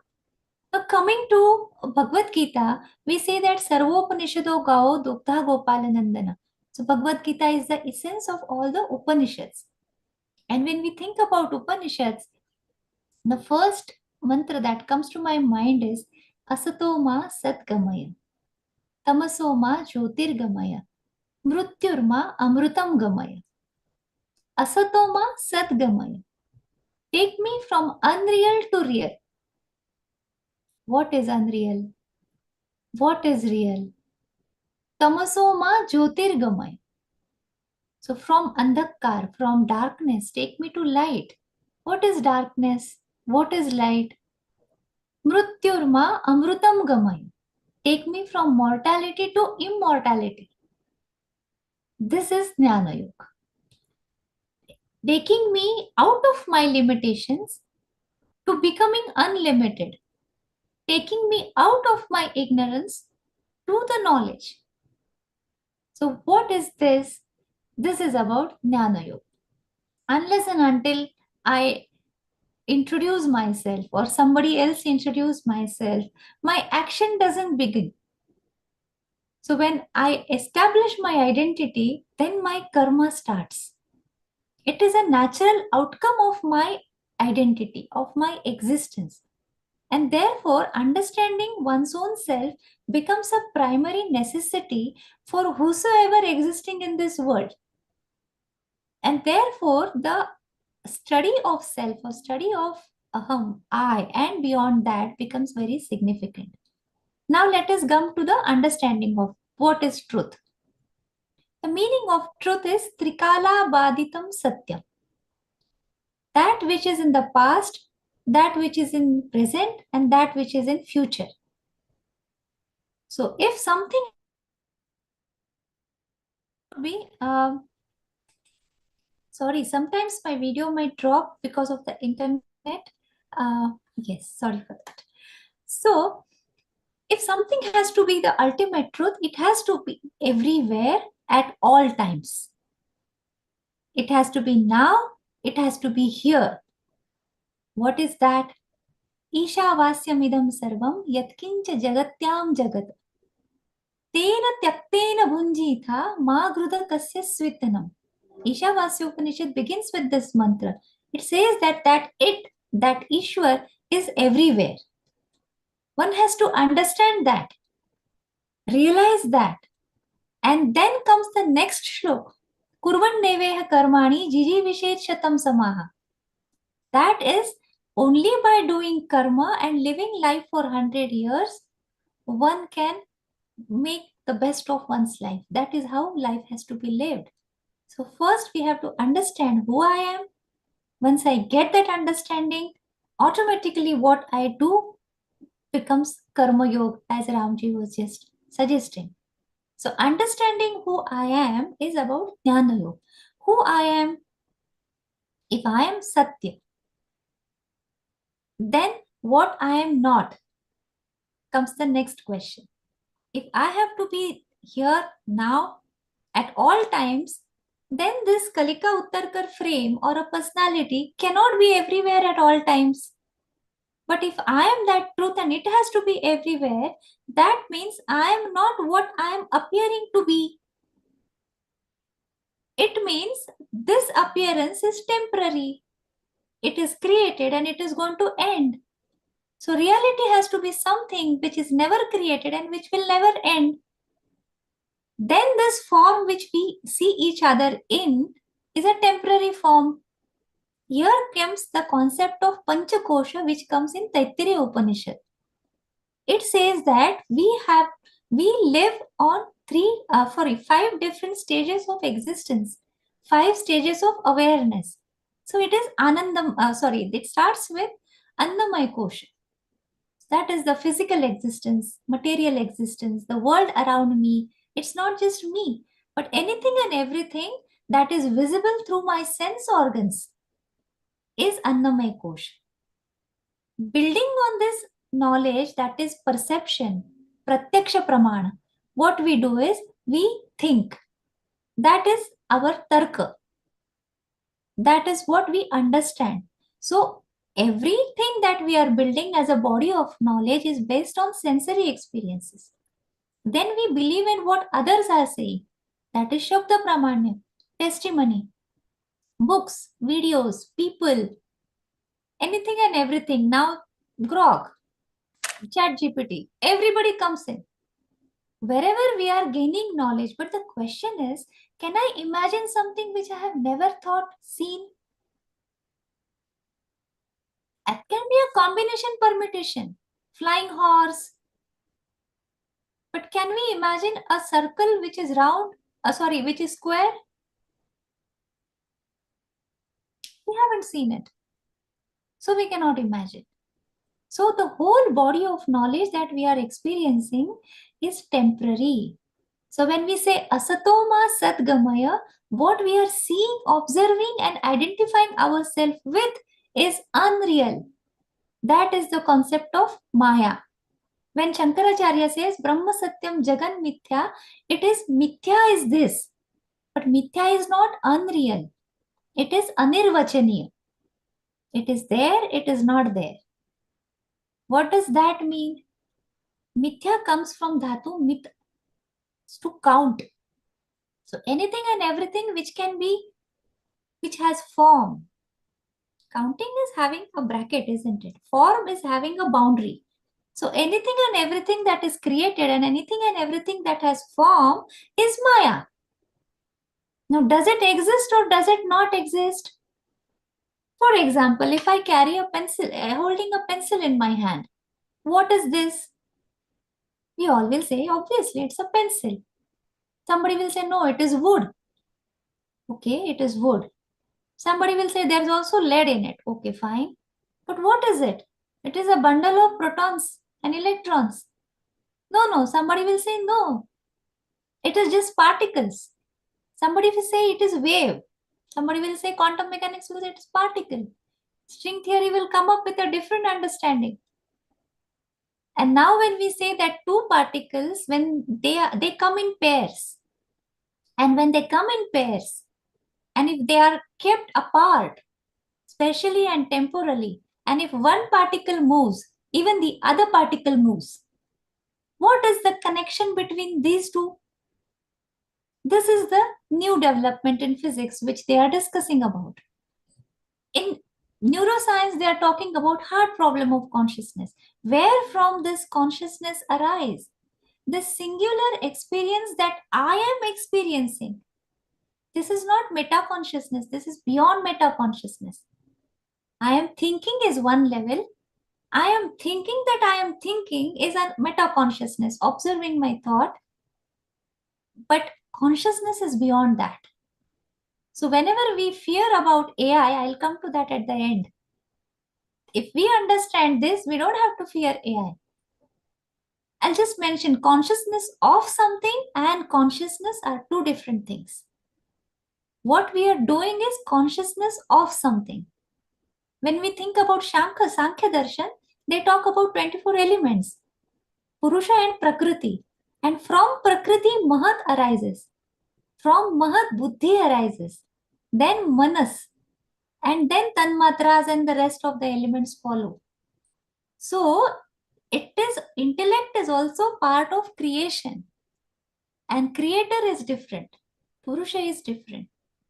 This is the Sankhya perspective. But coming to the Vedantic perspective, Sakshi Bhava. When I am in the witness mode, when we talk about the Pancha Kosha, these all 5 koshas, that is the Annamaya Kosha, Pranamaya Kosha, that is my vitality, my energy, Manomaya Kosha, that is my mind, Vijnanamaya Kosha, my ability to discern, Nitya Nitya Vastu Viveka. So that is one thing, that we are able to distinguish between what is Nitya and what is Anitya. That is Vijnanamaya Kosha. Then comes Anandamaya Kosha, that there is absolute bliss. This is similar to Sushupti. This is still not realization. It still has a tail of ignorance, is what Taittiriya Upanishad says. Because it is beyond duality. But it is still not that state of oneness. So when we transcend all this Panchakosha, we go towards understanding who we are, who I am. And this I, this reality has to be singular, homogeneous reality, which has to be everywhere at all times. This sounds logical, isn't it? This links with the particle concept that we just discussed. If one particle is moving here and there is no time and space difference somewhere else, it's also moving. It means they are not two. Now science is finding whether there is some interconnection between it. Vedanta is saying all is one. So Vedanta doesn't talk about unity. Vedanta talks about oneness. Aham Brahmasmi, Tattvamasi, Om Purnamadaha Purnamidam Purnat Purnamudachyate. This is what Vedanta talks about. It talks about oneness. Now, if I am that, then what is it that now I am experiencing? What is it that we are many? So what is this relation between me and that? So once I realize that that divinity, which is Sat Chit Ananda, I am part of that. But then, is this a real distinction or an apparent distinction? Here comes Advait Vedanta, Vishishta Advait and Dvait. They will have their own perspective, whether the effect is real or it is apparent or they are two different things. So these 3 people will have different perspective. But for a simple reason, they do not contradict each other. They just have perspectives from different sides. If we see Brahma Satyam Jagatapi Satyam, it is not very different from Brahma Satyam Jagan Mithya. It is more or less, it is seeing from a different perspective. Because the concept of Vastu Sthiti comes in Jnana Yoga. There is Vastu, that is Sat, Satya, and there is Sthiti, state of existence. So is Vastu different from Sthiti? Is ocean different from the wave? Apparently, no. But as we see, yes. Of course, wave is different. It has a form. It has to be different. How will it be sea? No, but is it different? It is ultimately sea. Yes. Brahma Satyam, Jagan Mithya. So Mithya is that which is temporary, that which has a form. It is not that it doesn't exist. Then what it is? Vishishta Advait will say it is Leela, Ishwara Leela. Shankaracharya will say it is Vivarta. Kashmiri Shaivism will say it is Spandana. So there are different ways of explaining who is the creator and what is the creativity, what is the creation. So it says it's all one and the same. So once I realize this, what is my next duty? And therefore they say now the sadhaka, and he's asking this question and wanting to pursue this path, first thing what is required is viveka, then is vairagya, then is shat sampati, and then mumukshatu. All this goes simultaneously. What is vivek? Vivek is to make a distinction and understand what is real, what is unreal, what is temporary, what is constant. So what that is temporary is also there, but I should know the scope of it. I know the limits of it. Then I know I don't have to be frustrated, depressed just because I didn't get good grades in one exam or I didn't get a promotion. That's okay. It's a phase. I myself is a phase. I was born and I'm going to die. One day we come with an expiry date. And how about these other things? Sometimes they will happen, sometimes they will not. So Vairagya comes out of Jnana. A small girl playing with her toys and a boy playing with his toys, when they grow up, they are no longer attached with the same toys. Because now they have the knowledge and the experience that I am not going to get the same happiness from that. Of course, they find substitutes for that. That is a different issue. But just for this example, the girl who was playing with a doll will no longer feel interested in that doll. One fine day she'll become a young lady and want a child of her own. So Vairagya for the doll comes through knowledge. Similarly, Vairagya about the world comes when I know the limits of this world. Simple limit is my experience comes through my senses. They are limited. And I take experiences of the objects. They are also limited. So while I am navigating through this limited and constrained things, I just have to be aware that I am unlimited. I am complete. I am Sat Chit Ananda. This is Jnana Yoga. And once this is established, once we are with our excess, navigation becomes easy. Then we move on to Karma Yoga. Karmanyevadhikaraste ma phaleshu kadachana. Don't get attached to this. Now the question that Mitaji was asking, what should we do? Once there is competition. So I take growing up with Gita for children. Okay, so this is the first question. We all are living to get grades. And you are saying that don't expect gains. How to move ahead? Well, getting grades is good. But the process of getting grade is much better. Because grades come when I am tested. But happiness is in knowing. So to have that learner's mindset and to keep knowing about the reality is a real student. And that is mumukshatu.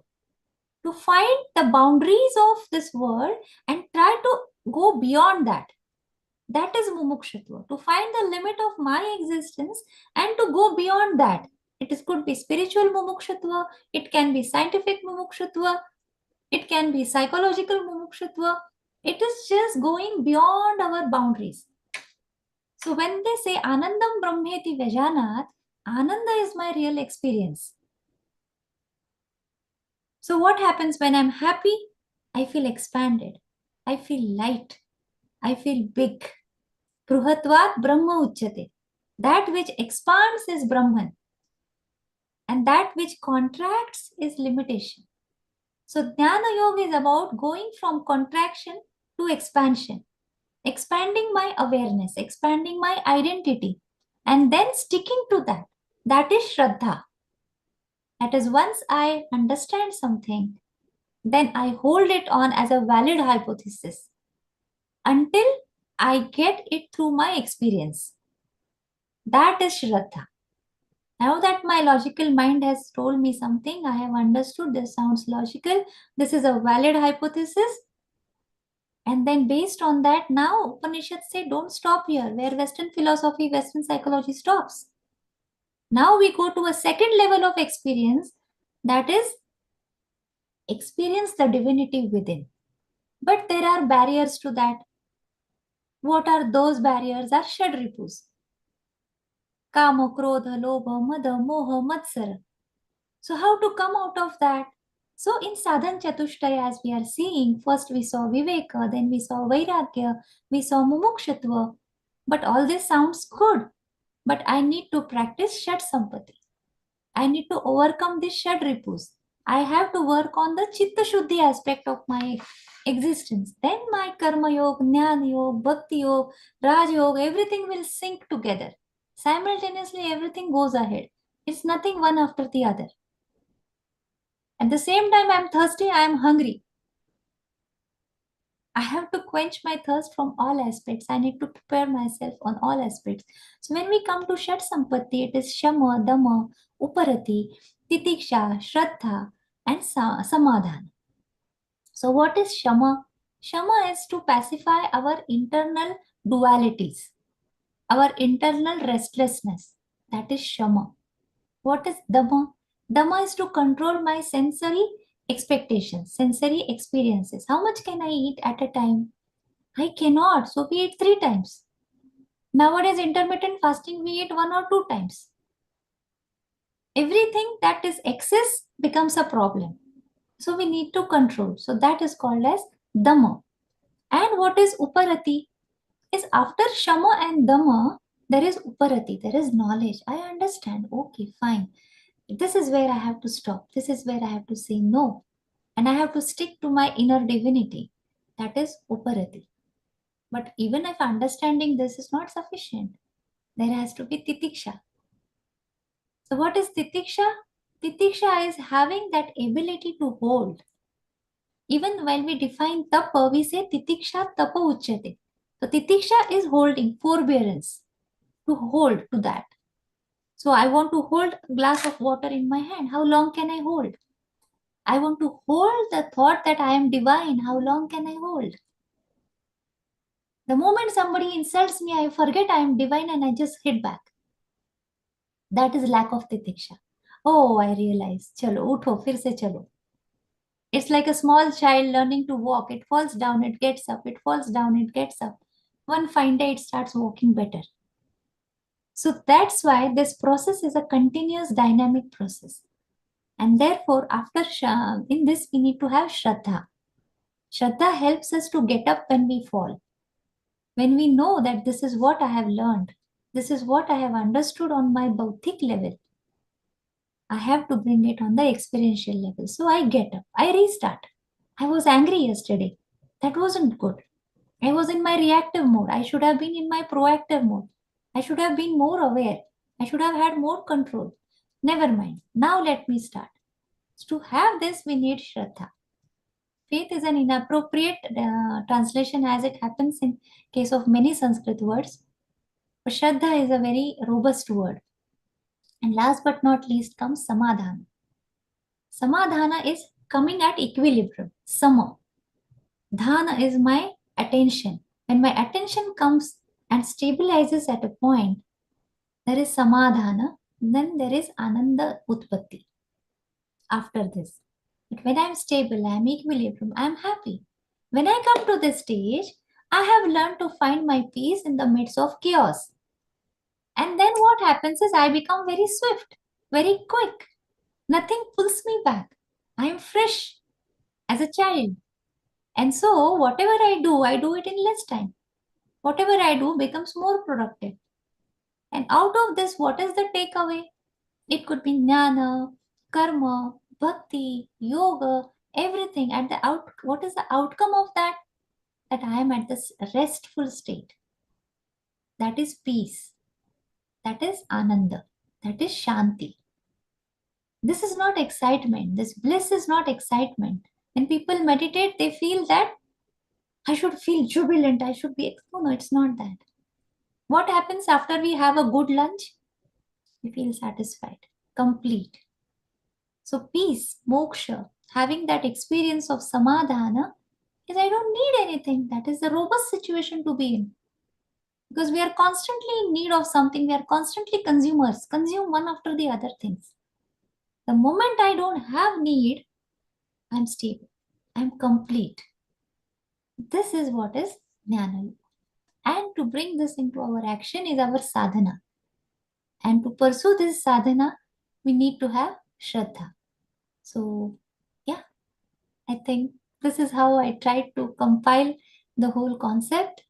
Thank you so much. Let's open for questions. That's very nice, Dr. Kalikaji. Dhanyavad. Before we take formal questions, I'll ask you one insight on a point you talked about expansion with regards to knowledge. So now there are two types of expansion. If we take the story of Bali Maharaj versus Vamana Dev, Bali Maharaj expanded from nothing to owing the whole three worlds basically. Yes. But then when Vaman Dev started expanding, he showed how small Bali Maharaj was. Yes. Now, how come then that expansion of Bali Maharaj didn't lead to the realization that only happened afterwards when he realized that his expansion was nothing but a drop in the ocean? So how do we, because what I'm referring to here is the concept of abhiman. Yes. And how that is a risky element when we are dealing with the concept of jnana. And it's like a mix of ghee or aag ka jo relation hota hai, the oil and fire. So what are your insights and thoughts on that? Sure. Thank you, Pradeep, for that wonderful question. So whenever we talk about expansion, two things expand. If it is coming out of knowledge, then that expansion is not something expanding to become big. It is a shift from thinking I'm limited to thinking I'm unlimited. But when we say aham is expanding, then that is the jivatma with that aham. That is the instantiated self from the general.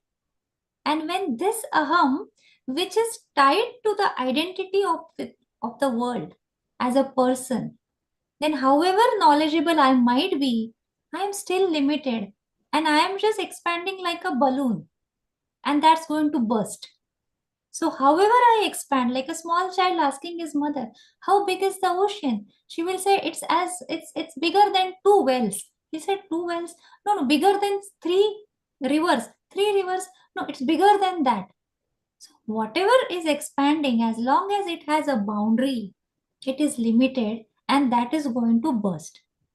So expansion, when I was telling from the perspective of Jnana Yoga, it is expansion realizing that I am infinite. It's not a process that from something expands. My awareness just becomes big. So there is a difference between that. Now coming to the current economic status, political status, environment, personalities, everywhere, what is expanding is this ego is expanding. The aham, asmita as we say. This is expanding. In the vernacular languages, Hindi, Marathi and all, we say abhiman. Abhimana is about my form. That is expanding. So I'm not satisfied. So greed comes in. Domination comes in. Manipulation comes in. Economy, as if we look study from the Arthashastra, our economy talks about live and let live, collaboration. The villages were complete. The system was so nobody had to run from villages to the cities. Our economic structure was broken by the colonial invasions. But we have lived for thousands of years in this system where we think about collaborating. But when an economy develops, for past 100, 200 years, whatever is happening, it's a bubble in the ocean. The economy which is growing is based on profit and loss. Somebody is profiting, somebody is losing. Then that bubble has to burst sometimes. And everything has to come to a normal state and restart again. So this is a natural phenomenon which keeps happening for thousands of years and again. So this is how the world is. So, but we have to be cautious as students and as sadhakas that it's not my ego. Otherwise, भले भले परेशान हो जाते हैं. So, with all great knowledge, if this aham is not taken care, then that dooms that person and the people around. So, thank you, Pradeep ji, for that question. So I Thank have you, one. Dr. Kalika. That was so wonderful. Riddhi, we are now going to enter into a chit-chat session with Dr. Kalika and the others. Let's welcome Sharon, our American correspondent and senior host there. Just before we welcome Sharon, Riddhi, let us share and tell people what's happening over the next 4 weeks at Healing Our Earth. So here we go. And some of the future episodes. Healing Our Earth broadcasts every Sunday on YouTube, Instagram, Facebook, Twitch, and our website too as well. And Riddhi, so what's happening next week, Riddhi? So next Sunday on the 14th of December, we have a session that's dedicated to health on the Universal Health Coverage Day. This is Health for All. And the theme this year is how can we make the health affordable to everybody in every country. And the following week, we are entering the festive season. We've got fun, laughter, and sing-alongs, and that is on the 21st of December, 2025, welcoming in Christmas and then the New Year. And Riddhi, of course, 21st is also now going to be the World Meditation Day. So together with fun, laughter, sing-along, and poems, etc., we'll have a bit of meditation too. Wonderful, always welcome. And the following week, Riddhi, we are going And to of take a course, break. we wish you all the happiest festive season, and we will be back on the 4th of January. And when we come back on the 4th of January, the next episode Is is your favorite episode? the yoga, welcoming yoga, looking into mantras, vibrations, resonance, but also to look into Sanskriti in a little bit more detail and embracing our true nature. Brilliant, Riddhi. And what a wonderful family of Yokkulam we've got here today. Several people actually joined. So it's beautiful and it's nice to have Rahul and Pradeep contributing as well, together with other contributors here, Riddhi. Let's chit chat with Dr. Kalika and some of the comments with Anukul. Lata might have a quick comment, and welcome Sharon. So Riddhi, welcome Sharon, and bit later in about 20 minutes, Sharon will be also sharing some points to us. Yes, a global namaste, Sharon. It's lovely to have you here as well. Join us for the next 20 minutes. We're going to continue with this Jnana Yoga discussion, which I can already see we have lots of fantastic comments coming through. And then after that, we will pass it over to you. And I know you've got something very special lined up for all of us. I certainly do. And what an amazing, what do you call that? Spiritual teaching you just gave us, Dr. Kalika. That was extraordinary. And I am so grateful. And what I have to bring is my husband, Jay Widener, did a wonderful interview with Bibhudev Mishra about his book, The Yuga Shift. And some of the points that you made, Dr. Kalika, are also discussed in this video. So I'm looking forward to showing it to you and just hearing more of this discussion. We look forward to seeing it in about 20 minutes or so, and I know it's going to be something really exciting for us all to see. So stay around, Sharon. We will come back to you in about 20 minutes or so. Rahulji, over to you for the next question. You are muted. Yes, I do have a question for Dr. Kalikaji. So Kalikaji, you mentioned about you started with who am I, right? That's the journey, and knowing who am I is the Jnana Yoga. So, but at the same time, there is a slippery slope of focusing on I, and that can turn into a disaster, right? How do you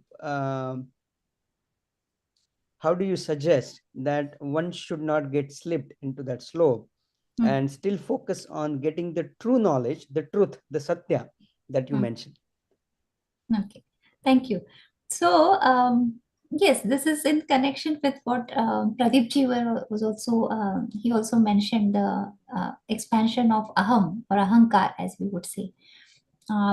Over here, two things happen as a sadhaka when I am just a new person starting to know, and suddenly I come across this thought that aham brahmasmi, I am that Brahman.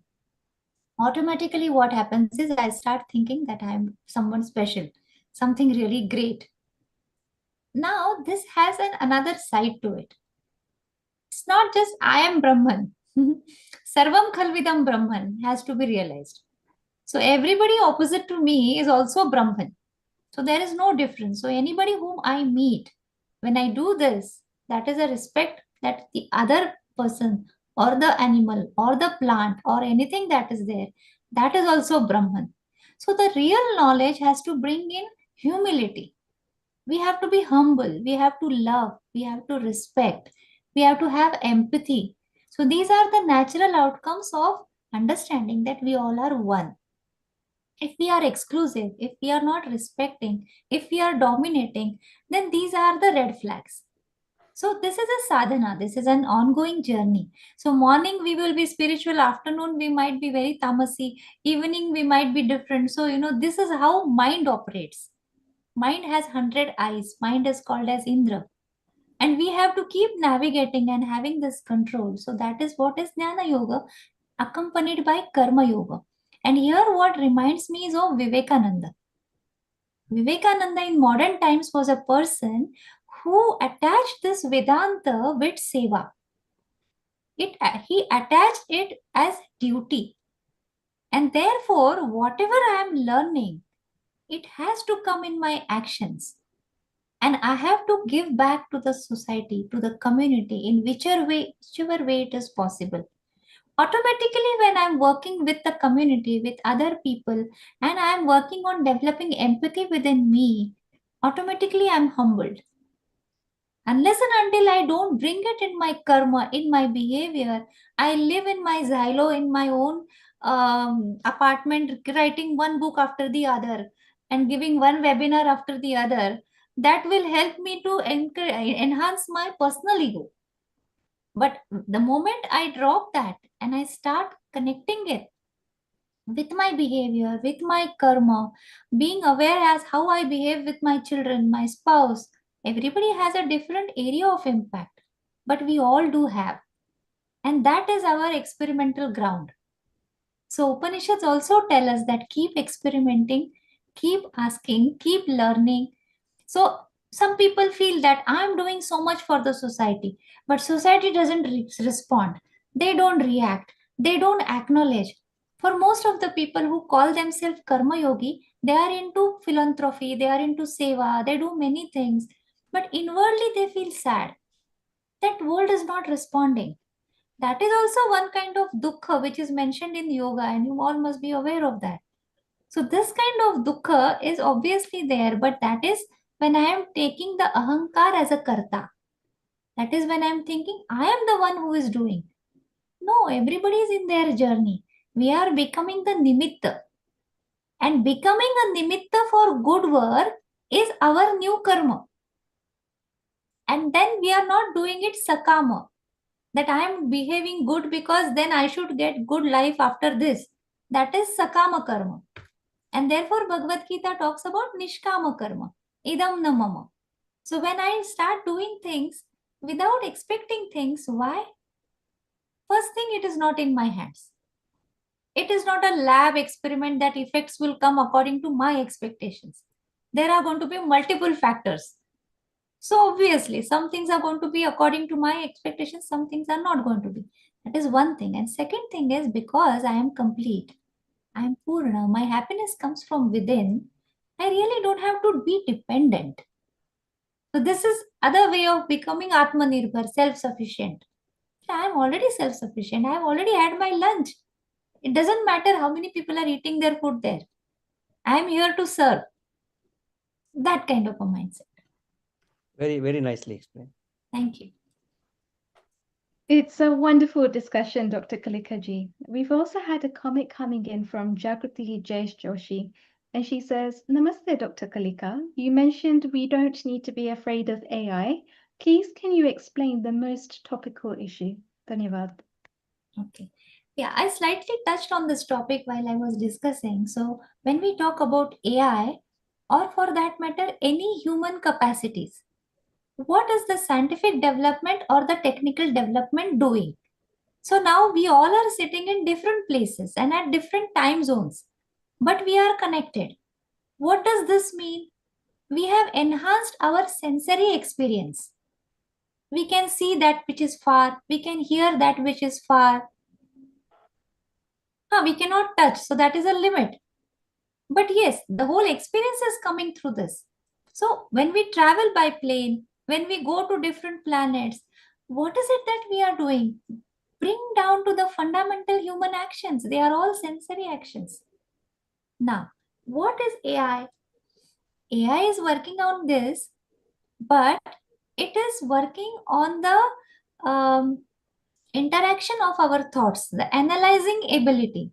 Initially, I remember when I was doing my PhD in Upanishads, I used to go from one library to other library in Pune. Bhandarkar Institute, University of Pune, this, travel a lot, then carry that huge books, old books, bring home, open them, ready, get data. Now when I put on my AI, give me a shlok, this shlok from Ishavasya Upanishad, it is done, it's there. Just fingertips. So what am I doing? I have enhanced my intellectual, analytical abilities, memory. So all these are segments of buddhi. When we talk about Antakaran Chatushta, it is Mana, Buddhi, Chitta, Ahankara. So buddhi is a creation. Buddhi is still, AI is still working on that. AI is not working about my singular experience, subjective experience. That is what is the hard problem of consciousness. They are still not reached there. They don't know that I am experiencing that I am sad. This I is a continuous experience. Remember yourself sitting in the classroom when you are in your kindergarten. So many decades have gone by and now you are sitting here and I am sitting here. Somebody says, oh, you are different. I say, no, I am the same person. It's just that I am growing old. I am the same person. This continuity of experience of I existing cannot be reproduced. It is independent. So whatever intellectual enhancement is happening, let it happen. There are going to be other aspects to it. Different work will be required. Different areas will be required. Society will have to learn through this, that as much as I am going and depending on sensory experiences, my internal issues are going to increase. And I will need people to work on those.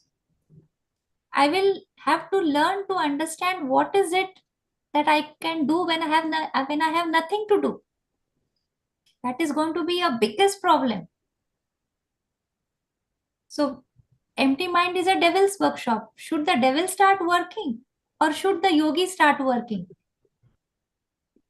That is going to be a big dilemma in coming years. Who is going to work and who is going to do what? And then the next question is, why should I even do this? What is the purpose of my life? Who I am? Everybody will have to come to Jnana Yoga. The moment they come to Jnana Yoga, then the next question would follow, do I really need all this? Then comes Vairagya. So then do I need really this many enhancements of lifestyles, such big industries? And who is going to rule? Are there going to be presidents and prime ministers, or they are going to be corporate giants? And if they are going to rule, how long will people take to realize this is not freedom? And the moment people realize this is not freedom, they will fight for freedom. Then the question is, freedom from what? See, this goes round and round. This is how human life and human things are. You needn't be afraid of AI. Use it cleverly. Use it with a constraint. Because when we had tails and we didn't stop using it, fell off. If we are not going to use our brains, what if it stops working? So using AI is good, but it has to be used in a very articulated and a nice way. Otherwise, the society will have different issues. So more and more knowledge about this Vedantic aspect goes out into the society, through schools, through colleges, through different things. So I'm a part of Hindu University of America. We take a number of courses there. I would request you all to go and visit the website today, because I'm not marketing the university. It's just, I'm saying it's a platform to learn all these topics. So just you can have a look and be ambassadors of this wonderful thought wherever you are. And I'm sure, I'm so glad to be with you all. You all are doing great job wherever you are. I'm happy to be associated. And we're really happy to have you here as well, Kalikaji, sharing your wisdom with us. Somebody had a follow-up question with you, and I think you touched on this briefly in your answer just now.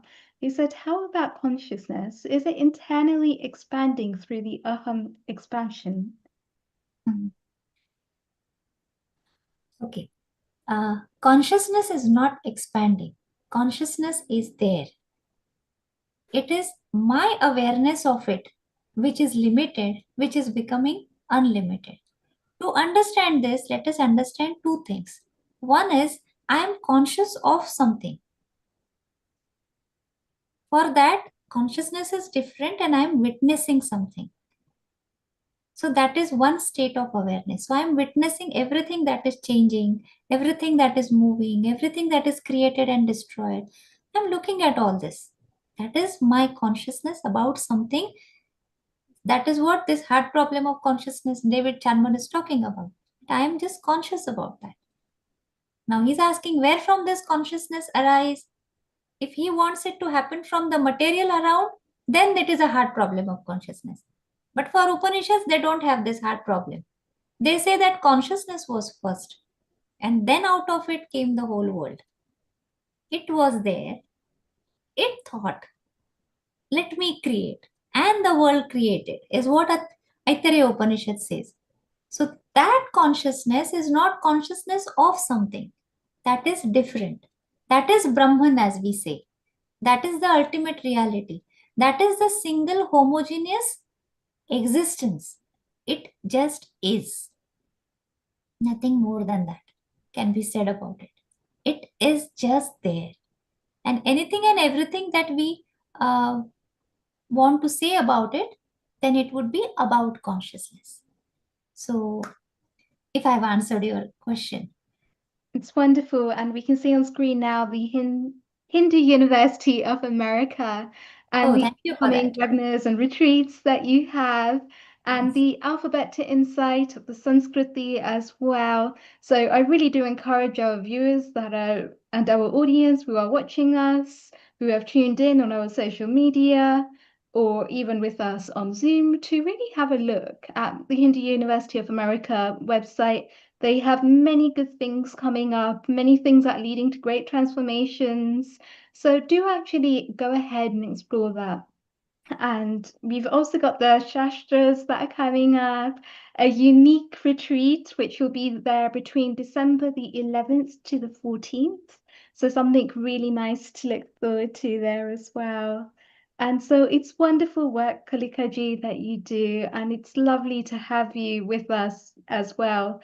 Anukulji, just coming to you briefly, because I know you were the one that brought up the conversation of AI a little bit earlier. Did you have any insights or any questions for Kalikaji? I must confess, Kalikaji, that after listening to you and Ramji, despite the fact I've been reading lots of very books, including Ramana Maharshi and this the Upadesar, I think I'll have to revise and listen to this two, 3 times to really get the thing still in. It's really very, very in-depth stuff, solid thing. Because although I know quite a few of these things, in reality, to imbibe them and really practice them is not an easy job. Because there's always an element of ankar there in it, and at the same time awareness of what I am. That conflict is always on. Fantastic. Thank you very, very much. Thank you so much. Thank you so much. I'm honored. And Lataji, I know you're always a really good key contributor for us here at Healing Our Earth. A global namaste to you. Did you have a question or an insight for Kalikaji? You're already unmuted. We can't hear you though. Do you have sound on your end? You're on mute.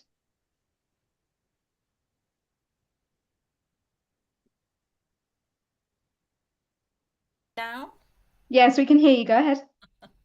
Okay, I need to raise my volume.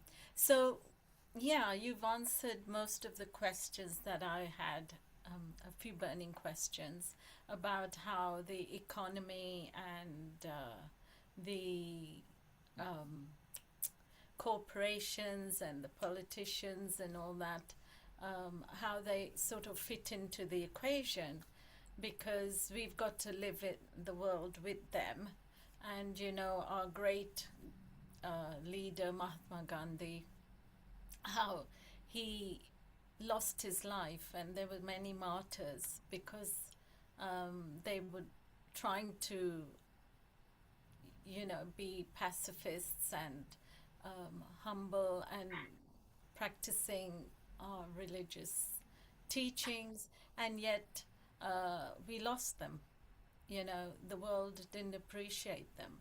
So I'm just wondering how we're going to get this message across and bring all the connections so that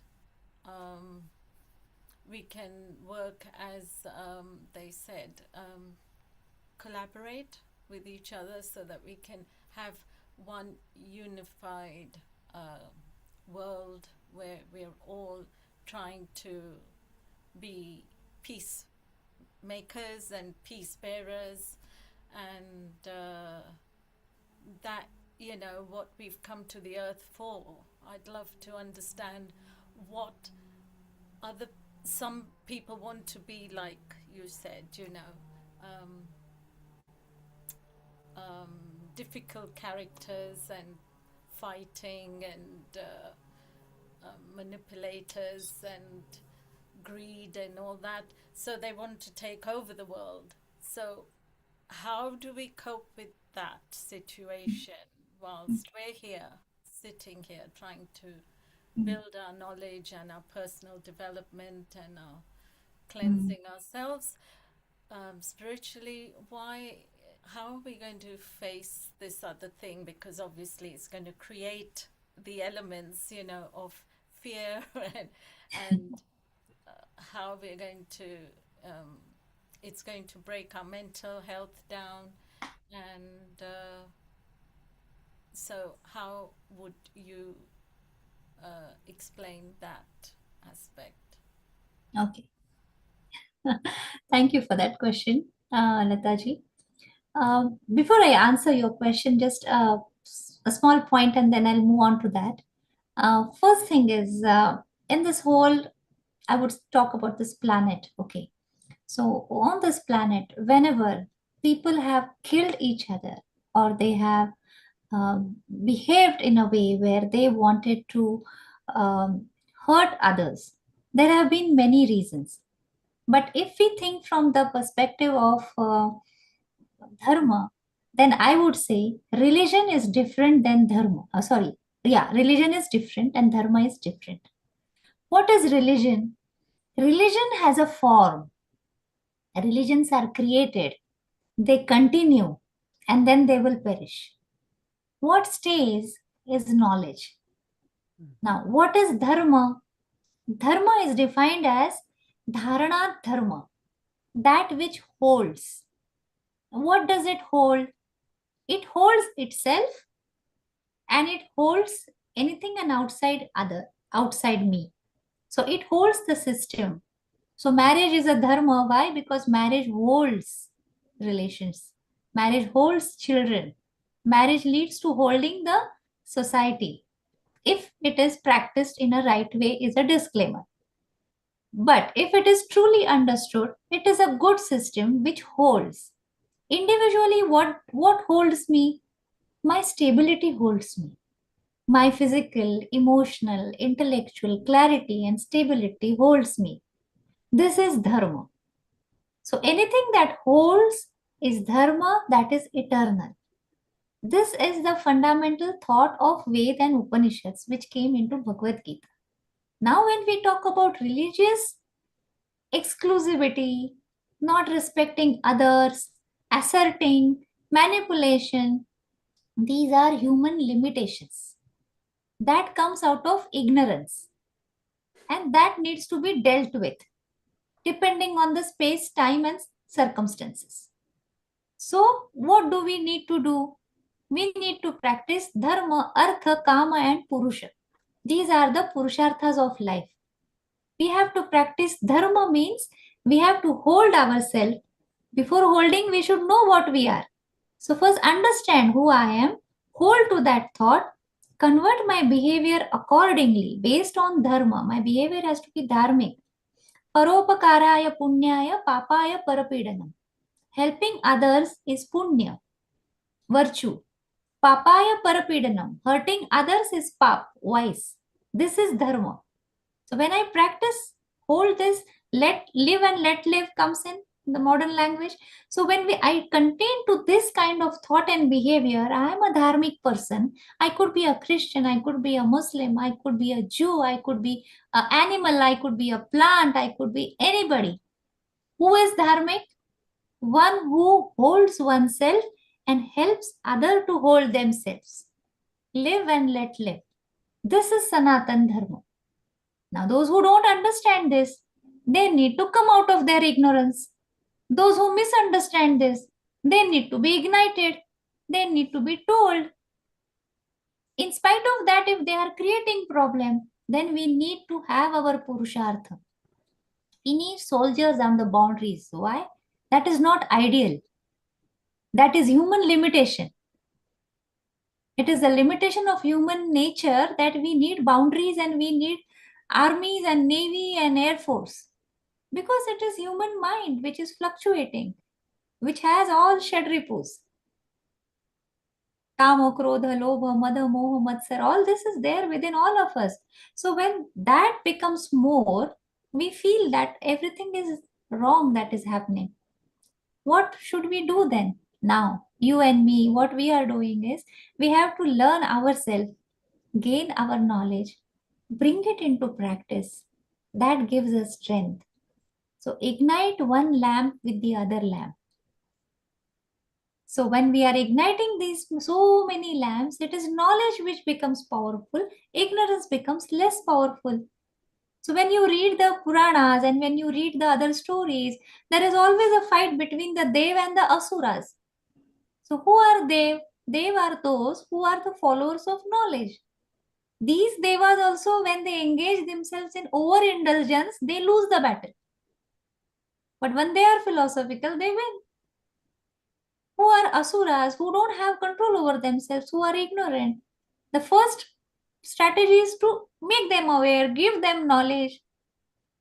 But if somebody is coming and holding your neck, have the ability to fight with them.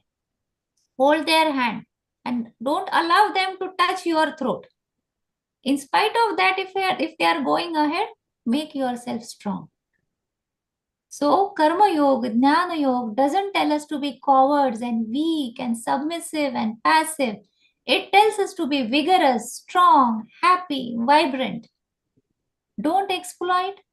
Don't live on the cost of others' happiness, but don't allow others to live on the cost of your self-respect and happiness.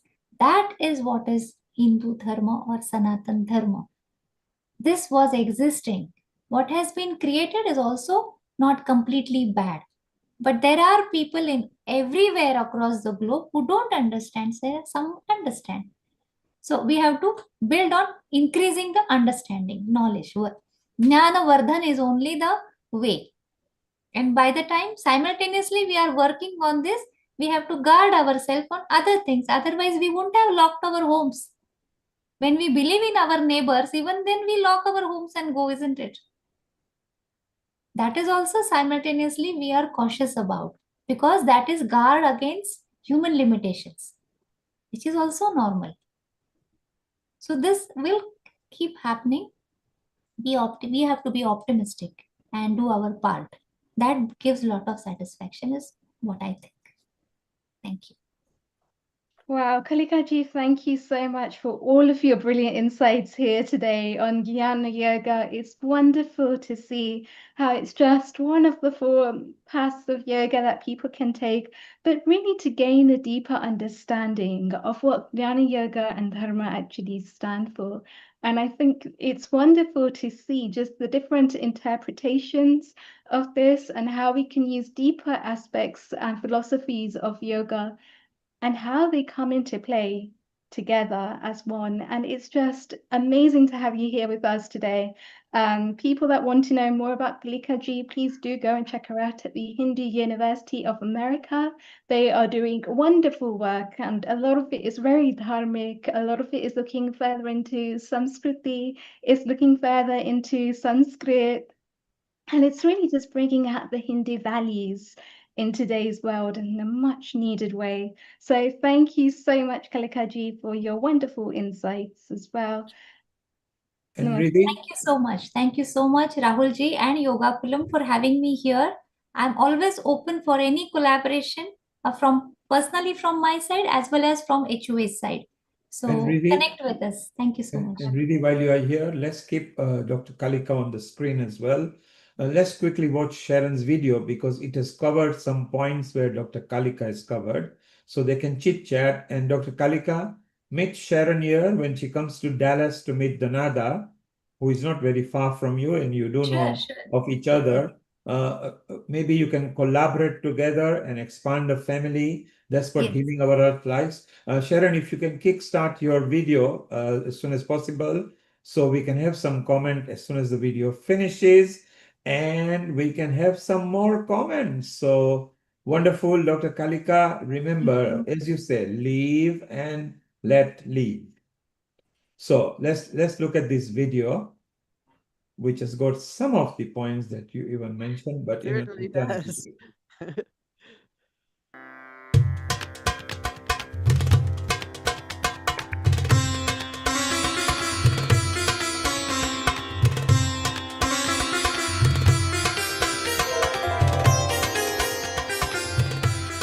About the Yuga system?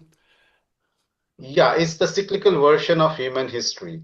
So most ancient societies believe that human civilization and our consciousness, it moves up and down in cycles, and that it doesn't move in a straight line from primitive cavemen to the modern civilization, as we have been told by all our scientists and historians. Right. So this cycle of evolution and devolution is called the Yuga cycle, and it was known by different names by different cultures. In India, it is called Yuga cycle. The Greeks called it the Great Year or the Platonic Year. The Maya referred to the 4 previous suns. The Hopi talk of the 4 worlds, and so on. A lot of people familiar with the Yuga cycle, they think that, the Kali Yuga is going to last 432,000 years, and which really would make the whole Yuga cycle really not very important to us since we only live like 75 years. So your can you please explain to me how you came up with this 24,000 ascending, descending yuga cycle, and why that makes a lot more sense for us in in the human condition? Well, first of all, that aligns with the data that we get from other cultures. You can't have a separate Yuga cycle for India and a separate one for Greece and a separate one for the Mayas. There's one for the whole world. And when I was looking at these different doctrines, it's the 12,000-year cycle that seemed to be the one that everyone was talking about. The Persians, for instance, they talk about a Yuga cycle of 12,000 years. And then when you add the two halves together, that becomes 24,000 years. The Greeks were also talking about each age being of around 3,000 years duration. And in Indian texts like the Mahabharata or the laws of Manu, we have a 12,000-year cycle. But in some of the other texts, that was multiplied by 360 because some wise guys said that it's 1 year is equivalent to 360 years of humans. Right. And then he multiplied it by 360 and converted that into this humongous number of 432,000 years, which doesn't make sense even in the context of the known history of human civilization. No, it doesn't. It's actually kind of ridiculous. Yeah, so you say that, will you please explain the 2,700 year cycle and then the 300 or 150 years on each side intermittent period, and that we're actually going into one of those 150-year intermittent periods for us? Yeah, so in this 12,000-year half cycle, we have 4 ages of 3,000 years each. Right. Now, it's not exactly 3,000 years in the sense that the actual duration of the Yuga is 2,700 years. And then this followed by a period of transition when the older civilization kind of goes through a period of collapse. Yeah. And then it's replaced by a very different civilization after a period of 300 years. And that is something that we can also see from our known history. For instance, if you look at the current ascending Kali Yuga, which as per this system started at around 700 BCE, that was the time we started what is known as the Iron Age. So the ascending Kali Yuga is basically what historians known as the Iron Age. And in the 300 or let's say 400 odd period before the Iron Age, the entire edifice of the Bronze Age civilizations across the world had collapsed. Not very little was carried forward from the older civilizations like the Sumerians or the Indus Valley or the civilizations in Mycenae or other places. So that was the period of transition between the descending Kali Yuga and the ascending Kali Yuga, and in historical terms, that's kind of the transition between the Bronze Age and the Iron Age. So similarly, when the Bronze Age started at around 3,600 BCE, it started all of a sudden in most places around the world, in Egypt or the Indus Valley, Mesopotamia. It all started around 3,600, 3,500 BCE. And all the Neolithic civilizations that existed prior to that disappeared. We really have to dig deep down to find the traces of those Neolithic cultures. So again, there was a period of transition prior to that, and those cultures disappeared and the Bronze Age civilization started. So we seem to have this intermittent reset of civilization on an almost global scale after a period of around 2,700 years. Yeah, so what is your date for the start of the Golden Age, the last Golden Age?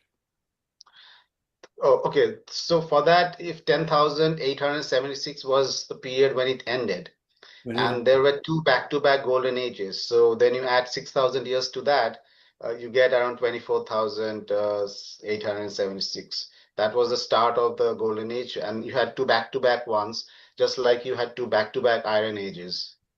So is there a cause in the Golden Age for the break between the ascending and the descending? Is there something that causes the descending to start happening? Yeah, that's what I talked about. I think it's the central black hole going on and off. Yeah. I think at the end of the golden age, the central black hole shut down and the radiation from the galactic center started to kind of decline in a gradual manner because the radiation that had already left it kept on, declining gradually. It doesn't go off all of a sudden. Right. And so it went, so the radiation reaching us came down slowly. And as a result, now the radiation from the central black hole is from the entire EM spectrum, right from radio waves to gamma waves. And we know that high frequency radiation like X-rays and gamma rays, they can cause genetic mutations. And I believe it's this mutating ability of the light from the galactic center that makes us, it makes us lose our physical size. We become smaller in size, which is actually a historical fact. We have become smaller in size physically over the last 12,000 years. Yep. Our cranial capacity declines. And that is also something that has happened over the last 12,000 years. We have lost around 10 to 17% cranial volume over the last 12,000 years. And anthropologists very rarely talk about these things, but these are actual valid scientific data, and you can find it in journals. But you would never find it discussed on any mainstream media that both physically and from the cranial volume perspective, we have declined over 12,000 years. Whereas they always tell us that we have been increasing in our cranial capacity has been increasing from Homo erectus to Homo sapiens over the last 2 million years, which is the reason for our increased intelligence. Whereas in the last 12,000 years, we have lost exactly the same amount of cranial capacity that we apparently gained from Homo erectus to Homo sapiens. So that tells you that this goes in cycles. We become bigger physically, our cranial capacity increases, and even our lifespan fluctuates in a sinusoidal manner. Because over the Bronze Age, our lifespan was gradually going down, and it had hit around 50 years to 45 years during the Ptolemaic period in Egypt. And since then, it has been gradually going up. And it didn't happen because of any vaccines or any kind of medications. It happened naturally due to natural cosmic factors. So when did we enter into the ascending Kali Yuga? What year was that around? That was 676 BC, around 700 BC, let's say. That's 600 basically the BC. beginning of the Iron Age civilizations across the world, really.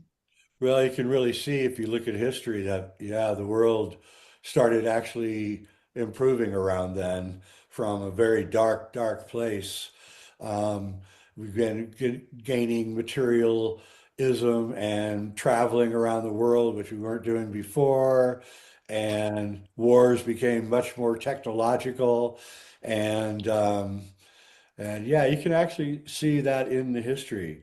So, And you also had a number of new spiritual leaders coming up during that's that right. time period and laying the Buddha, framework for the new faiths and the new religions that emerged in the Iron Age. that's right. Buddha and Jesus, and yeah, and kind of teaching this new philosophy of, you know, cool it out, baby, take it easy, because the Kali Yuga's got a long way to go. So, you know, you can get excited all you want, but I'm just going to sit under a tree and breathe because there's nothing you can do about the Kali Yuga. And I think that's exactly right. I think these new religions were formed to calm us down for the 3,000 years that were still going to happen, which we're now coming out of. So let's talk about coming out of it, because that's really what I find to be the most exciting part of your book, is that you're saying that this year, 2025, we began emerging out of the Kali Yuga and going into the transition period, which you're saying we're in right now, which is actually, frankly, very dangerous time period, because what we have here going on is we have part of humanity is living in the Dvapara Yuga, and part of humanity is still living in the Kali Yuga. And I say this a lot because it helps ease kind of the confusion that's going on right now. So, you know, the people that are in the Dvapara Yuga are looking at the people that are living in the Kali Yuga in this transition period and saying, you people are crazy. You people are nuts. What are you doing? You're destroying the world. You're destroying people. You're hurting everybody. You need to stop. And the people in the Kali Yuga are saying, you people are crazy. you Dvara Yuga people are crazy. You all love and light, and you think everything's going great, and you're not realistic about the world.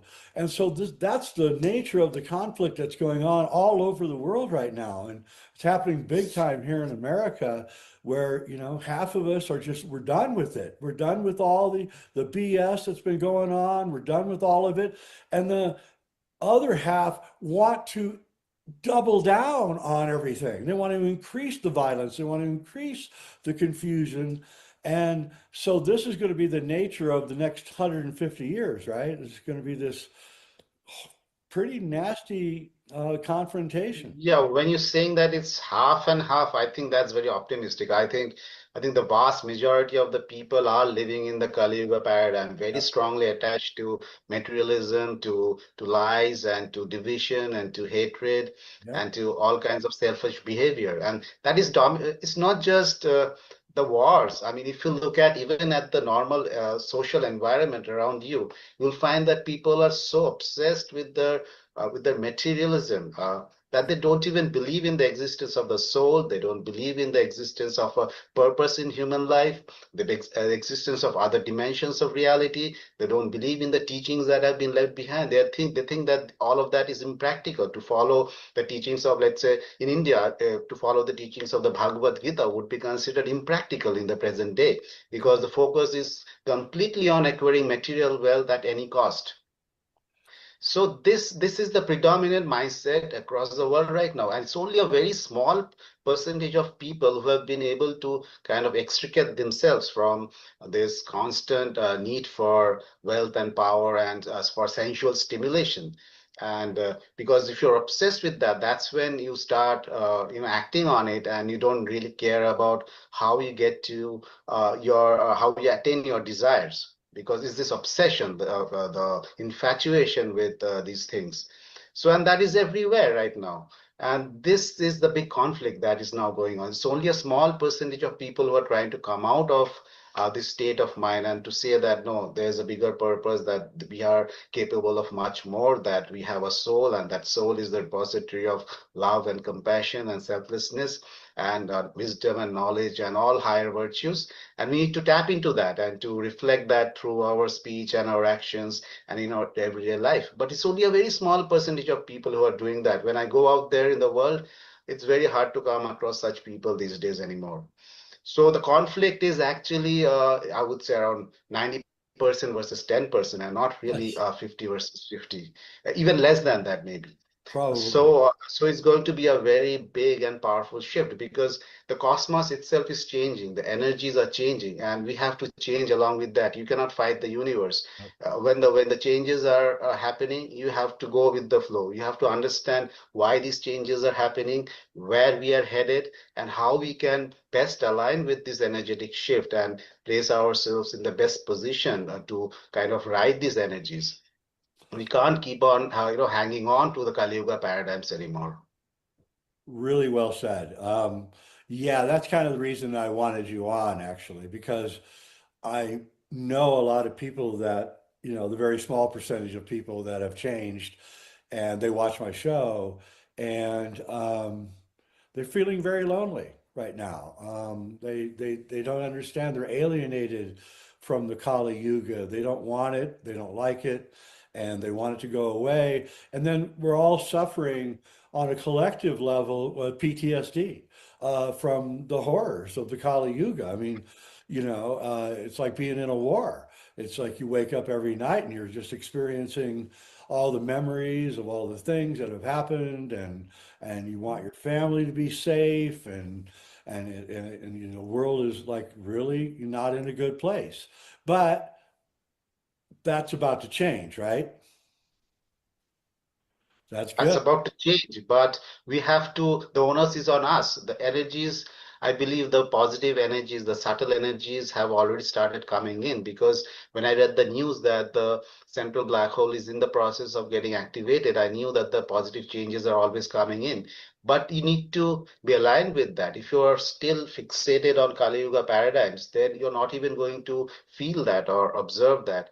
And if you're constantly, caught up in the drama and the negativity of the media, And that is everywhere right now. Every day you open the news, there's some more division, there's some more hatred, there's some more false flag attacks, some more lies, and some more manipulation. And people are getting caught up in that.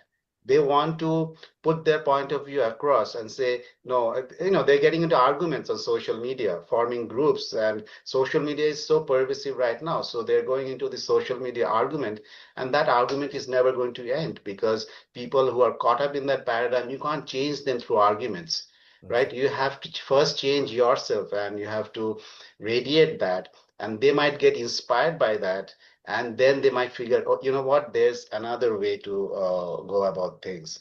And so this is a time for self-reflection, for introspection, for letting go of past trauma. There's so much trauma that people are carrying from their relationships in the Kali Yuga, and from the past, over the 6,000 years of the Kali Yuga.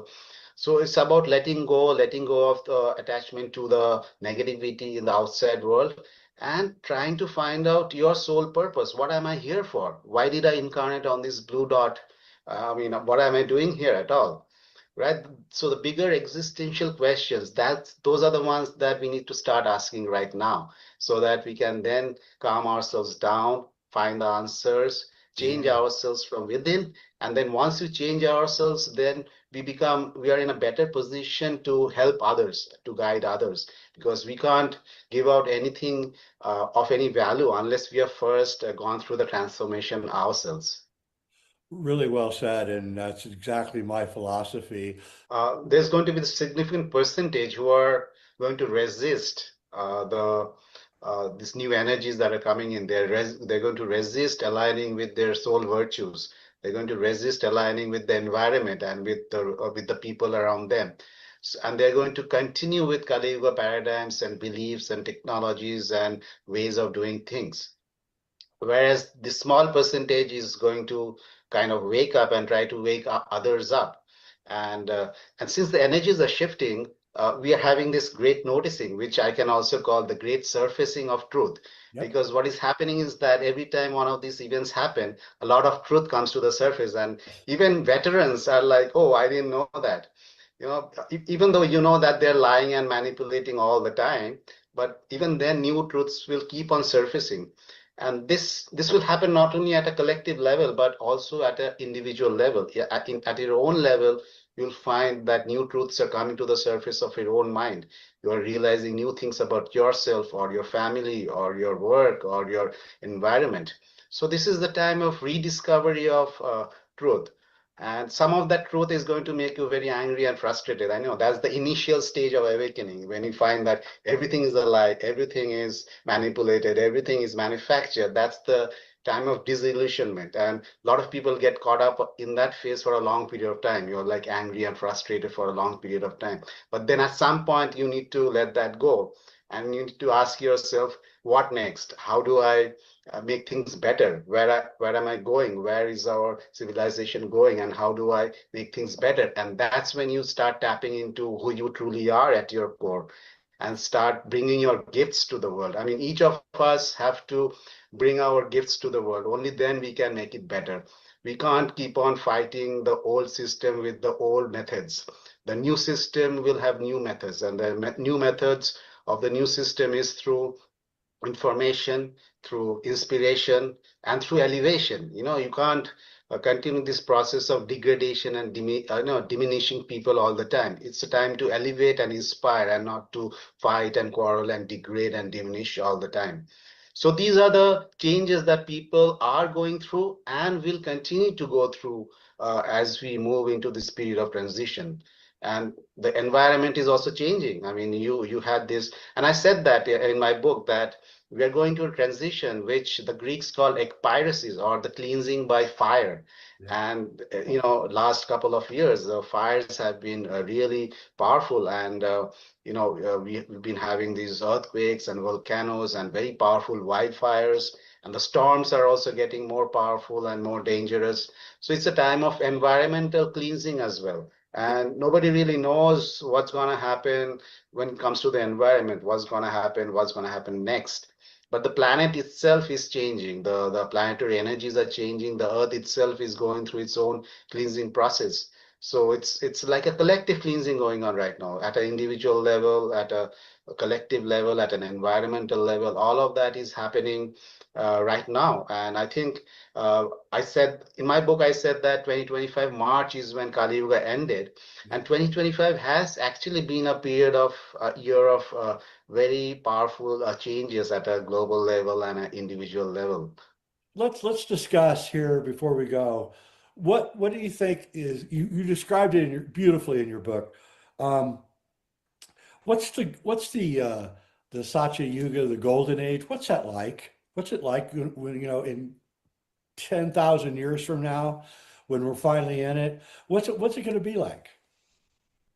Well, even though the golden age will come after, let's say, another 6,000 odd years and then extend for another 6,000 years, the entire ascending cycle is kind of like a golden age, because the entire ascending cycle is when you're growing in soul consciousness. So you're growing in your understanding of yourself. You're radiating your virtues. And when everybody does that, can you imagine what life would be on earth if everybody is radiating love and compassion and selflessness and Nice. wisdom, knowledge, and joy and bliss, and nobody is fighting against each other. There's no strife, there's no discord. The environment is giving us in abundance, because the environment is also shifting along with these energies. You get you get all the food that you want, you get everything that you want. So it's a time of abundance. It's a time of abundance of spirit, of abundance of love, abundance of natural prosperity. And it's a time when people will shun any kind of action that causes either men to become greedy or depraved or violent, or in any action that can cause harm to the environment or to any other animal or being within the environment. So that is the soul consciousness, that is the higher consciousness. And when there's higher consciousness, there's utopia. And that is what the entire ascending cycle is about. So the descending cycle was when we moved from soul consciousness to ego consciousness, and all the egoic desires and no, the proclivities, they began to dominate our mind. And then the ascending cycle is when we move away from the ego into soul consciousness, into heart alignment. And that's when you get into the ascending cycle, when you don't have these kind of problems that you face now. There'll be less diseases because of this new energies, this high frequency radiation. It actually kills off harmful germs, so you'll have less diseases, you'll live longer, you'll be bigger in size, you'll be able to do more work, although there won't be any need to do a lot of work. You'll be manifesting a lot of what we call higher mental faculties, or siddhis. These higher mental faculties, like intuition or clairvoyance, or even having out of body experiences, the ability to heal any disease on your own, or even to our texts tell us that you can even increase or decrease your size. If you're really powerful, you can increase or decrease your size. You can willfully manipulate the forces of nature to carry out miraculous tasks. But none of that would be guided by selfish interest. All of that would be done for the welfare of people. Anything that you do in a higher cycle, you do for the good of all. You don't do it for your own profit. And in the Kali Yuga, what happens is everything that we do is for our own profit, and we don't really care what kind of effect it has on other people or on the environment, which is why we are stuck here right now. So the ascending cycle is one of expansion of spirit, and descending cycle is one of diminishing of spirit. And we're in the transition age right now between the two. I think you're right. I can feel that you're right. And the people around me feel that that's going on. And so I think it's a wonderful time to be alive. And, if you can just get through the conflict of the two yugas battling each other at the moment, I think that we are on our way to a much better place. Yes, we are, and this is the time when all of us have this grand chance to evolve, to transform, to bring to align with our soul purposes, to manifest what we want to manifest without really considering the outcomes. We don't really want to focus on what the outcome of my effort would be, but just to manifest my desires and my potential. and serve the welfare of the world. It's the time of service. It is not the time to become selfish. It is the time to be of service. And we will also transform with the energies. And it's going to be a grand journey, a roller coaster of a ride, both positives and negatives. But as long as we understand what's happening, I think a lot of people will have a tremendous experience. Yeah, so everybody, the world looks dark and dour, but actually there is a glimmer of light. The sun's starting to rise above the horizon. The world will get better. Don't be so pessimistic. Uh, and to be honest with you, the powers that be want you to be pessimistic. They want you to wake up every day in a depression. They want you to have this dark feeling about the world because it reflects how they view the world. That's how they view the world. And they want you to view the world the same way. And we have to resist. And we have to say, no, no, I'm not going to go down that road. I'm not going to be that kind of person anymore. I'm going to reflect the coming age that's coming. And I think it's really incredible. Great time to be alive. Okay. It is.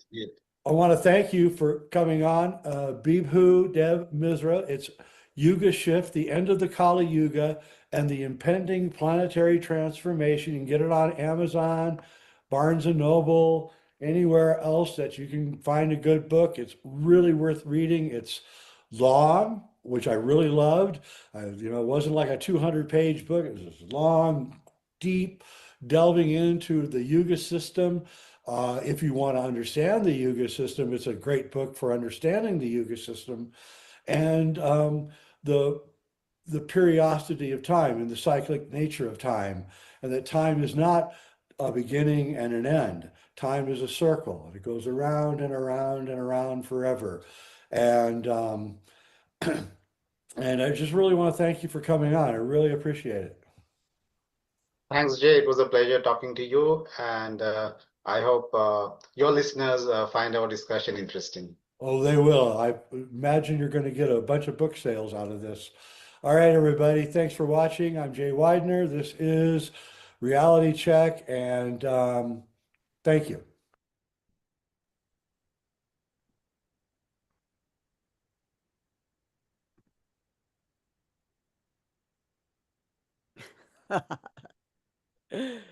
Thank you, Yes, Sharon. you're welcome. I found it really interesting that, I had chosen to put this because I think it really expands upon the discussion today. Thank you. Thank you for all the contributors and Yoga Kulam and our host, Riddhi, Amrita, and this recording from Jay and everybody. Anukul, your comment before Sharon can wind off? It was a lovely session. I didn't expect that it would continue with so much information. In fact, it can possibly still go on. There is so much of helpful information right through the entire meeting. Thanks a lot for all the contributors. Wonderful. Yes, we had a long session and we had so many people from Yoga Column as well. Yes. Quite a while here today. And Sharon, your comment, and then you can nicely wind off today. Well, I thought it was an incredible program today. So much information, so much really, really deep knowledge that it's like drinking nectar, actually, this today's show. And I want to leave you all with, this same vision that Bibhu had. That's what Healing Our Earth, our show, is all about. It's about lifting us up, bringing the light in, and truly, truly healing our earth. To me, that is the most important thing, healing ourselves, healing each other, and healing our earth. So we all appreciate you joining us today and look forward to you joining us for many just amazingly interesting, informative, and uplifting sessions in the forthcoming weeks. Thank you so much. Thank you, Sharon. And Anukul, you can finish with Gayatri Mantra. Oh, yes, sure. Om Bhurbhuvatsa Tatsaviturvarenyam Bhargo Devasya Dhimahi Dhiya Yuna Prachodayat.